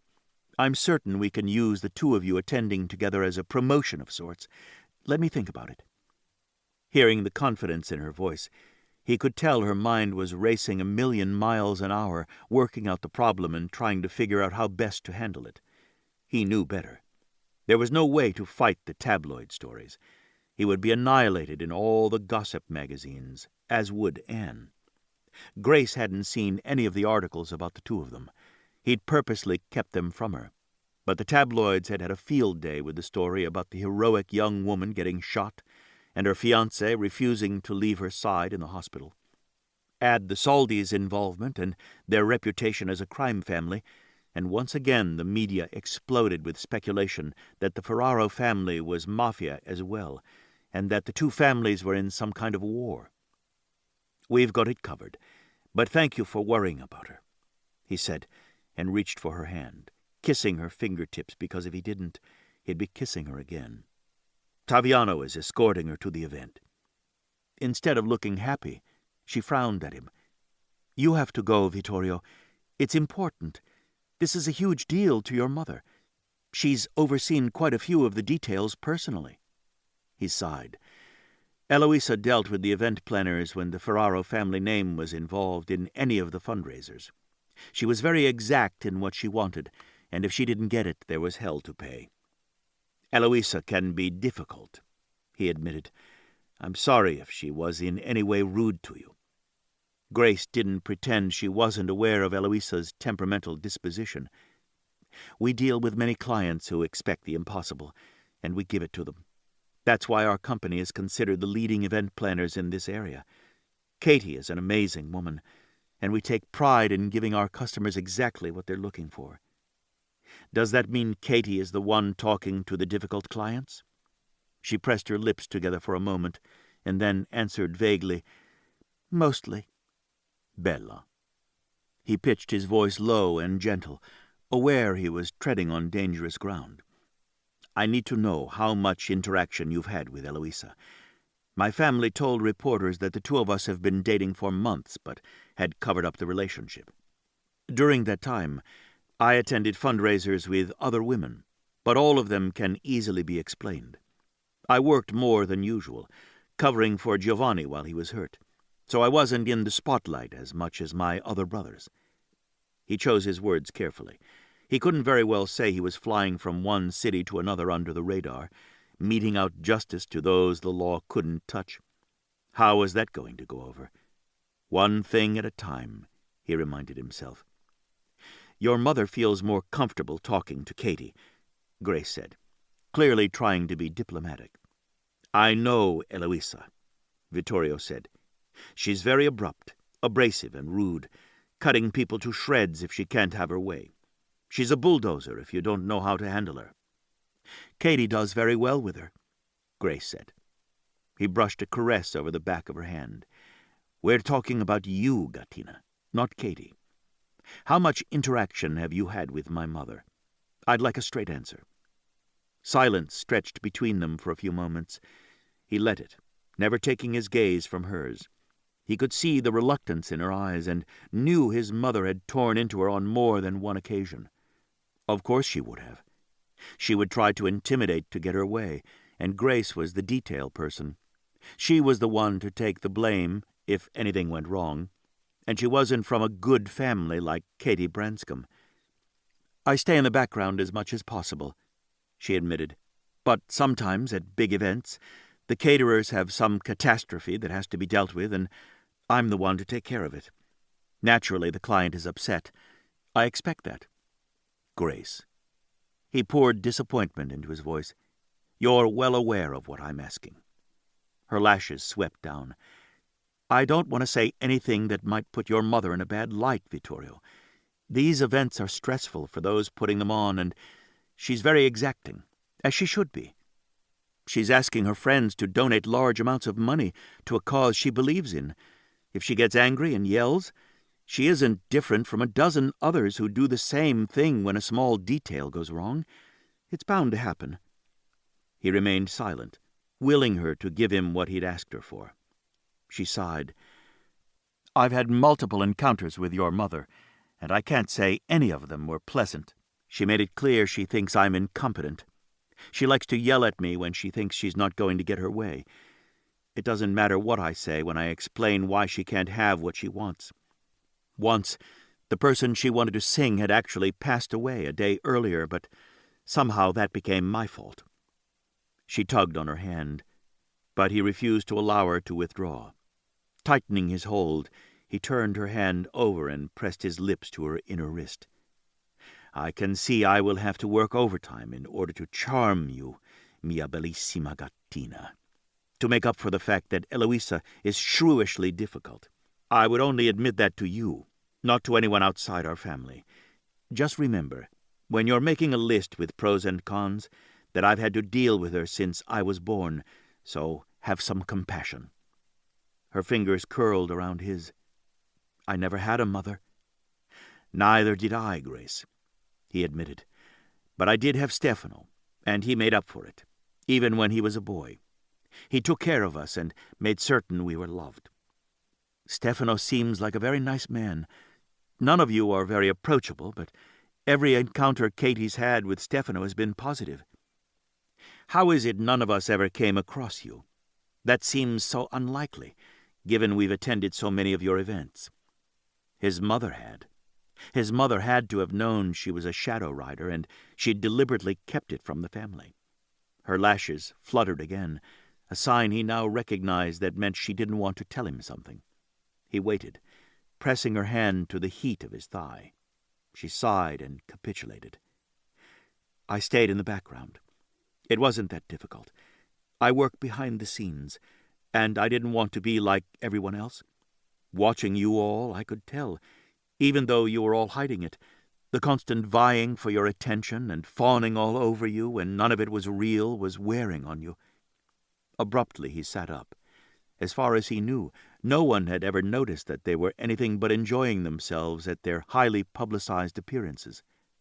They practiced their expressions, their smiles, their charm.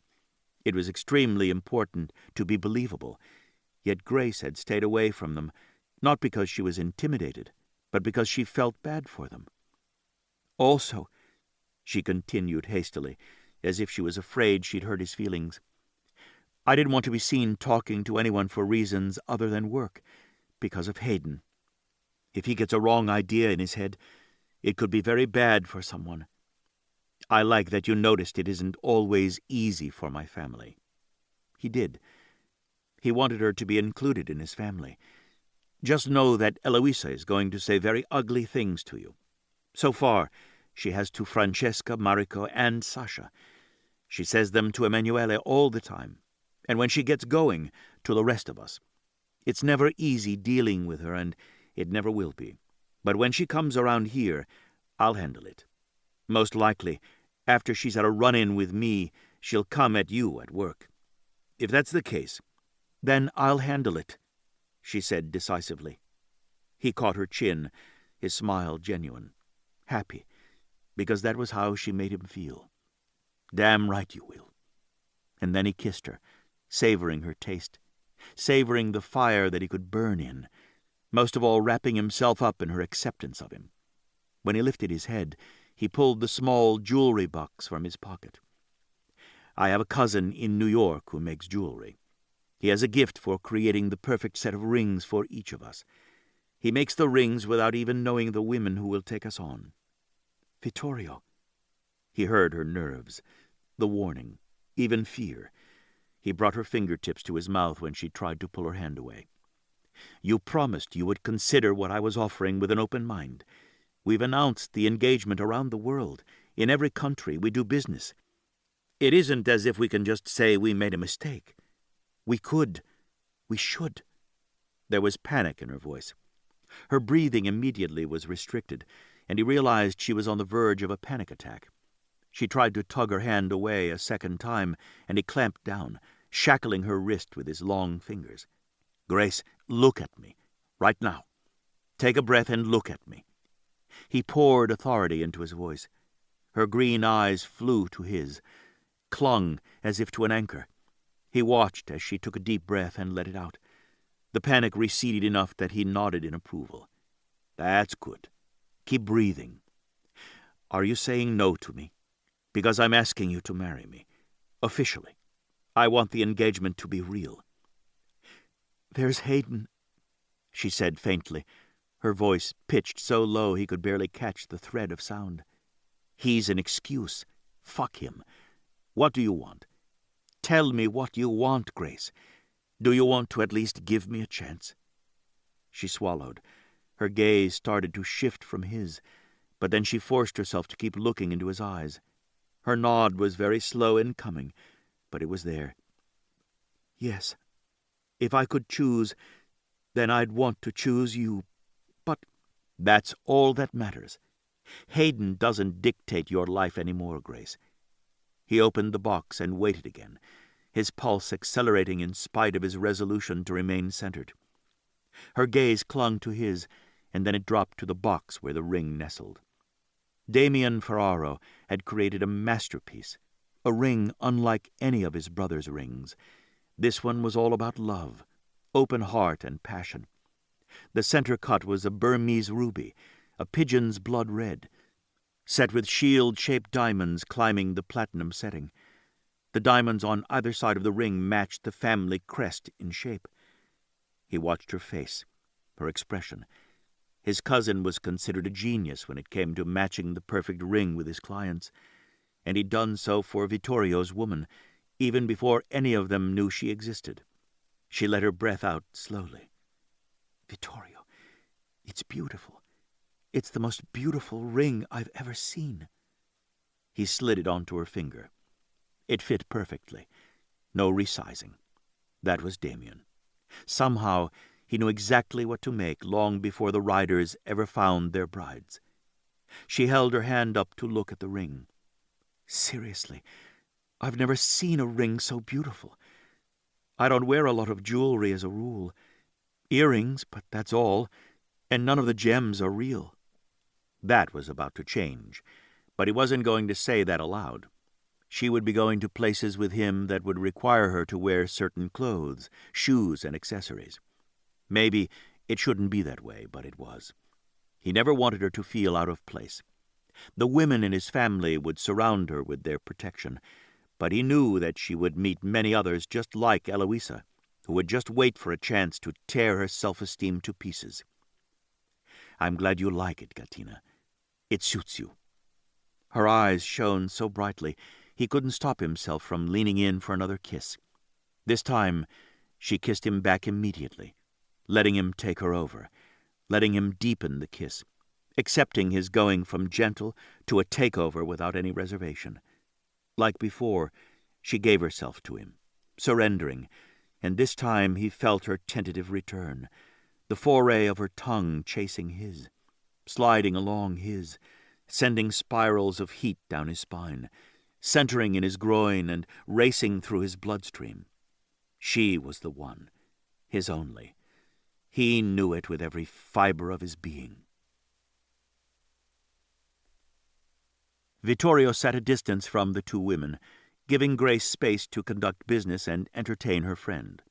He needed to be close enough to calculate just how tired Grace became during their conversation, or if she wanted out of the meeting.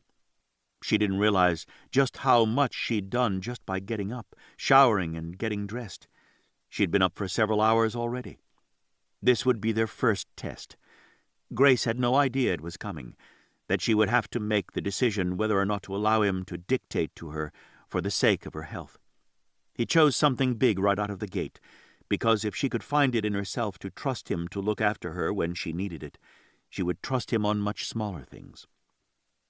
Mary brought out a tray with fresh strawberry lemonade and then left them with a brief, friendly smile toward Grace. Katie glanced his way, but he sat close to the glass doors, giving them the view of the pool and lake while he had a good side view of both of the women. I was so worried, Grace, Katie said. I received an update every day, but not seeing you was very scary. There was so much false information. She glanced again at Vittorio. Everywhere I look, I'm seeing headlines that the two of you are engaged. He spent 2 weeks straight at the hospital. Now you're here. How would I not know? Grace looked at him a little helplessly. Immediately, Vittorio got up and crossed to them, distracting Katie so his woman wouldn't have to answer. He perched on the arm of Grace's chair and lifted her hand, showing off the ring. I asked Grace not to tell anyone at all, not even her closest friend. We would have been in the spotlight, and you know how glaring and disruptive that is to a new relationship. I didn't want to chance losing her.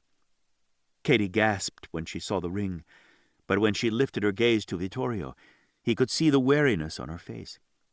I'm Grace's partner, not just her friend. I look out for her. Not saying anything for a year certainly allowed you to be with whomever you felt like. Katie, Grace cautioned. No, Bella. She has a perfectly good point. The tabloids write all kinds of things about my family. They make two acquaintances walking together down the hallway of a hotel seem sleazy. Having lunch with a friend can turn into a love affair. That's what you're facing, being with me. Every moment of your day, everything you do, will be scrutinized.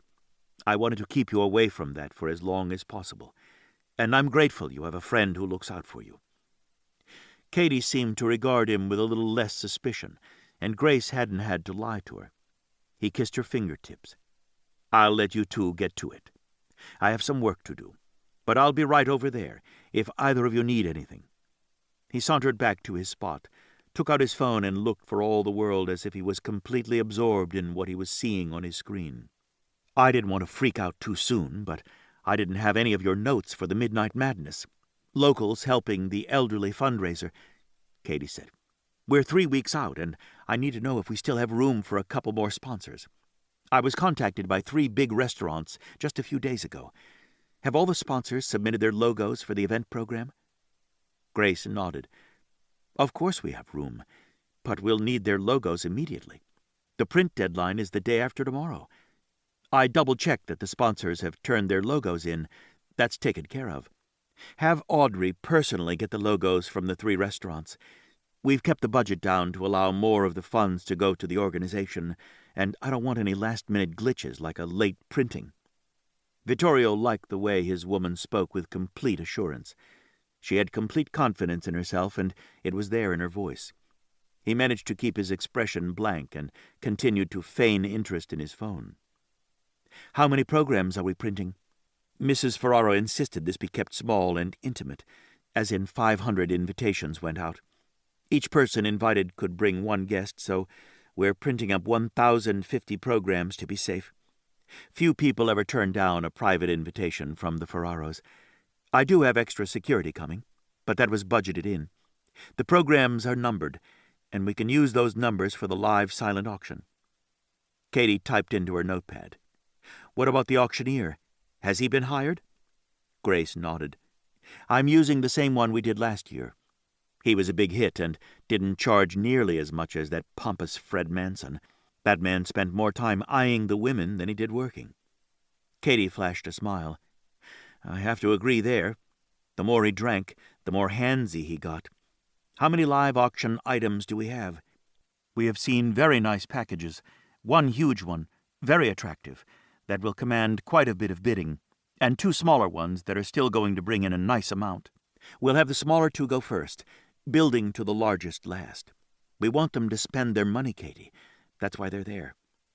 "They're there to rub shoulders with the Ferraros," Katie whispered. "And now, because of your engagement, they'll want to go just to see you with Vittorio." "Well, they won't. I'll be working. On the day of the event, I have to be ready to take care of all the problems." He knew both women were looking at him, so Vittorio kept his gaze glued to the screen of his phone. "Have you seen Eloisa?" Katie's voice dropped even more. Grace shook her head. "No. She called me multiple times, and I know it wasn't about the fundraiser. I managed to avoid talking to her, but I can't forever. She's going to want a confirmation that you've been seeing Vittorio. If she does ask, just tell her that we kept things secret to avoid the tabloids. I don't envy you having to deal with her on a daily basis. I'm afraid she's going to be really ugly to you at the event. You know how she loves to publicly rip someone to shreds. She'll do it, Grace. You know she will." "Vittorio isn't going to let that happen," Grace said. Vittorio liked the confidence in her voice, but she was beginning to sound tired. He looked up. There was a bit of sheen on her skin. She was sweating. Her face had gone from pale to an almost grayish tinge. "Eloisa is his mother. Boys always stick up for their mothers," Katie said, absolute conviction in her voice. "I made certain to talk to the various donors about each item already, so I have confidence that there is interest in the items, and we can get some lively bidding going," Grace said, trying to get Katie back on track. "And all the table items are numbered and ready to be laid out in order. We have to talk about the possibility of Eloisa making a scene in the middle of our event and how we'll handle it," Katie insisted. "You can't just pretend it won't happen. She can be vicious, and it will ruin our fundraiser. It's her fundraiser. If she ruins it, she'll blacklist us, Grace. No one will care that it isn't our fault. We have so many things to discuss, Katie." Vittorio stood up and pocketed his phone. "Katie, Grace is tired and needs to rest. I'm sorry we're going to have to call it a day, but you can come back tomorrow if you'd like. Give Mary a time and we'll fit you in." "We're nowhere near finished," Grace said. "I know that, Gattina, but you're finished." He circled her waist. "Put your hand on my shoulder. When you stand, it's going to hurt like hell." "Vittorio!" There was protest in her voice, but she obediently put her hand on his shoulder. Close to her, he could see beads of sweat running down her skin. She looked close to tears. He should have intervened sooner. "Next time, Bella, we won't have you up so long before you take your meeting. If you'll excuse us, Katie, I'll have Mary show you out. I've got to get Grace to bed." Katie stood, really looking at her partner for the first time. "Yes, of course. I'll give it a day before I come back." "Katie," Grace protested again, but her voice was weak. Vittorio kept her walking along the patio. Inside the house, he swept her into his arms and carried her back to her room. Chapter 8. Phillips sent Grace a series of text messages, each more threatening than the one before. Vittorio told his family. He passed Grace's phone to Stefano, wanting his brothers and sisters to read the texts for themselves. He waited patiently until the phone was back in his hands. "He's definitely unraveling," Stefano said. "I don't need a psychiatrist to read those in order to assess his condition." "I agree." Rico slipped his arm around Mariko's shoulders. "He's losing it, and that means he'll make mistakes." "But it also makes him more dangerous," Mariko pointed out. Emanuele picked up the glass of water in front of her on the table. "I admire Grace so much, Vittorio. She's had to live with this monster all these years. She must be terrified to close her eyes at night." Vittorio smiled at his sister.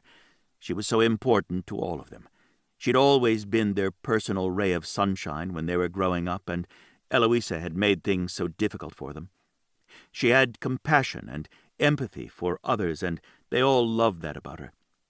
"I have that same admiration, Emmy. She's an amazing woman." "Have you convinced her the engagement is real?" Giovanni asked. "The ring is on her finger, but we'll see. She wants to take her time making her decision. I don't blame her for being afraid. I'm moving her way too fast, but I'm not taking any chances. Phillips can't touch her here, so I want to keep her here. And I don't want to risk losing her by giving her too much space. Also, before I forget, Phillips put a tracking device on Grace's phone." "Of course he did," Stefano said. "He can't watch her every minute of the day, and he'd want to know where she is, who she's talking to or texting. He's likely cloned her phone as well." "We can use that against him," Vittorio said. "Has there been any sign that Phillips has visited Grace's apartment?" Taviano asked. Vittorio nodded. "Emilio found his way in. The apartment building has a parking garage, and one of the grills over the vent on the lowest level was loose. When he examined it, there were scratches around the screws holding the grate in place. He was too big to fit, so he sent Leone in. He's one of the Pelagonia boys, doing his early training with Emilio, but he's only 16. Tall, gangly, hasn't hit the wide shoulders yet. He found all kinds of evidence that Phillips spends time spying on the occupants of the apartment building. He's left wrappers and other items behind." Stefano scowled. "Leone's just a kid. Why the hell is Emilio using him for such a dangerous assignment? Phillips could have been anywhere in those ducts. If the kid had run into him, Phillips would have cut him to pieces." "I said the same thing to him," Vittorio agreed. "He claimed he was certain Phillips wasn't there. Something about the way he puts the grill back on to cover when he's inside. We either trust Emilio to know what he's doing, or we don't. He's never let us down. Not once." "I've got more bad news," Stefano said. "We just learned that Lando Gori was found dead, sliced to little pieces, his eyes and nose removed, most likely while he was alive. This little bastard is one sick fuck. How your Grace managed to survive when she knew about him is beyond me." There was a short silence. Lando Gori was considered a top enforcer, brutal, dangerous, a very scary man. Phillips besting him, even getting near him, and then torturing him before killing him would have been considered impossible. Lando had guards outside his apartment. He had one inside, in his living room, personally appointed by Michele Saldi. Stefano continued. Somehow, Phillips managed to get inside the apartment and into Lando's bedroom, while the guard inside watched his porn. The detectives say Phillips took his time, took a good portion of the night, and at no time did the guard hear a thing. Bradshaw mentioned the Saldis were nervous as hell. "Shit." Giovanni shuddered and rubbed at his arms. "That man gives me the creeps. He's like a little rat, getting in and out of places without a sound." "Have you talked any more to Grace about him?" "No, but she did tell me the photographs he sent her were often of the people he was staying with. I've sent the photos to our investigators. in order to run facial recognition and to ascertain if there are any clues in the pictures to help identify where he is, or if the digital stamps will give location. Vittorio slipped Grace's phone back into his pocket. If we can do that, we can go after him. Right now, we're dead in the water. I took a look at Lando's apartment, Rico said. Mariko and I thoroughly went through the ducts there. Unfortunately for Lando, the largest cooling duct led straight to his apartment first. Phillips was very comfortable there and left evidence of having spent the day there. He has life living in the crawl spaces, attics, and ducts down pat. Emanuele held up her hand, wrinkling her nose. Ew! I don't want to hear any more. I know what you're going to say. That's disgusting. He must leave that when he's going away. Otherwise the stench would lead to an investigation immediately. The point being, he's casual about his kills. He isn't nervous in the hours leading up to them. He's patient, Rico said. Did you warn Eloisa? Vittorio asked. Stefano nodded. I talked to her in person. She was livid over your engagement and practically accused Grace of knowingly harboring a criminal. She's gotten worse, not better since I married Francesca. After her last attack on Francesca, I completely banned her. I don't want Francesca upset in any way, and Eloisa has made her the primary target now that we're grown and won't put up with her crap. He looked at Vittorio. I suggest you do the same, at least until Grace is on her feet. They've already met. I overheard her conversation with Katie Branscombe. As it turns out, Grace and Katie are partners. We just received that information, Giovanni revealed. It's in your phone if you paid any attention. I've been getting so many updates so fast I haven't had the time to read every report thoroughly. At first I thought maybe Eloisa called Grace to spew her anger at her, because otherwise she would have known she was capable of producing the children she so desperately wants. Stefano shook his head. No, Vittorio, she wouldn't have told any of us. A tendril of something red drifted through the tranquil colors in his mind. Vittorio had known all along. He was hoping his older brother would reassure him that wasn't so. Why the hell would Eloisa not inform us there was an untrained rider, capable of giving us children? What the fuck does she have to gain by not telling us? It makes no sense at all. None. She made Francesca feel awful for not producing children, Emanuele pointed out. I could have met her sooner and protected her from all of this. Vittorio had watched Grace suffering. She hadn't complained about the pain in her shattered shoulder, but he could see the agony etched into her face. She'd been so white her skin was nearly gray. He could see silent tears tracking down at times. She hadn't been able to sleep lying down, and pain woke her intermittently. She would have been safe from Phillips and the Soldis. We don't know for certain if Eloisa knew she is a rider, Vittorio, Emanuele cautioned. She put a hand on his arm. She's so lost right now. She can't take Stefano banning her. It's a really big deal to her. She knew, Vittorio said with absolute certainty. She met her in person. She knew. The big deal to her is that she no longer has Francesca as her whipping post. Mariko ducked her head for a moment, and then she lifted it. Your mother is in pain. Not just lost, but in pain. I see it in her eyes. She lashes out at everyone because she's hurting. It's sad. Rico leaned over and brushed a kiss on the top of her blonde head. You are so forgiving, farfallina mia. We are not, Stefano said. Vittorio echoed his older brother's sentiment. It was hard to forget their childhood and even harder to take Eloisa's attacks on their women. Emanuele was the one to always try to soothe her, but more often than not, Eloisa seemed to revel in tearing strips off of her. She found every reason to complain, mock, and ridicule her. Nothing Emanuele ever did was right or good enough, and yet she always helped her mother. Her brothers held Eloisa's treatment of their beloved younger sister against Eloisa more than almost anything else. Let's circle back to Phillips. There's no explanation for Eloisa or her treatment of her daughters-in-law. We know Phillips can't get to Francesco or Stefano, Vittorio said. He won't be able to get to Eloisa. All the precautions are in place, as they are in all of our homes. What about Lucia, Amo, and Nicoletta? He might not know our connection to them, but we can't take any chances. I sent them all to Italy, Taviano said. As soon as I knew our family might once again be under attack, I thought it best to remove them from danger. Amo and Lucia only know that we wanted them to take Nicoletta to Italy and Sicily. They were more than delighted to surprise her with a long vacation. I'm making certain my staff is protected, Vittorio said. And also Katie Branscombe. He's been in her home already. I had Tomas and Cosimo talk to her last week and explain the danger.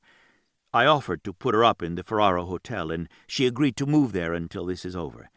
They're with her now. Vittorio glanced at his sister. Tomas and Cosimo Abatangelo were Emanuele's regular bodyguards, but lately they've been used as roving guards, going to whoever needed them the most. Emanuele sent him a small smile, as if she had it covered.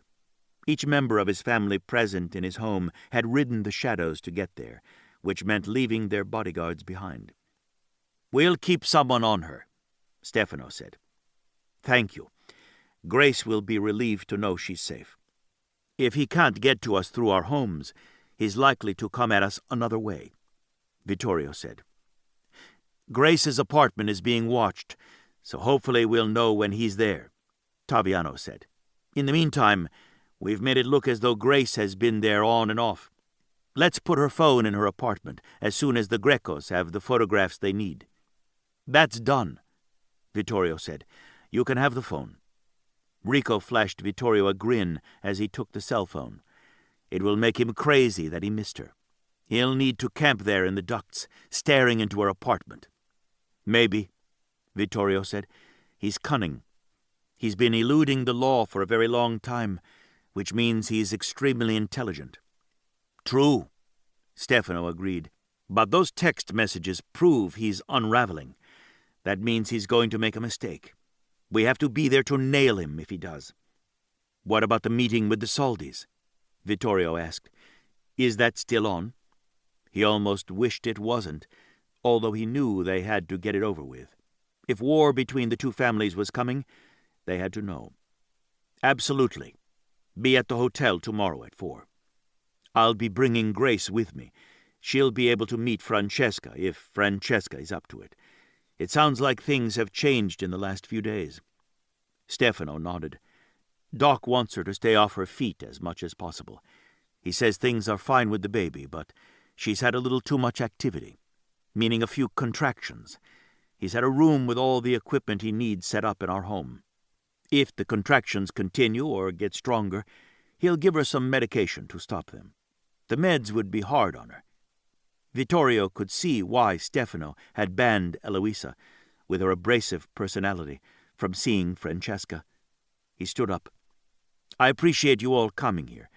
Doc says Grace is almost ready to start physical therapy, which means I won't worry about her losing her arm. She's probably losing her mind being so helpless, Giovanni said, and got up as well. I know that was the worst for me. That's right, G, Vittorio said. You don't get to use the shadows like a normal person. You have to drive. Normal people don't ride shadows. Rico pointed out the obvious. They drive. Guess what that makes you, brother? Don't say it, Giovanni said, and gave his brother the finger. Vittorio waited until his family left, and then he went to find Grace. She was sitting in her favorite spot in the garden, looking out over the lake. She looked up when his shadow fell over her and then entwined with her shadow. The physical jolt of sexual awareness hit him hard, just as it did her. She tipped her head back and smiled at him. Just that. She smiled, and his heart started tripping. Their joined shadows had already sent hot blood rushing through his veins. He had thought to hold a part of himself back until she made up her mind. Getting his heart broken wasn't on his list of things he wanted to experience. But the effect of her welcoming smile told him it was too late. He'd already fallen. I think that was the longest I've been away from you in over 4 weeks, she greeted. It's weird because I've spent a lifetime alone, but I found myself waiting for you. I even thought about going to look for you. Isn't that strange?" He shook his head. "I didn't much like being away from you either." He crouched down beside her chair and framed her face with both hands. "I miss you when we're not connected." Then he was kissing her. Her lips were soft, her mouth a hot spark igniting a stick of dynamite that seemed to explode, so the fire inside him raged out of control when everything else about him was always controlled. She took him to another realm where there was only pure feeling. Electricity snapped and crackled between them, sparking on his skin, while inside his body blood turned to a molten stream. His heartbeat pounded through his cock until he was so thick and full he doubted anything could contain him if he continued. He pressed his forehead to hers. "We have to stop." "I don't especially want to." He smiled in spite of his body making painful, urgent demands. "Neither do I. But nevertheless, Doc hasn't given permission for you to be doing anything but recovering."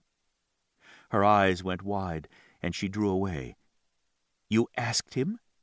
Discussed with him whether or not we could have sex?" "Naturally. Oral sex, physical sex, rough, games, toys, positions, every kind of sex. I don't want you hurt." "I can never look at him again." Her declaration was accompanied by that delicate rose color that swept up her neck to heighten the color in her cheeks.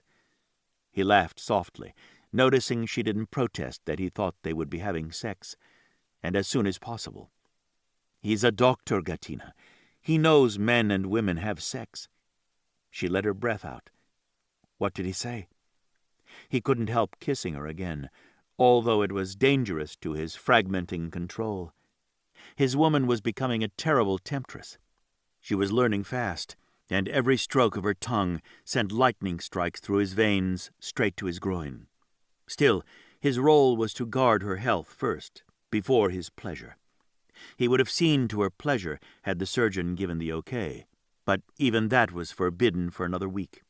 Even after that, he would have to be careful. "Is he still saying no?" she asked when he lifted his head. There was a note of teasing along with the deliberate seduction. "I can see I'm going to have my hands full with you." He loved that she was willing to try seduction, even though he couldn't allow her to succeed. It was becoming difficult to be with her and not think about sex. He stood up to give himself a little reprieve, then instantly realized what a bad idea that was. His cock was at her eye level, and her gaze went straight to the thick bulge.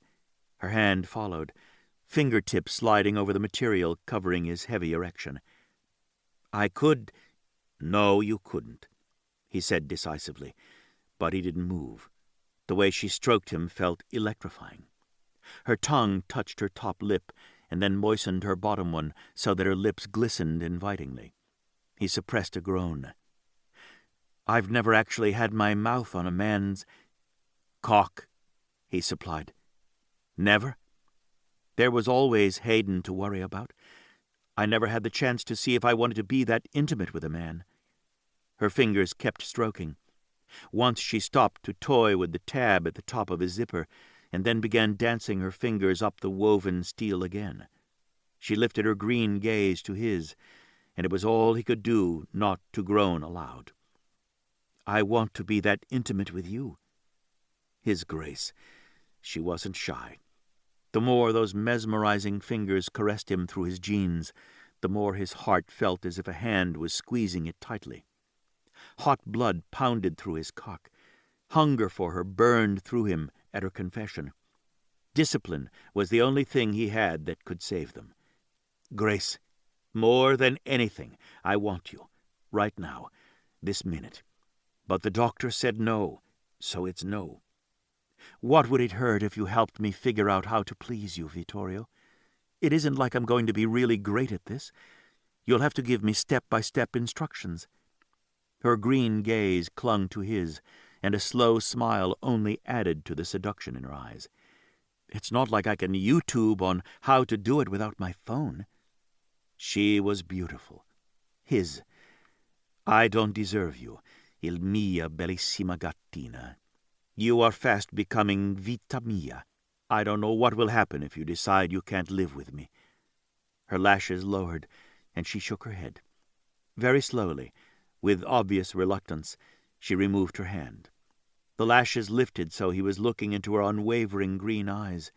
"I'm not going to pretend it will always be easy, but I can't imagine not being with you." She made a little face at him. "It is a little annoying to be told no when I really, really want something." Relief was a fast current, running through him like a river. "What is it you want, Gattina?" Her gaze began to shift, and he caught her chin.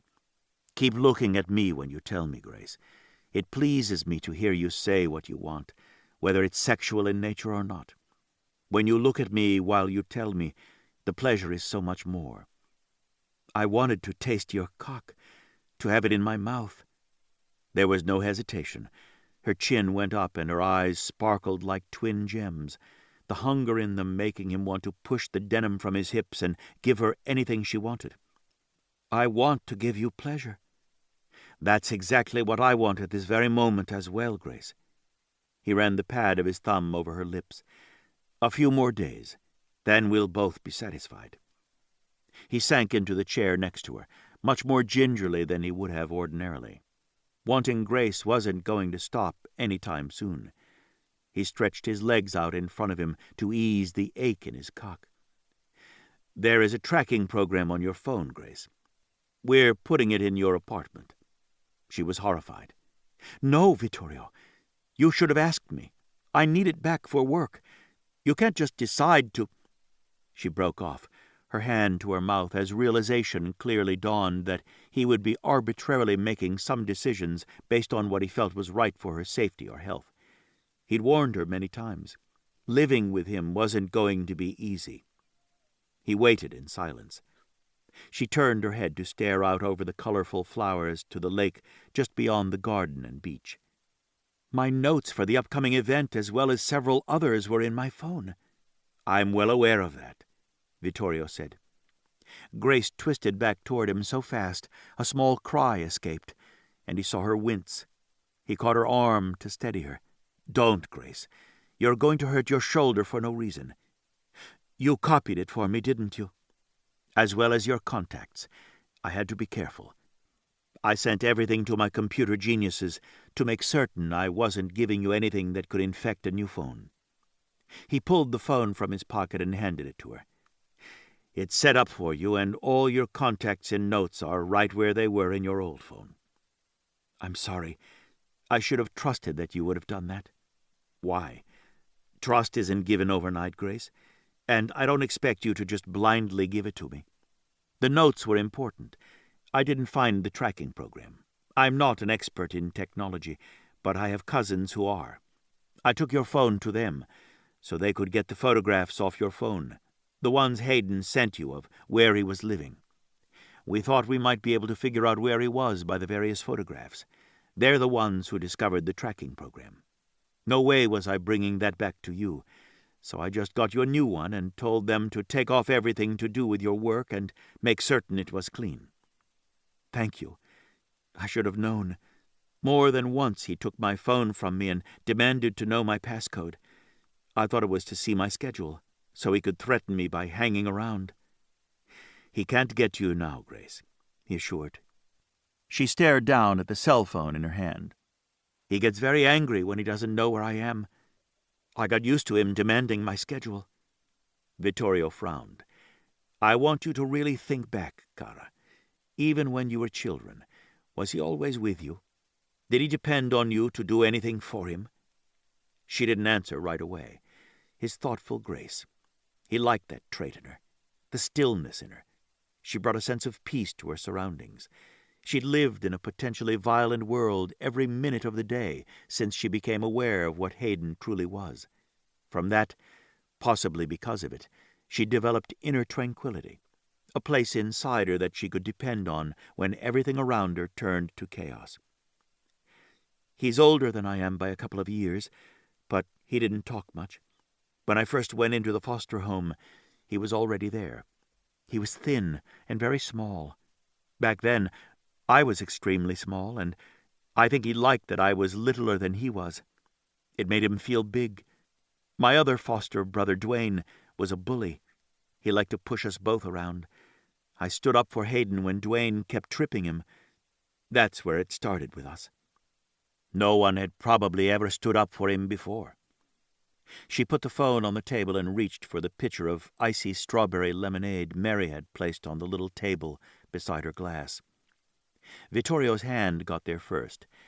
He would have to talk to Mary about expecting Grace to pick up a full pitcher of ice and juice. It was too heavy. He poured a glass for her and then went to the small, freestanding bar to pull out a glass for himself. "Mr. Ferraro?" Mary's voice sounded strained, and he turned. She stood there wringing her hands, looking nervous. "Mrs. Ferraro is here." Out of the corner of his eye, he saw Grace stiffen. He wondered if she thought he was secretly married. The thought made him smile. The moment he saw the woman bearing down on them, her expression grim, her face a mask of anger, the smile disappeared. Instinctively, he put his body between his mother and Grace. "This is ridiculous, making me stand waiting in the foyer like I'm some salesman. Your staff needs lessons on protocol. I'm talking to your mother, Mary, about your atrocious manners. When I come to my son's home, I don't expect to be told to sit and wait as if I'm some commoner visiting the king." "Hello, Eloisa," Vittorio drawled. Deliberately, he crossed the room, bent his head and brushed his mother's cheek with a barely there kiss. She jumped back, recovered and glared at him. Her hand went to her cheek and brushed at her skin, as if she could remove his mark on her. "Stop that, Vittorio. I know you do that to annoy me." "It's a gesture of affection, Eloisa, which most mothers appreciate." She glared at him, hands on hips. "Well, I don't, so stop it." She looked past him to Grace. "It wasn't enough that you had Teodosio Giordano panting after you. You had to go after my son. Vittorio does have a bigger bank account, but I think Giordano will suit a girl like you so much better." Vittorio swung around. "Teodosio Giordano expressed an interest in you?" Grace curled her fingers around the tall glass of strawberry lemonade. "He asked me out several times, yes. I refused to go out with him." "I'll just bet you did. Are you pregnant? Did he knock you up and throw you out on your ear so that now you are going after my son?" Giordano was an enforcer for Michele Saldi for years. He came into a great deal of money and ended up a loan shark. Vittorio informed his woman. This ties everything together so neatly. Deliberately, he ignored his mother. He's got to be the man Hayden owes the money to. Grace took her cue from him, not looking at Eloisa, refusing to be intimidated by her. Pride burst through him. She was magnificent. She looked regal, even with her shoulder completely immobile, bandages holding her arm in place. Her voice was soft, but definitely she was a woman in charge, speaking to him as an equal. "I should have thought of Giordano. He would have been the first one a man like Hayden would go to for money." He turned his head and flashed a smile at his mother. "Thank you, Eloisa. You've solved part of the mystery. We needed to know who was supplying Hayden with cash." Eloisa frowned. "Vittorio." Her voice was cautionary but cutting. Vittorio ignored her and swung back to face Grace. "We've speculated for years over why Michele would allow Giordano to leave his position as top enforcer and strike out on his own as a loan shark." "Don't talk to her about our private family business." Eloisa nearly shrieked it.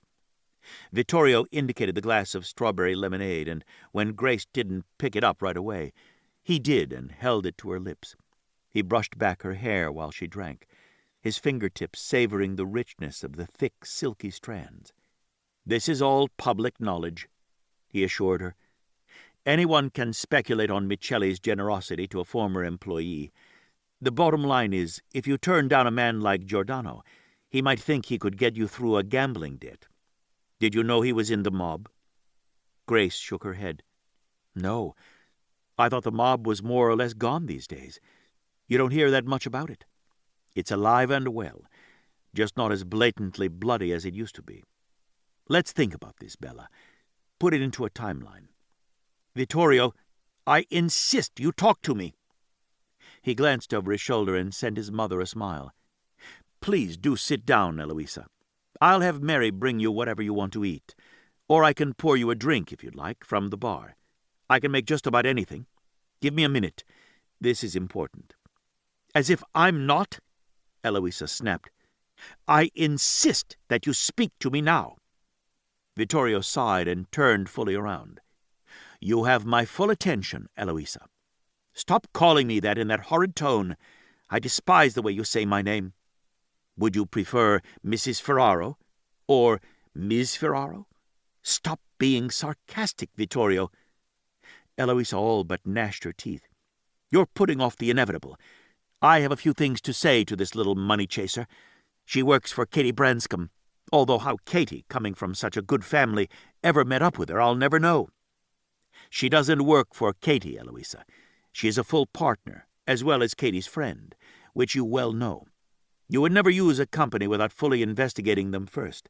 You pretended not to know because it suited you. Grace is my fiancée. We're getting married, whether you approve or not." He kept his voice very calm, very even, compelling. "You may as well accept my decision because I won't be changing it." "That's ridiculous. Just because she meets the criteria." Behind him, he felt Grace's sudden stillness. He was aware she would demand a few explanations he wouldn't be able to give her. He willed her to stay silent and not ask questions. "You knew." It was a soft accusation. Anyone who knew him, other than his mother, would have tread lightly from that moment on. "Of course I knew." Eloisa threw her head up, her eyes blazing with anger. "But you didn't say anything. Because I knew one of you would do exactly this. Make a fool of yourself over her. Convince yourself you were in love. It's not real. She may meet the criteria, but she doesn't meet our standards. I would like you to leave, Eloisa. She's my fiancée. I am going to marry her and have a family with her.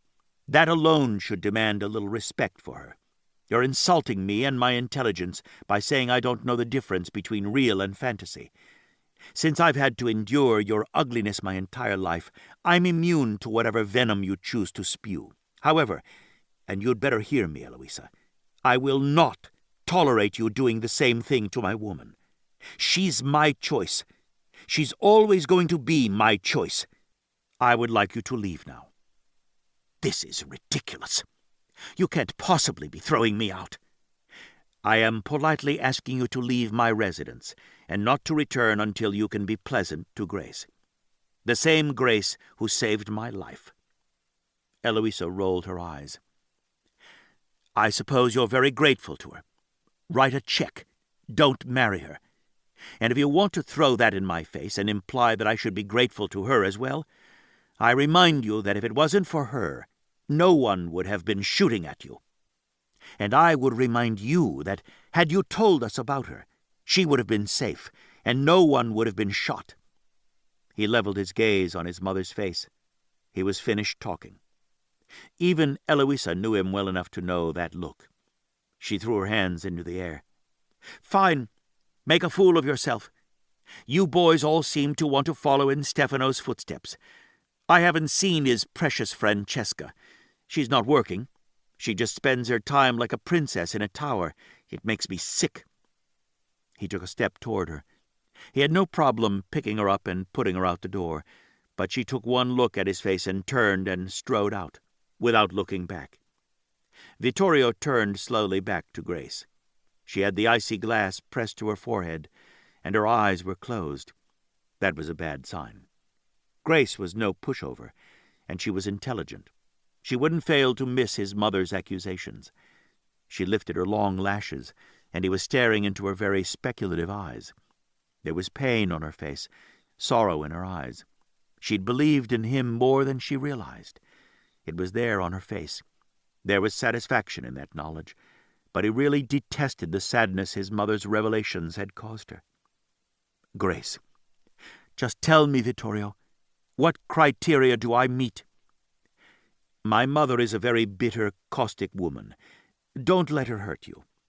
Eloisa Ferraro can't hurt me, Vittorio. You can. I need you to explain to me what criteria I meet. If I can't explain it to you, I suppose you want me to blindly follow you without any explanation whatsoever. That isn't going to happen. I suggest you tell me what she meant. I think, at this time, no matter what explanation I give you, your mind is closed." Grace was silent. Her gaze shifted from his face to the lake. She looked so sad, he wanted to gather her close to him and hold her. "That's true. I think I'm overwhelmed with everything, and we're moving too fast." Her gaze jumped back to his. "I don't believe in fairy tales, Vittorio. I let myself believe for a few minutes there because I wanted it so much to be real. You're extraordinary. You really are. Some woman will be very lucky to have you in her life." There was no way for her to take the ring off, and he was glad about that. "Grace, don't. My mother is very good at saying the things she knows will hurt others. It's her special gift. She deliberately wanted you to feel as if you weren't important or loved by me. Our life is ours, not anyone else's. What we choose to do between us is for us alone. I'm telling you, stating it as a fact, that you're my choice. I love everything about you. I can name a dozen of your traits right now, if that would convince you. But you have to believe in me, in us. I can't give you that. You have to feel it." She tilted her head and looked up at him, her eyes meeting his. "Is there truth in what she said? Do I meet some important criteria for you? Something that made you notice me? The gunshot wasn't enough for me to notice you." She didn't buy his diversion. She waited, her gaze steady. Vittorio sighed and crouched down in front of her, eye level. "Yes, Grace, there are criteria that all of our women have to meet, and you do. Was it the first thing I noticed about you? Not even close. I saw you explode out of the trunk of that car. You nearly lit up the parking lot with your fury. There were two big men, both carrying weapons, enforcers for Michele. There was Hayden Phillips, trying to sell you for payment of his debts. None of that mattered to you. You were willing to take all of them on at that point. It was the sexiest thing I'd ever seen. I'm not going to let you distract me. I'm not trying to distract you. I'm telling you the truth. I fell in love right there in that parking lot without ever having been introduced to you. I overheard that you had taken loans out to help Phillips. At the time, I thought it was because he was your friend, not because you feared him. But regardless, to me, that showed your loyalty. Knowing you now, I know you would do something like that for a friend. Right down the line. Everything I learned about you or observed made me believe you were absolutely the woman for me. And those all-important criteria that make me in the running to be married to a Ferraro?" He sighed. "You're not hearing a thing I say. You don't want to hear me, Grace. Let's get you back inside. You look tired." She didn't protest, not even when he cradled her in his arms rather than walk with her. He needed to feel as if he held her to him, rather than watch her move away from him. He already could feel her slipping through his fingers. Chapter 9. "I'm hoping Francesca can work her magic," Vittorio confided to Stefano as the private elevator took them from the penthouse suite. "Otherwise I'm going to lose Grace." "What happened?" "Eloisa. She deliberately said some things that she knew I couldn't possibly explain to Grace right now. I wouldn't mind so much. I could deal with that in time, but Grace is injured, and that makes what Eloisa did reprehensible. She's got to be made to stop," Stefano said. "Seriously, Vittorio, she's getting worse, not better. If we don't find a way to stop her behavior, she's going to tear apart our family." "What did she say to Grace?" "She said it to me in front of her. She referred to Grace as meeting criteria, and that's the only reason I noticed her. She pointed out that I wouldn't have looked at Grace for any other reason. I couldn't explain about shadows or writing to her, or anything about what we do. She hasn't committed to me. That could be disastrous." Stefano stepped out of the elevator. "Francesca is a huge asset to all of us. I'm going to text her and let her know there's a problem. Hopefully, Grace brings it up to her, so she can help smooth things over." Eloisa knew Grace was an untrained shadow rider for certain. I don't know how long she's known, but she did. I could see it on her face, and she admitted it. Vittorio scrubbed his hands over his shadowed jaw. "Sometimes I want to strangle her. Why does she want to make our lives miserable?" "She's miserable," Stefano said as they crossed the lobby of the hotel. It was beautiful, an elegant, well-cared-for space with high ceilings and crystal chandeliers. Both ignored the sudden hush as several guests ceased talking and stared at them as they made their way to the hallway that led to the conference rooms. Eloisa wants everyone around her to be the same. She was raised in a cold, unfeeling environment. It was all about work. She knows no other way, and that's what she believes is the right way, the only way to stay safe. "We have to have something to live for," Vittorio pointed out. Stefano's sharp gaze leapt to his face. "You're my steady one, brother." Vittorio shrugged. "I still have to have a home, and without Grace, I'm back to empty nothing. Walls, silence. You know what it's like." Stefano stopped walking abruptly, just before they reached the conference room where they were meeting with the Saldi family. "Are you absolutely certain that Grace is yours? She's not just a woman who would be suitable because she carries the genetic code we need? Francesca is my world. Your woman needs to be yours." "Grace is my Francesca," Vittorio assured. "If I lose her, I'll allow them to initiate an arranged marriage. It won't matter after she's gone because I'll never have what I need from anyone else. I feel that pull between us growing stronger with every moment I spend in her company. When I'm away from her, all I do is think about her. I want her happy, and I know whatever it takes to achieve that, including letting her go, is what I'll do." Stefano shook his head. "You don't let her go, Vittorio. You find a way to make her happy so that she wants to stay with you no matter what. What we do isn't easy to understand. For someone like Grace, a woman terrorized by a man who kills anyone who slights him, perceived or not, our way of life can be easily misunderstood." "I'm well aware," Vittorio admitted. "Eloisa pushed my timetable up far too fast. Grace has just started physical therapy, and I plan to slowly condition her to accept our way of life, not just blurt out explanations and force her to try to accept them." Vittorio knew it would be impossible to explain what his family did. He was born a shadow rider and trained from the time he was 2. There was no other job or interest for him. It was considered a sacred duty, and no rider, if he was capable, would ever walk away from it, no matter how difficult. The life was lonely, regimented, dangerous, and formidable. Now that he'd had Grace in his life, even for a short few weeks, he wasn't willing to go back to that stark, lonely existence. Stefano pushed open the door, and the 2 brothers stepped inside the huge room. "You might try explaining Eloisa. Grace seems a compassionate little thing. She might be distracted for a day or 2. "At least we had a mother," Vittorio groused. "If that's what one would call Eloisa, Grace never had one. She had a crap childhood." He detested that Grace had lived in terror, that she hadn't had anyone to comfort her when she was young, that the only person who had ever stuck up for her was a serial killer who since had made her life a living hell. "You'll no doubt find a way to make up for it," Stefano said. "Did you talk to Teodosio Giordano?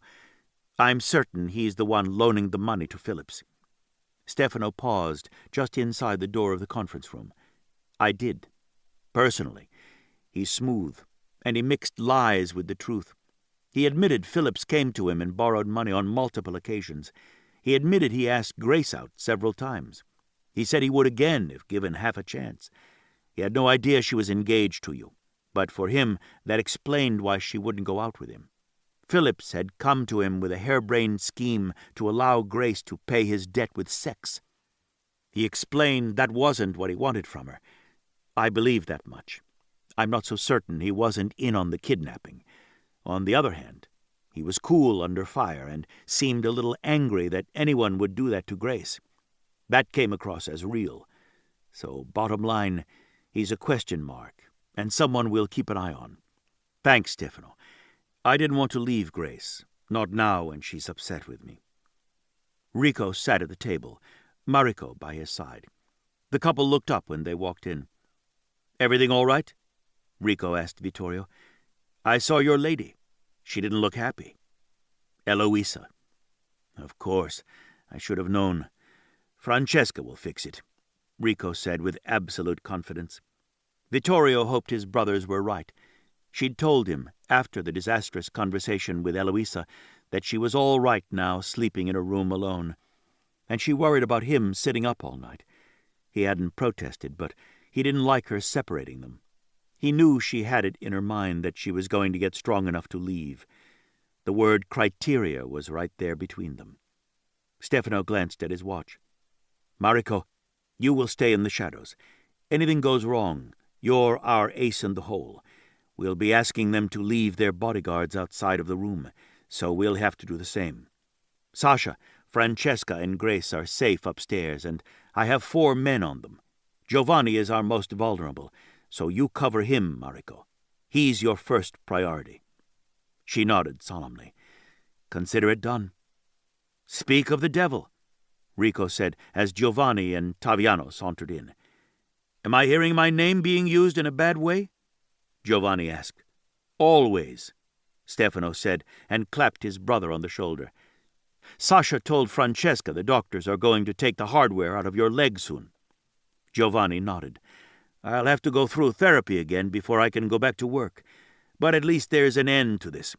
I held off scheduling the operation until we're certain Grace is safe. Vittorio sent his brother a smile of thanks. For all the downsides to being a rider, there was his family.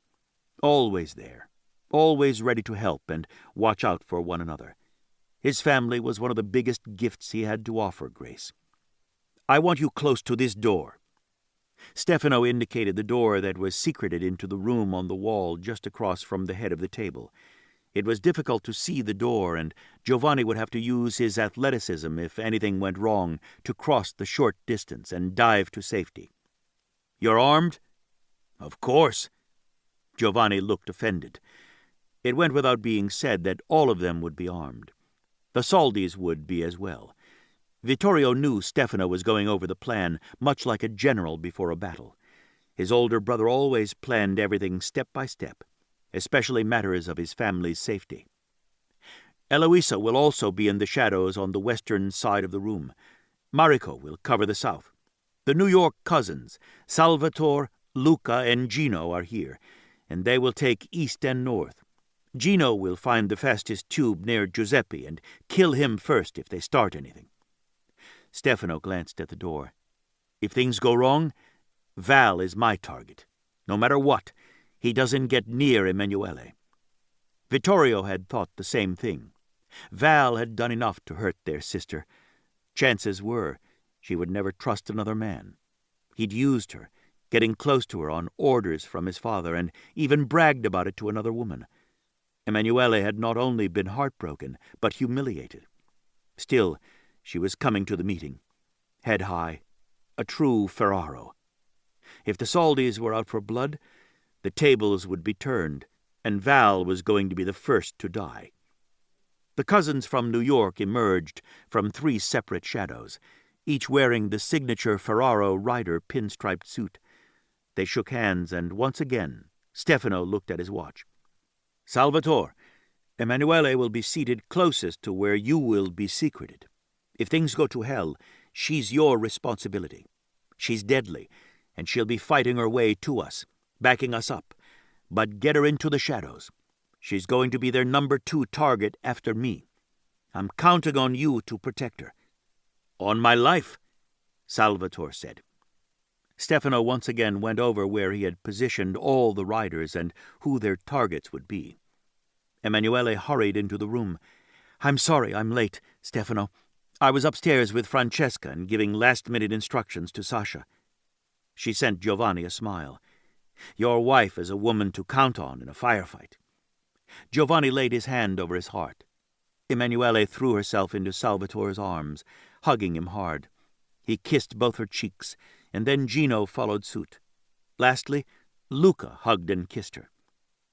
I should have known all three of you would come, she greeted. Thank you. I don't really think Giuseppe would be stupid enough to try to wipe us out, but you never know, Stefano said. Something's up. We just need to be careful.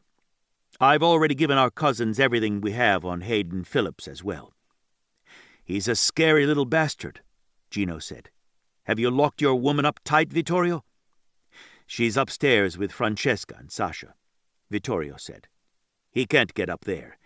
The ducts have been protected, and there is no way to use the elevator, or the elevator shaft.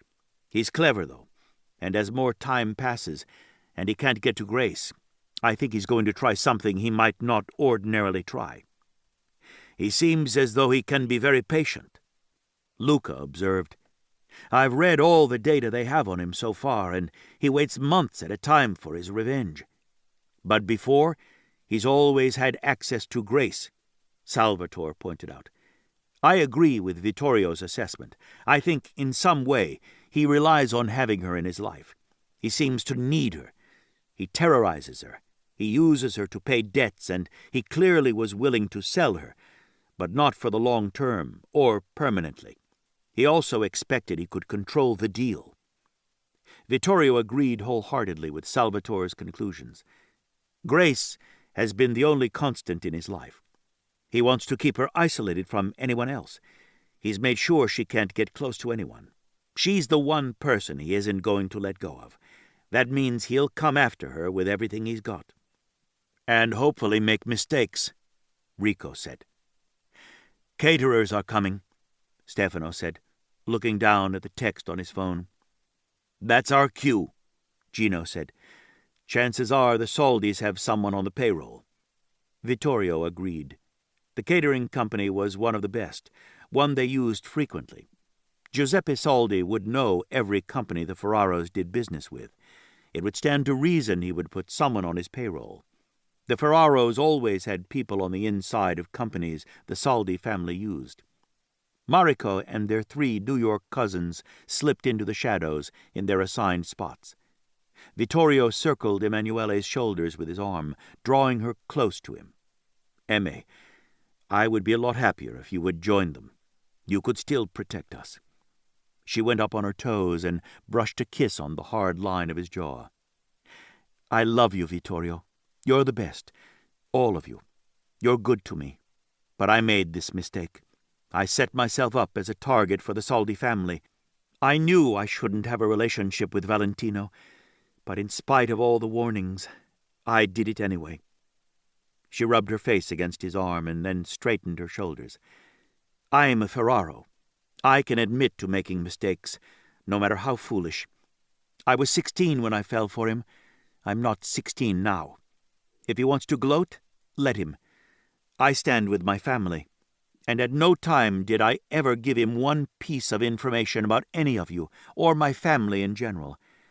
He may have gotten my heart, but he didn't achieve his goal, so fuck him and Giuseppe. There was no way his little firecracker of a sister was going to hide in the shadows while her brothers faced the Saldi family.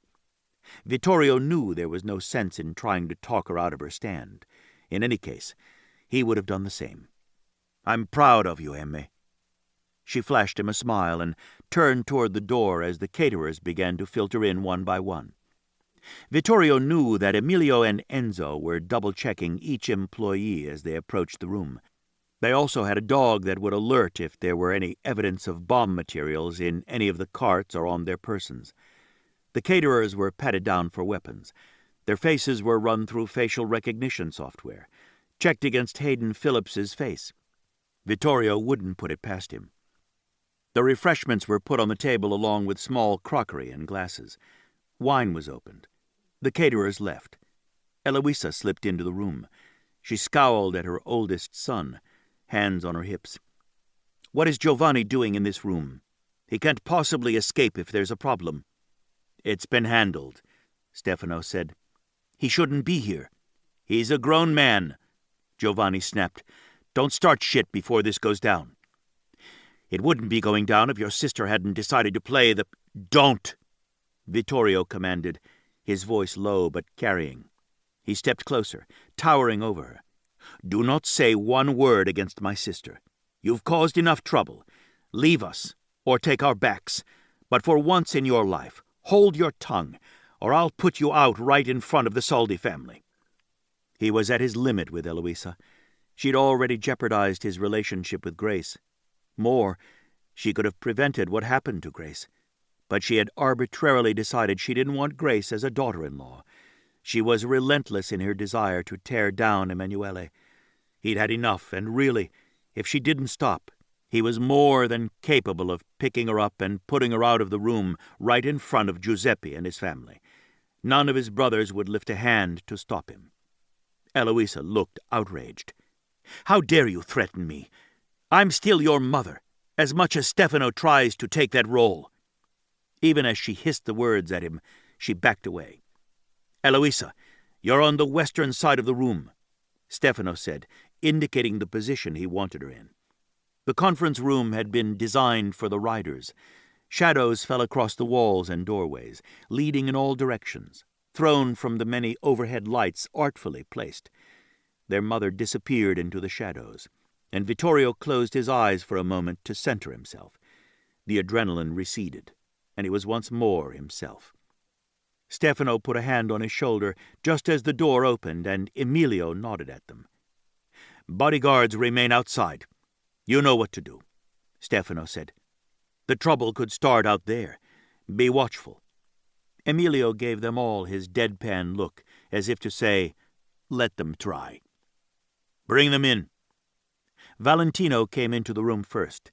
He scanned, taking in everything and everyone, his gaze coming back to rest on Emanuele.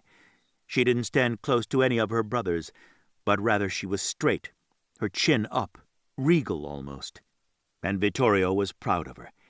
He noticed Val's breath hitch, but his gaze moved beyond her to Stefano. "I'm trusting you with my father, Stefano." Taviano opened his mouth, but Vittorio shook his head. They all wanted to say the same thing. They'd trusted Val with their sister. They should have stopped the relationship.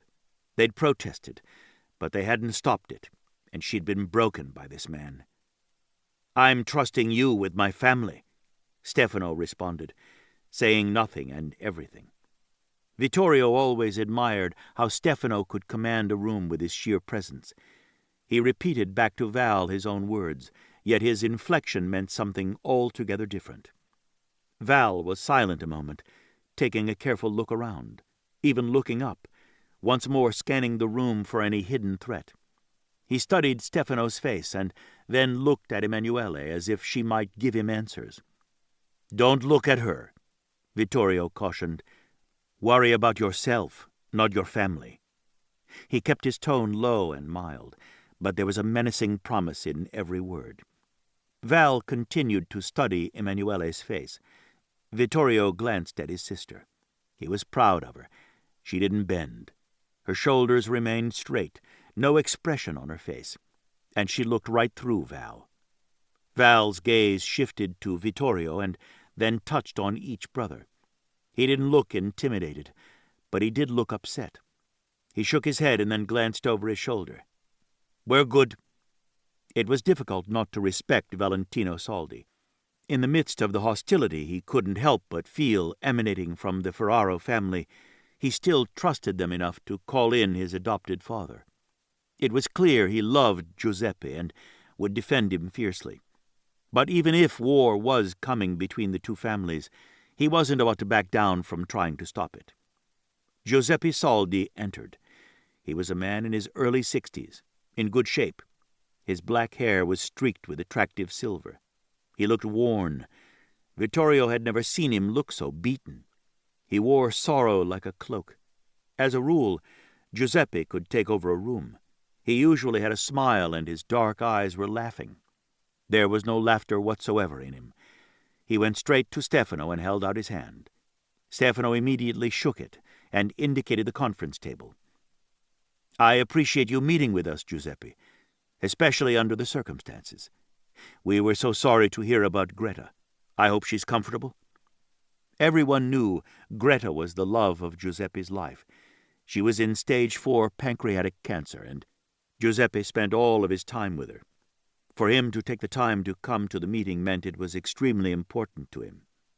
Giuseppe nodded several times. She was happy to see Emanuele. The man turned to look at her. "Thank you for going to see her. It meant a lot to her." Emanuele inclined her head. "Greta is very loved by everyone who knows her." Valentino swung around, looking from his adopted father to Emme. She didn't even glance his way. Giuseppe smiled at her and turned back to Stefano as his brother entered, his brother's 3 sons behind him. "Pay no mind to Michele. He's a hothead." It was an attempt at the humor he'd always shown. Stefano accepted Michele's handshake. "As is Taviano. We'll keep the 2 of them apart." Michele laughed. "He's been saying that since I was 4. Now I'm 60, and he thinks I haven't outgrown that trait." He turned to Vittorio. "Before we start this meeting, I have to formally apologize to you. I had no idea Grace Murphy was your fiancée. No one knew of your engagement. I certainly have no idea what Ale and Lando were doing at your nightclub." Vittorio, like all shadow riders, could hear lies. Michele Soldi was lying. The look of apology on his face appeared sincere. His expressions and inflections were perfect, but he was lying. Vittorio studiously avoided looking at any of his brothers or Emanuele. They would hear it, the note that was just off enough to warn them the man was a blatant liar. "How is she doing?" "As well as can be expected with a shattered shoulder. I understand she works for the event planner. Martina uses the company for every charity or party she throws. She's met Grace." "How is your wife?" That was safe enough. If the Soldis did have any psychic gifts, and it was entirely possible, Vittorio wasn't going to say anything that might be heard as a lie. Martina Soldi was a good woman. Vittorio had met her at numerous functions, and she was always unfailingly polite to everyone, even to Eloisa, who could be abrasive. Fine. She laments every day that our sons haven't married and done their duty to provide us with grandchildren." He waved his hand toward his sons, who had entered behind him. "Dario Bosco, Michele's oldest, often worked as the primary bodyguard for his cousin Valentino. His other 2 brothers, Angelo and Tommaso, spread out a little, taking up positions that didn't seem to be threatening, but would better protect their father and uncle should it be necessary." "Our mother often says exactly the same thing," Stefano said. "I believe Martina and Eloisa have often had a conversation about grandchildren." "Greta wished to see our grandchildren." Giuseppe mourned and sank into a chair to the right of the head of the table, exactly where Stefano had planned for him to sit. The head of the Soldi family looked and felt so sorrowful. Vittorio felt sorry for him. Everyone who knew anything about the Soldi family knew Giuseppe Soldi was in love with his wife. Michele put a hand on his brother's shoulder and patted just before he took the chair next to him, facing Taviano and Vittorio. Rico took the chair directly opposite Giuseppe. Giovanni took the chair directly across from Michele. His body was nearly, but not quite, in one of the larger shadows cast by the chandelier overhead. Emanuele walked around the table, head up, royalty deigning to be with those far beneath her, coming around to take the seat beside Taviano. Valentino took the chair directly opposite her, leaving 2 chairs open between Michele and himself.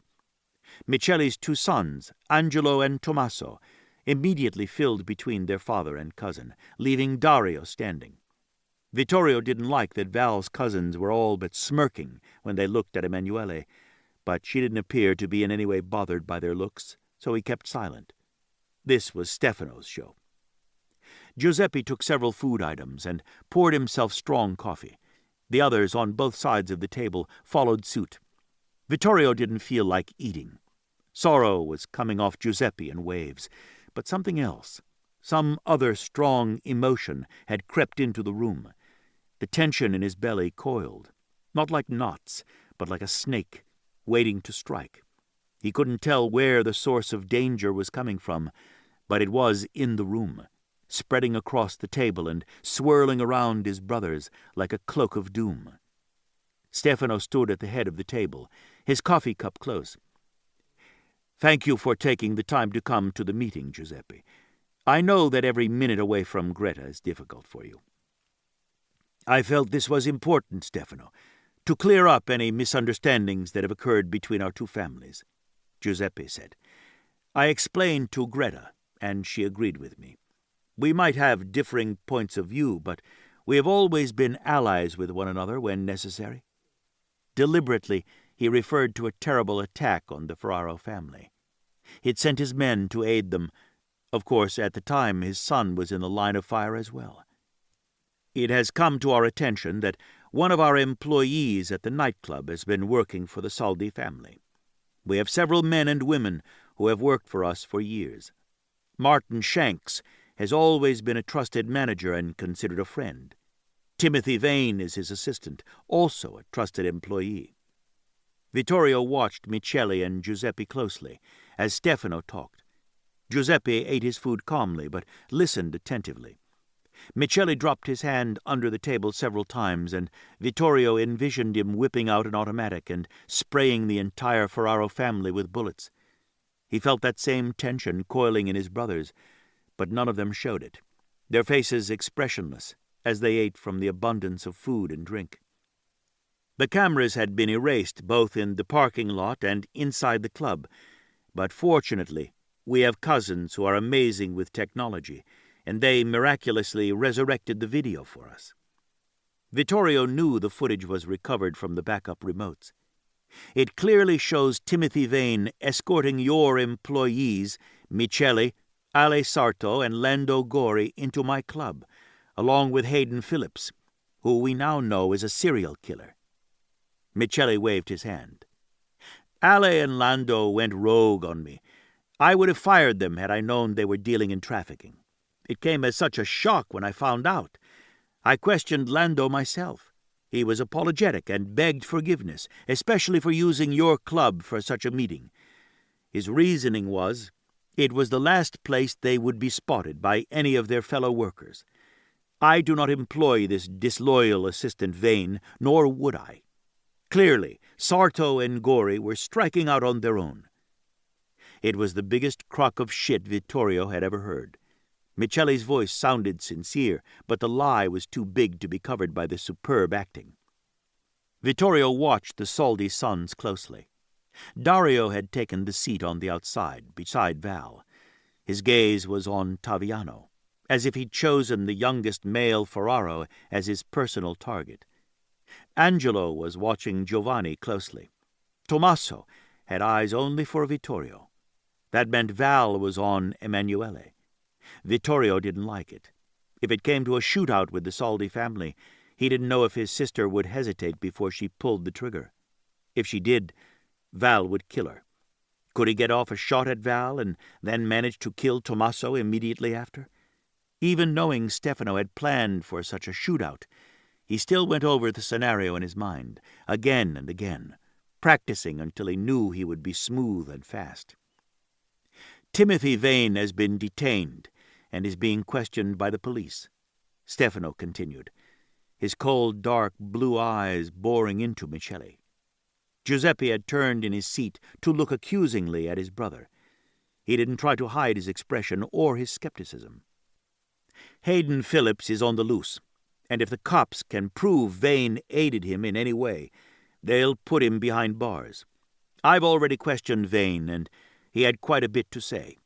According to him, he was approached when he first was hired. The initial contact was made by a man named Harold Jensen. I believe he is in your employ, Michele." Rather than look outraged, Michele laughed softly. "Stefano, let's be men here. You have those in my employ, in Giuseppe's and our businesses. We have them in yours. This is just business between us. We watch one another, but that is all. If Vane is one of these men Harold recruited, then yes, he's given money to tell us whatever he can about the mysterious Ferraro brothers and their lovely sister. That is all. There is no big conspiracy." He waved his hands dramatically and then picked up a cannoli and took a large bite. Giuseppe nodded as if his brother had fixed everything between the families. Stefano sighed. "Perhaps what you say has some merit, Michele, but conducting any business in our club is strictly forbidden. That is Ferraro territory. The lines are marked clearly, and we've set down the rules between our families long ago. Any infraction is an act of war. Your men have been conducting business in our club for some time now. Not just Ale and Lando, God rest their souls, but several others. In front of both of you is a list of names. These men are all on your payroll, Michele." Before Giuseppe could drag the paper to him, Michele caught it up, crumbled it in his hand, and threw it. The paper landed in the strawberry jam. "I've said I do not conduct business in your club, Stefano, and my word should be enough." Michele shouted the accusation, his face turning red. Stefano stared him down, his gaze cool. Vittorio felt everything in him settle. He knew exactly what he would do. His first shot had to be a kill shot. At all costs, even with Stefano choosing to target Val first, Vittorio would take out Val Soldi to protect Emme. Tommaso was next in order to keep from being killed. All the while he had to be moving back to the shadows. Protecting Giovanni came third. Giovanni couldn't get into the shadows, not with the hardware in his leg. He would be exposed. Hopefully, their backup covering them would mow down their enemies before they fired off a shot. Michele's face turned even redder. "I don't care what you think, Stefano." Giuseppe had slowly stood, and his brother broke off, going quiet under his cold stare.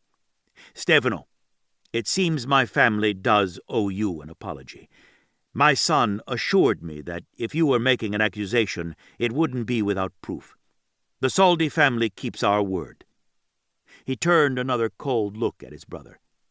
"Conducting business in your club is not a sanctioned move. I will get to the bottom of this, and we will pay restitution to your family." "Giuseppe!" Michele attempted a protest, but it was met with another cold stare and a shake of his older brother's head. "No. When we say we will do something, when we negotiate and sign a treaty, we do so in good faith. Our word has never been questioned by the Ferraro family, nor has their word been questioned by ours. As head of my family, ultimately, I am responsible for not knowing what is going on right under my nose. I can only apologize, Stefano, and pay restitution." Stefano inclined his head. "You have been caring for Greta. There is no excuse. Perhaps I need to step down and turn the business over to my son." He sank into his seat, looking older, his handsome face lined with grief. "There is no stopping cancer, Stefano. It doesn't matter the money or power. Nothing stops it." Stefano put a comforting hand on his shoulder. "I'm sorry, Giuseppe. I can't imagine losing Francesca. Greta has always been a bright star to everyone she touches." Michele gripped his brother's other shoulder. Vittorio didn't buy the murmured words of sympathy. He glanced at Taviano. His younger brother knew Michele's condolences were false. Michele was angry that Giuseppe would apologize to the Ferraros. He had knowingly conducted business in their territory, in one of their establishments, and he'd done so on purpose. "I feel very bad having to continue with the list of proof," Stefano said. "But I can't let you think the nightclub was the only place the Soldi men were conducting business. I want it all stopped. Harold also recruited Bruno Vitali to sell drugs out of his family's flower shop. Bruno was using the shop to ship drugs out as well as the postal service, which is a federal offense. He will be dealt with by us, but in doing so, 2 of the men bringing him the drugs to sell began to harass and threaten my ward, Nicoletta." Dario whipped his head around to glare at Stefano. "Names," he snapped abruptly. "Do you have proof of this?" "I don't make accusations without proof," Stefano said. "Nicoletta told us what happened. She was threatened by these men because she saw them bringing the drugs into the shop and she protested. One of them pushed her into the wall. Fortunately, she was taught to defend herself and she was able to get away and call for help. Vittorio flicked a look at Taviano's grim face. While Grace was in the hospital, Vittorio had heard there was an attempted assault on Nicoletta at the flower shop. The family had been elated that she'd coded in the alarm she had on her wristwatch. Taviano had been the first to get to her and had stopped the attacker's pursuit. Later, Taviano had confirmed he'd retaliated. "I imagine these two men who were stupid enough to put their hands on your ward are the ones who have disappeared," Giuseppe said dryly. "I wouldn't know about that," Stefano said. "I was out of town at the time." "Nicoletta is not just Stefano's ward," Taviano said. "She is also, and more importantly, my fiancée. It seems that not only was Vittorio's fiancée targeted, but mine as well." Dario shook his head. "That's impossible. Nicoletta isn't wearing your ring. There's been no announcement. We do not bring attention to our women if we can help it," Stefano said. "The media attention is brutal, as you well know." "What I know is you spend half your life screwing women on the pages of a tabloid," Dario snarled, his dark eyes challenging Taviano. "This is bullshit. What's bullshit is the Saldi family conducting business in our territory," Stefano snapped, "and threatening our women. I want it stopped.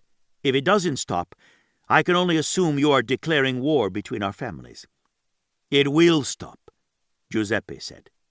"I want the list of names, everyone you have, along with the proof. I need to put a stop to this now, a hard stop to it." He glared at his younger brother. "This has put our family in a bad light.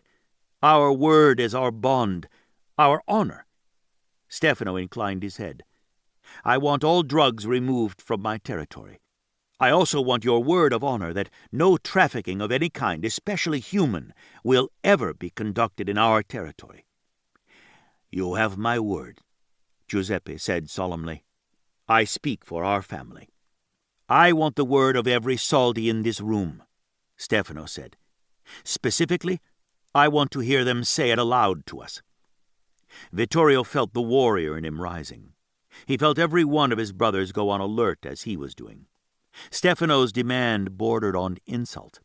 He was all but declaring he didn't believe Giuseppe spoke for his family. Val protested immediately. "My father has given his word of honor."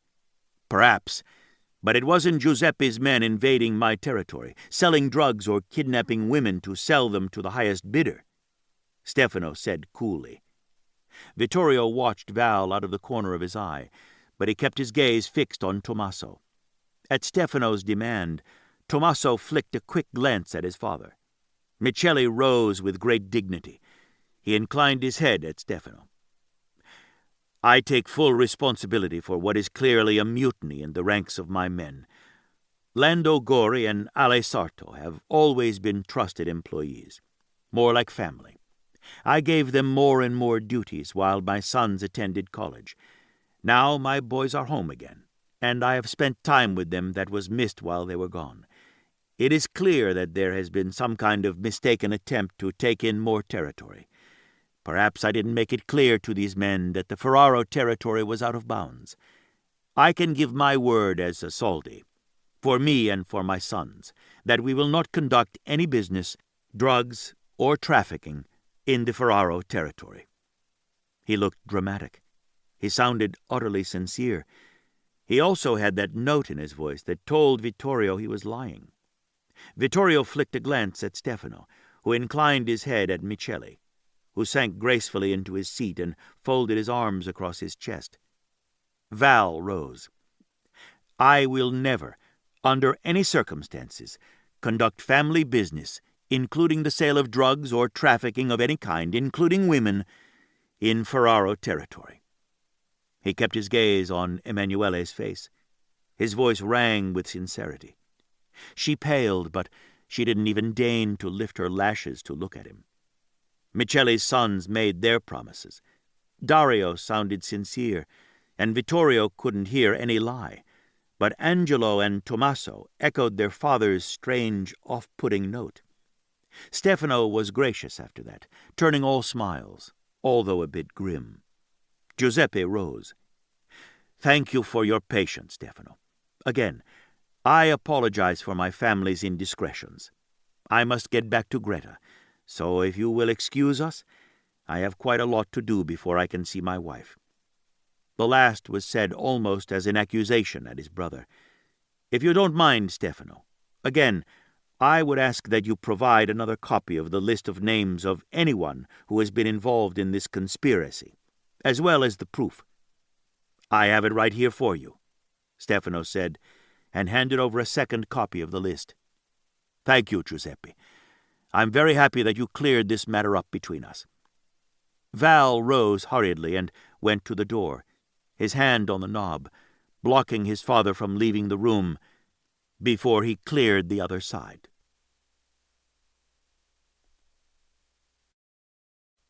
Chapter 10. "You seem so sad." Francesca sounded so compassionate. Grace was afraid she might burst into tears and spill her every fear to a complete stranger. Stefano had brought Francesca to 2 functions, and he'd hovered so close to her, watched over her like a hawk, so much so that Grace had been mesmerized by the couple.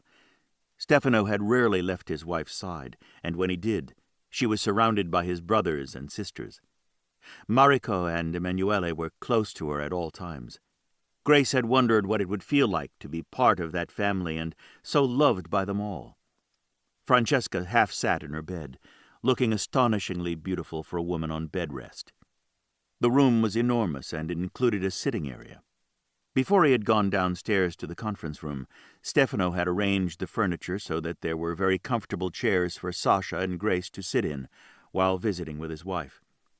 "This is like a fairy tale," Grace admitted. The 2 women were looking at her for some explanation, and she felt as if she had to give them something. They'd been welcoming to her, clearly happy to see her. She hadn't expected the kind of unreserved reception. "But it isn't real." Vittorio had escorted Grace up to the penthouse of the Ferraro Hotel, where Stefano and Francesca resided. As always, he had his hand on the small of her back, making her acutely aware of him. Sometimes his touch was so hot it felt as if he were burning a brand through her skin right to her bones. She never moved away from him, and she could have. She just didn't. She'd told him she didn't need him to sleep in her room, and he didn't, but that meant she couldn't go to sleep, and she was tired. Her eyes felt sandy and swollen from crying most of the night. All for a dream, a fairy tale. "What do you mean by it?" Sasha asked. "What's not real?" Grace sent her a smile, fighting the urge to cry. She had been indulging herself in her room, staying there, hoping Vittorio would leave her alone so she could get used to being without him, but when he did, she was devastated. It made absolutely no sense. "I don't know how this thing happened between Vittorio and me. I really don't. I woke up in the hospital engaged to a man I don't really know, and he doesn't know me. He can't possibly think he's in love with me, and I should have known better to believe any of it." Grace pressed her fingers over her mouth to stop herself from blurting out another word. What was wrong with her? She was acting completely out of character. She'd stayed in her room, hiding from the one man who had shown her any kindness, because she was afraid. What did she think? That a man like Vittorio Ferraro was playing an elaborate hoax on her? That was absurd. She just knew she couldn't take rejection from him, so it was easier to leap on the first legitimate excuse to run. Her jumbled fears weren't making any sense. "If I talk about this, I'm going to turn into a crying machine, and I'm supposed to be cheering you up, Francesca," she added. "Vittorio is an honorable man," Francesca said, ignoring Grace's effort to change the subject. "In spite of what you read in the tabloids, he is a man of his word. You can believe anything he tells you. If he says he wants to marry you, Eloisa said I met the criteria, and that's why he wants to marry me." Grace blurted out before she could stop herself. "She said he wouldn't have looked at me otherwise. When I asked him, he admitted to me there is a criterion and that I did meet it." Grace couldn't keep the challenge out of her voice. There was a small silence while Sasha and Francesca exchanged a long look. It was obvious that they knew what she was talking about. "Vittorio didn't explain?" Francesca asked cautiously. Grace shook her head. "No, he refused to." There was another long look between Francesca and Sasha. Grace sighed. "It's clear you know what Eloisa meant." "What it means, Grace," Francesca's voice was gentle, "is that because you meet those criteria, Vittorio is free to fall in love with you. I know it sounds archaic, but think in terms of the royal family. They have certain duties they are born to take on, and with that comes tremendous responsibility. They aren't allowed to marry just anyone." "I am not royalty," Grace denied, "and I don't want a man to choose me simply because I meet a certain criterion." "Do you really believe that Vittorio Ferraro, who could have just about any woman he wanted, would choose you if he wasn't capable of loving you? Do you think he wants a loveless marriage?" When she didn't answer, Sasha took over. "Do you believe Stefano loves Francesca? That's obvious to anyone who sees them together. What about Rico? Does he love Mariko?"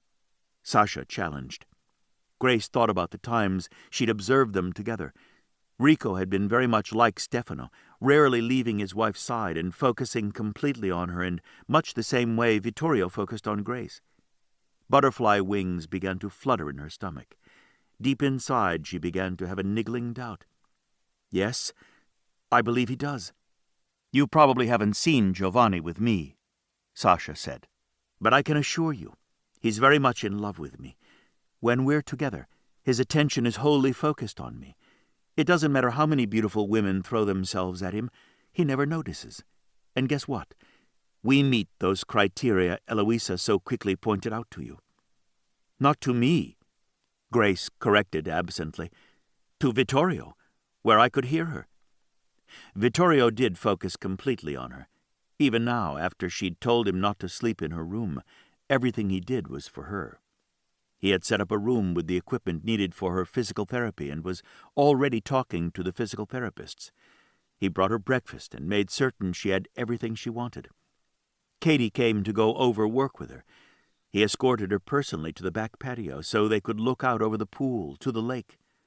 He touched her often, just a brush of his fingers, but each time he did, he sent heat spiraling through her body and secret fingers of desire dancing down her spine. Sometimes she wanted him with every breath she drew. Other times she was upset at the disappointment and hurt she saw in his eyes. Every cell in her body urged her to soothe him, to make everything between them all right. But she knew that was her personality. She was a nurturer, a pleaser. She was good with details, and she noted everything about Vittorio. She knew he didn't like shoes worn in his house. She knew how he took his coffee and when he preferred tea or scotch. She could tell when he was restless and needed to retreat to his private training room, or when he preferred to meditate. She recognized the signs in him when he struggled to keep from kissing her, or maybe even taking their relationship further, but he respected the boundaries she'd set. She almost wished he didn't. "Grace, any number of women might meet those criteria. We don't know. I, personally, couldn't care less," Francesca said staunchly. "I will admit, like you, at first I was worried he hadn't chosen me for me, that we moved too fast. But then it didn't matter, because he was everything I ever wanted in a man. Don't get me wrong, Ferraro men are no picnic to live with. You have to be committed to them, wholly. If you take him on, Vittorio has to be your world because you'll be his. That isn't always comfortable." Sasha nodded. There was a hint of worry in her eyes. "Vittorio is a wonderful man, and he'll always look after his wife and children, but don't let this go any further if you don't really love him. He needs that. A woman who will love him so completely that she'll want to be his universe. Like Francesca says, that isn't always a comfortable place to be." "I'm very aware of that," Grace acknowledged. "I just hate that he has to take care of me. If I wasn't so needy—" She broke off. What was she saying? She wanted him. That was the truth. She wanted the fairy tale. Even if her prince was admittedly a little on the dark side, a little shiver crept down her spine. He'd never shown that side of him to her, but he'd alluded to it, and she was aware on some level that it was there. Has he intimated in any way that he doesn't want you there, or he doesn't like looking after you? Francesca asked. I can't imagine that. I think Vittorio would enjoy looking after you. He says so. I think, after having Hayden in my life for so long, I'm terrified of trusting anyone. Other than Katie, who I met by accident in college, I haven't believed in anyone. Not ever. She hadn't. She had been conditioned not to go near anyone else. She had met Katie in school, and they both had done papers on event planning. After they found that out, they met for coffee and discussed their ideas. When Hayden had objected and made overt threats toward her, Grace had pointed out that if she didn't have a job that paid well, she wouldn't have a place to live. She'd implied he wouldn't either, and he'd left her alone. Katie had ended up sharing her dorm room through college. Do you love Vittorio? Francesca asked. It was far too soon. A month, 5 weeks. Part of that she'd been out of it. It had been the best month of her life, in spite of the pain. She looked for him. She listened for him. Every cell in her body was completely tuned to him. Was that love or obsession? Was it just turning to a man to help her out in a terrible time of need? I haven't had time to find out. He asked me to give him a chance, and I was. I told him I would, but then Eloisa came along and I lost my confidence. Francesca sighed. Don't fall into the trap I did. Eloisa tried to drive a wedge between Stefano and me. She does a good job of undermining my confidence whenever she sees me. I wish I was more like Mariko, who ignores her, or Sasha, who puts her in her place. Instead, I let her words hurt me, and then Stefano loses his mind. Vittorio threatened to put her out of the house, and I think he would have. He would have, Francesca and Sasha said in unison. Grace found herself laughing. I'm beginning to know him enough that I believe when he says something, he means it. The smile faded from Sasha's face. I hope you always remember that. Ferraro men show their true colors to the women they fall in love with. I can't imagine that Vittorio won't let you see him as he truly is, with what he needs and expects from his woman. Francesca glanced at her sister-in-law sharply, but then sipped water from a straw and subsided onto her pillow. Do you have any idea how exhausting it is doing absolutely nothing? I've taken up knitting, and it's a mess. I heard crocheting was easier, but I doubt it. I really admire and have mad respect for women who knit. She indicated the bag that was on the side of the bed. Sasha took out the ivory-colored yarn and held up the shapeless blob that was supposed to be some kind of handmade item. What is it? Give that to me, Francesca said, and tried to snatch it out of Sasha's hand. Sasha burst out laughing. I'm showing this to the boys. Don't you dare. That awful Taviano will have it framed and hung in my baby's room and then torment me day and night over it. Grace wanted the camaraderie the Ferraros unfailingly showed to one another, and now were extending to her. Vittorio was offering her that. Was she really so afraid that she wouldn't even give him a chance? Give them a chance? She didn't want to be that girl, the one curled up in a little ball, the one under the covers in the fetal position. She'd been there hundreds of times, and every single time she'd told herself to stand up. This time, win or lose, if she just stood up, she had the very real opportunity, which would never come again, to be with a man she'd dreamt of. She wanted someone to care for her the way Vittorio was offering, someone who would keep her safe and protect her from the worst of life. She'd had the worst for too long, and she wanted a buffer. The idea of an exciting and different sex life made her hot and damp with excitement. She was unashamed that she wanted everything he was offering and was willing to trade a little of her freedom for it. In her mind, Vittorio gave her wings. He set her free to soar high, but in safety. Do you know something? Grace leapt out of her chair, jarring the hell out of her shoulder, but she didn't care as realization dawned. Most of my life, I've thought about Hayden every single minute. I've been terrified of him, terrified for anyone I spoke to that day. if I laughed when I was talking to a client, or to the catering company, anyone. The point is, he was always uppermost in my mind. I haven't thought about Hayden practically at all, just the last few nights when Vittorio wasn't sleeping in my room. She didn't care how that sounded to them, if they believed she and Vittorio were already having sex. What sane woman wouldn't have sex with him? She was elated. In his way, by taking her phone, wrapping her in a cocoon, making the decisions about who could speak to her and who couldn't, he had already given her freedom. I haven't thought of Hayden. She hadn't been afraid. She already missed the closeness she'd had with Vittorio. Vittorio is on my mind. I think about him every waking minute. Francesca practically beamed at her. That's good, Grace. I'm so happy that Vittorio could do that for you. Me too. She touched her arm and found herself laughing. Ow! I don't think I'm quite ready to jump out of chairs. Vittorio wouldn't be happy with you, Sasha said. Lord only knows what he'd do if he saw you do that. She and Francesca exchanged a knowing look and then burst out laughing. I'm not sure I want to know. Suspicion edged her voice, but there was excitement too. She couldn't help it. Vittorio was a very sexual man. He'd said there weren't punishments like she'd read about in books, but she knew there would be something he would do if he wasn't happy, and for some insane reason, the thought excited her. A light flared bright red through the room. At once the smiles faded from their faces. Sasha was up immediately and pulled weapons from under the bed. It's all right, Francesca. Stefano said to expect this, remember? We're good. Her voice had gone from laughter and fun to businesslike. Grace, we need to stay in this room. The panic room is right behind Francesca's bed. I'll need you to help me get her into it, if the alarm is given a second time. Vittorio wants you in the panic room with Francesca if it comes to that. What about you? Grace asked. She tried to keep her heart from accelerating.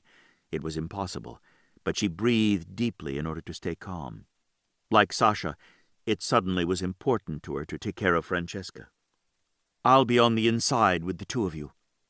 Coming in, a man's voice called out. Sasha pointed the shotgun toward the door. Get behind me. Grace didn't argue. She had just moved to the bed to sit beside Francesca when the door swung open and a man in a suit stepped through, followed by another. The two men looked grim, but somehow reassuring. That's Drago and Demetrio Palagonia, Francesca whispered to Grace. Brothers, related to Stefano. Emilio trained them, so you know they're very good.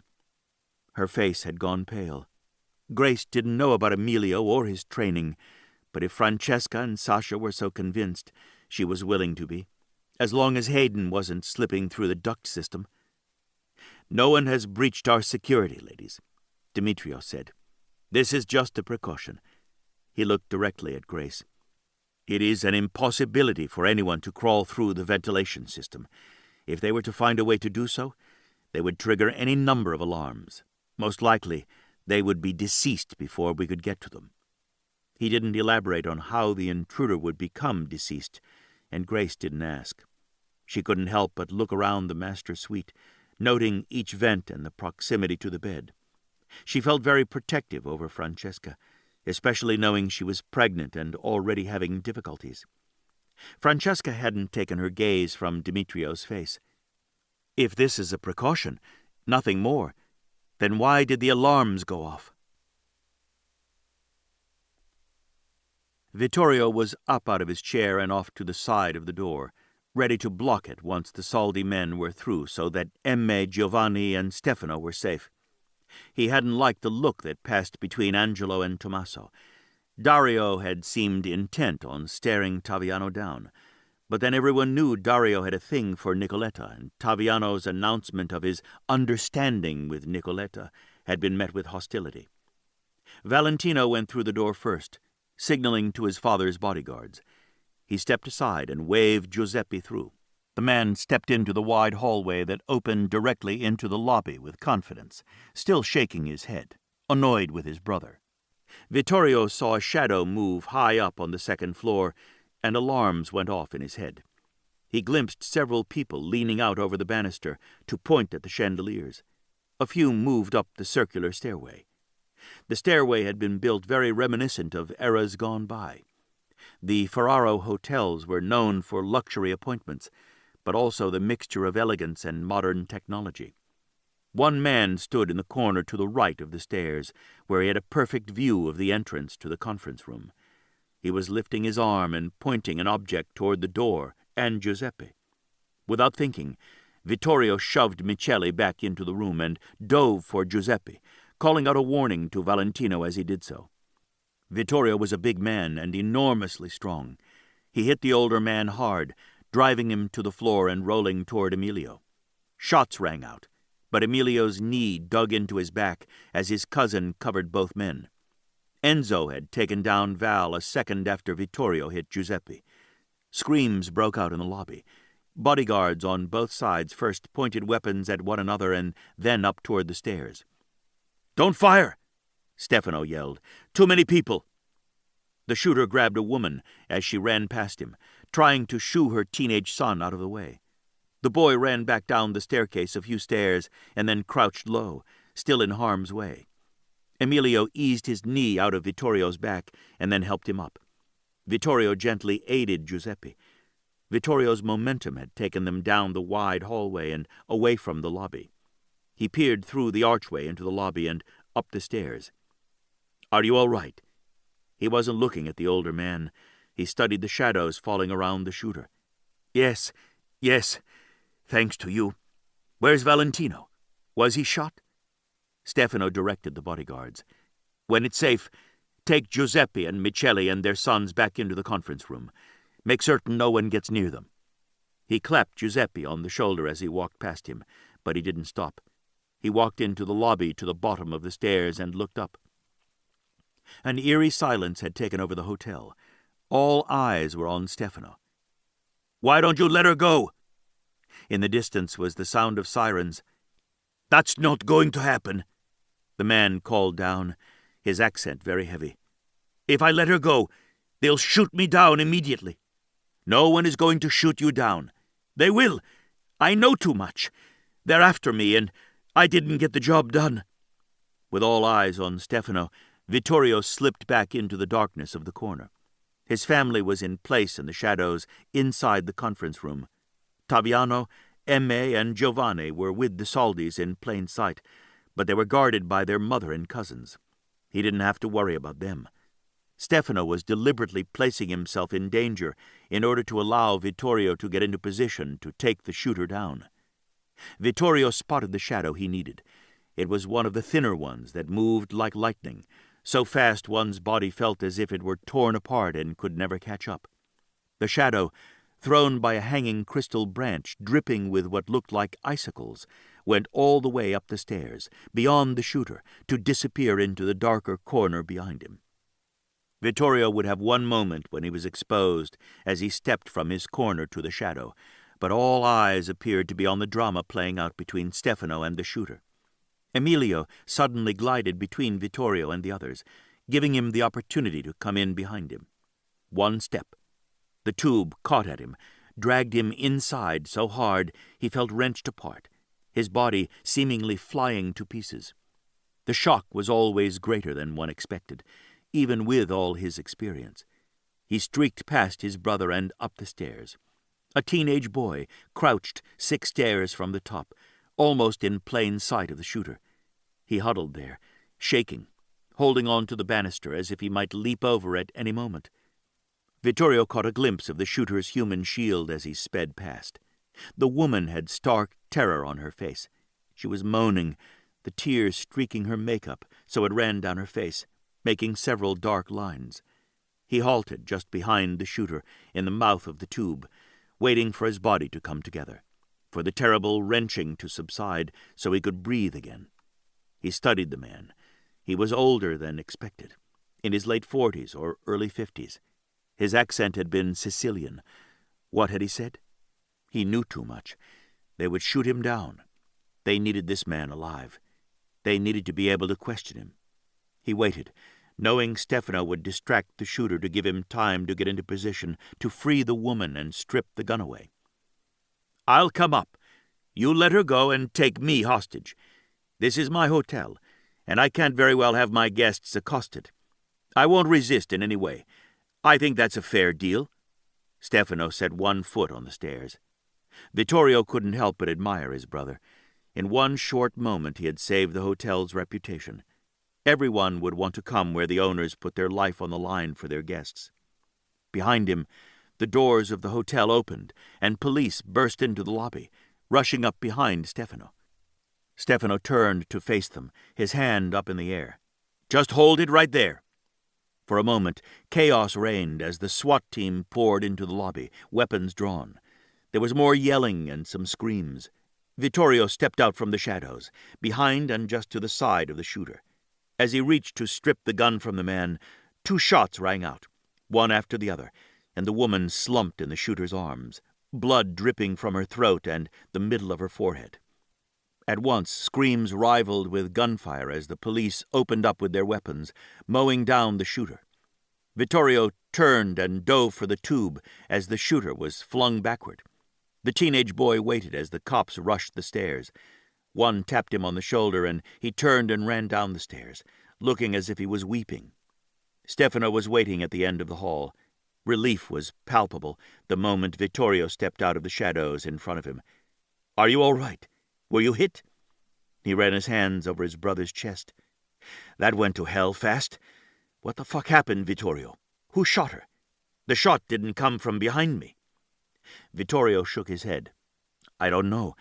I was concentrating on trying to strip the gun without him pulling the trigger. It was small caliber. I barely heard it. It sounded more like a pop-pop to me. The only one close was a kid, a teenage boy. I think he was the woman's son. She waved him back when the shooter grabbed her. He was crouched on the stairs and was terrified. We should find that kid and make certain he's all right." Stefano swore softly. "I thought for sure you were hit too. My heart nearly stopped." He gave a sigh. "This bites, Vittorio. The cops are going to be all over this, especially when they see we've had a meeting with the Soldis. We might as well just invite them to investigate us all over again. They're not going to let any of us leave. Get Val and Giuseppe back into the conference room with the others, where they'll be more comfortable. There's food, drink. See if they need anything else. I'll make sure the police know that Giuseppe has to get back to his wife as soon as possible. They'll be nasty about that.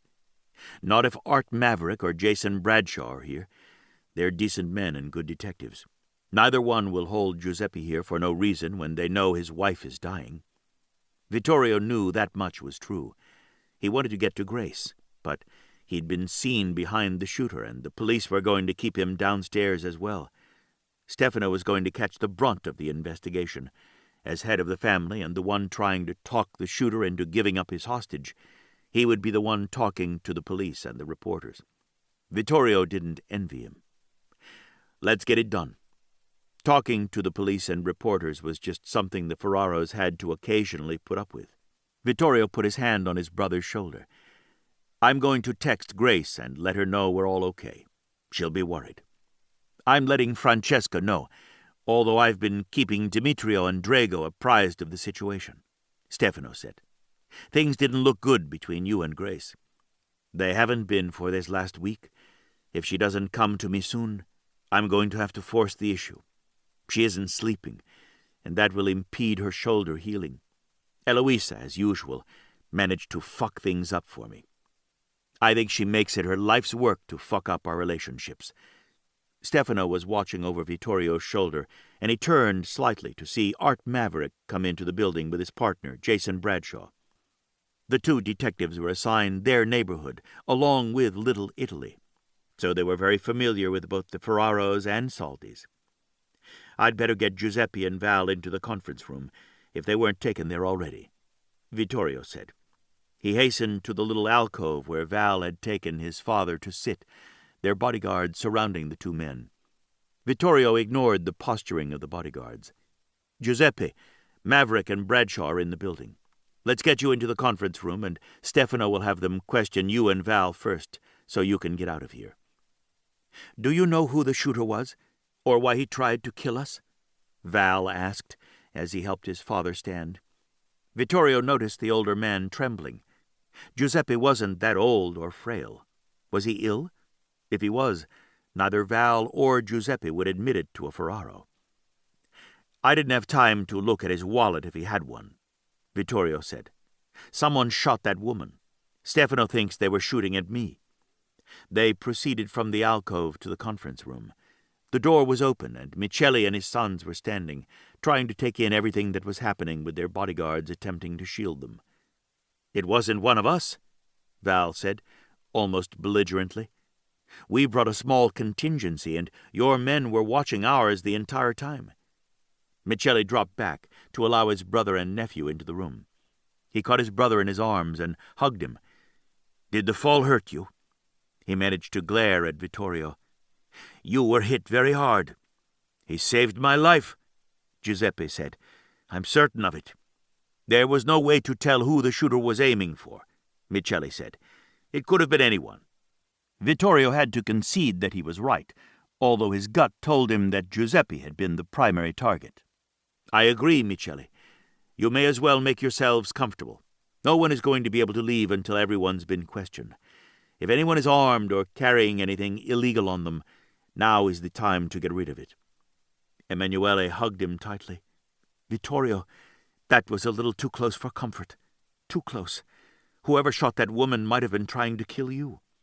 "They didn't, honey," he reassured her. "What was Stefano thinking, offering to exchange places with that woman?" she asked. "He can't do things like that. I could have taken her place. It's not like I'm pregnant." Val made a sound that had both of them turning to look at him. His vivid green eyes were narrowed and boring into Emanuele. "That's bullshit to think that way, Emmy. You're not expendable because you don't have children. That's your mother talking." Giovanni slid between Val and Emanuele, a fluid, easy motion that didn't seem intrusive but was. He kept his back to Val while looking at his sister. That poor innocent woman had nothing to do with whatever beef that shooter had with one of us in this room, or all of us. As head of our family, of course Stefano would make the offer. It also allowed Vittorio the time to get to the man from our private stairway. Vittorio had known, sooner or later, one of the Saldis would ask how Vittorio managed to get up to the second story without being seen. Giovanni had easily answered the question, as well as cut off Val's access to Emanuele. She never even glanced at Val, treating him as if he didn't exist. "You're right. I just panicked when I heard him. Francesca's so fragile right now. She doesn't think of herself that way, but she has to be so careful. The drug they're putting her on makes her shake night and day. It's crazy." She poured herself a cup of coffee and turned back to Vittorio. "I'm going to talk to Grace and explain about Eloisa." She glanced in the direction of the shadows on the far side of the room, where her mother was hidden and unable to reveal herself. Fortunately, the room was long, and Eloisa wasn't able to hear the conversation. Vittorio ruffled her hair. "There is no explanation for Eloisa, but thanks, honey. I've made up my mind to talk to her. The charity event is this coming weekend. We have to be on the same page by that time. It only gives me a few days to prepare. I have the feeling that Hayden Phillips will try to hit us there. It's the first time he can really get to her." All the while talking to his sister and brother, Vittorio was aware of the Saldis in a little group together talking quietly at the opposite end of the room. Val kept casting annoyed glances toward Emanuele, but he stayed by his father's side. Somewhere close, Taviano hovered, blending into the background, forgotten. In the shadows were the cousins and Eloisa, listening to every word the Saldis had to say to one another. If they in any way were responsible for the attack in the Ferraro Hotel, and they talked about it, the Ferraros would know. If not, their speculations might reveal answers. "It's getting a little dicey," Giovanni said. "As if Phillips wasn't enough to worry about. We've got the shooter and the Saldis." "Michele was lying his ass off," Emanuele whispered, her voice very low. "I think Giuseppe was very genuine, but then I've always liked him and Greta, so maybe I'm prejudiced. He hasn't been paying a lot of attention to what's going on around him since Greta got sick." "Has Val been taking over?"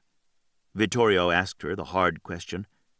Emanuele's chin went up, and for the first time she looked across the room at Val. Their eyes met, but she didn't look away.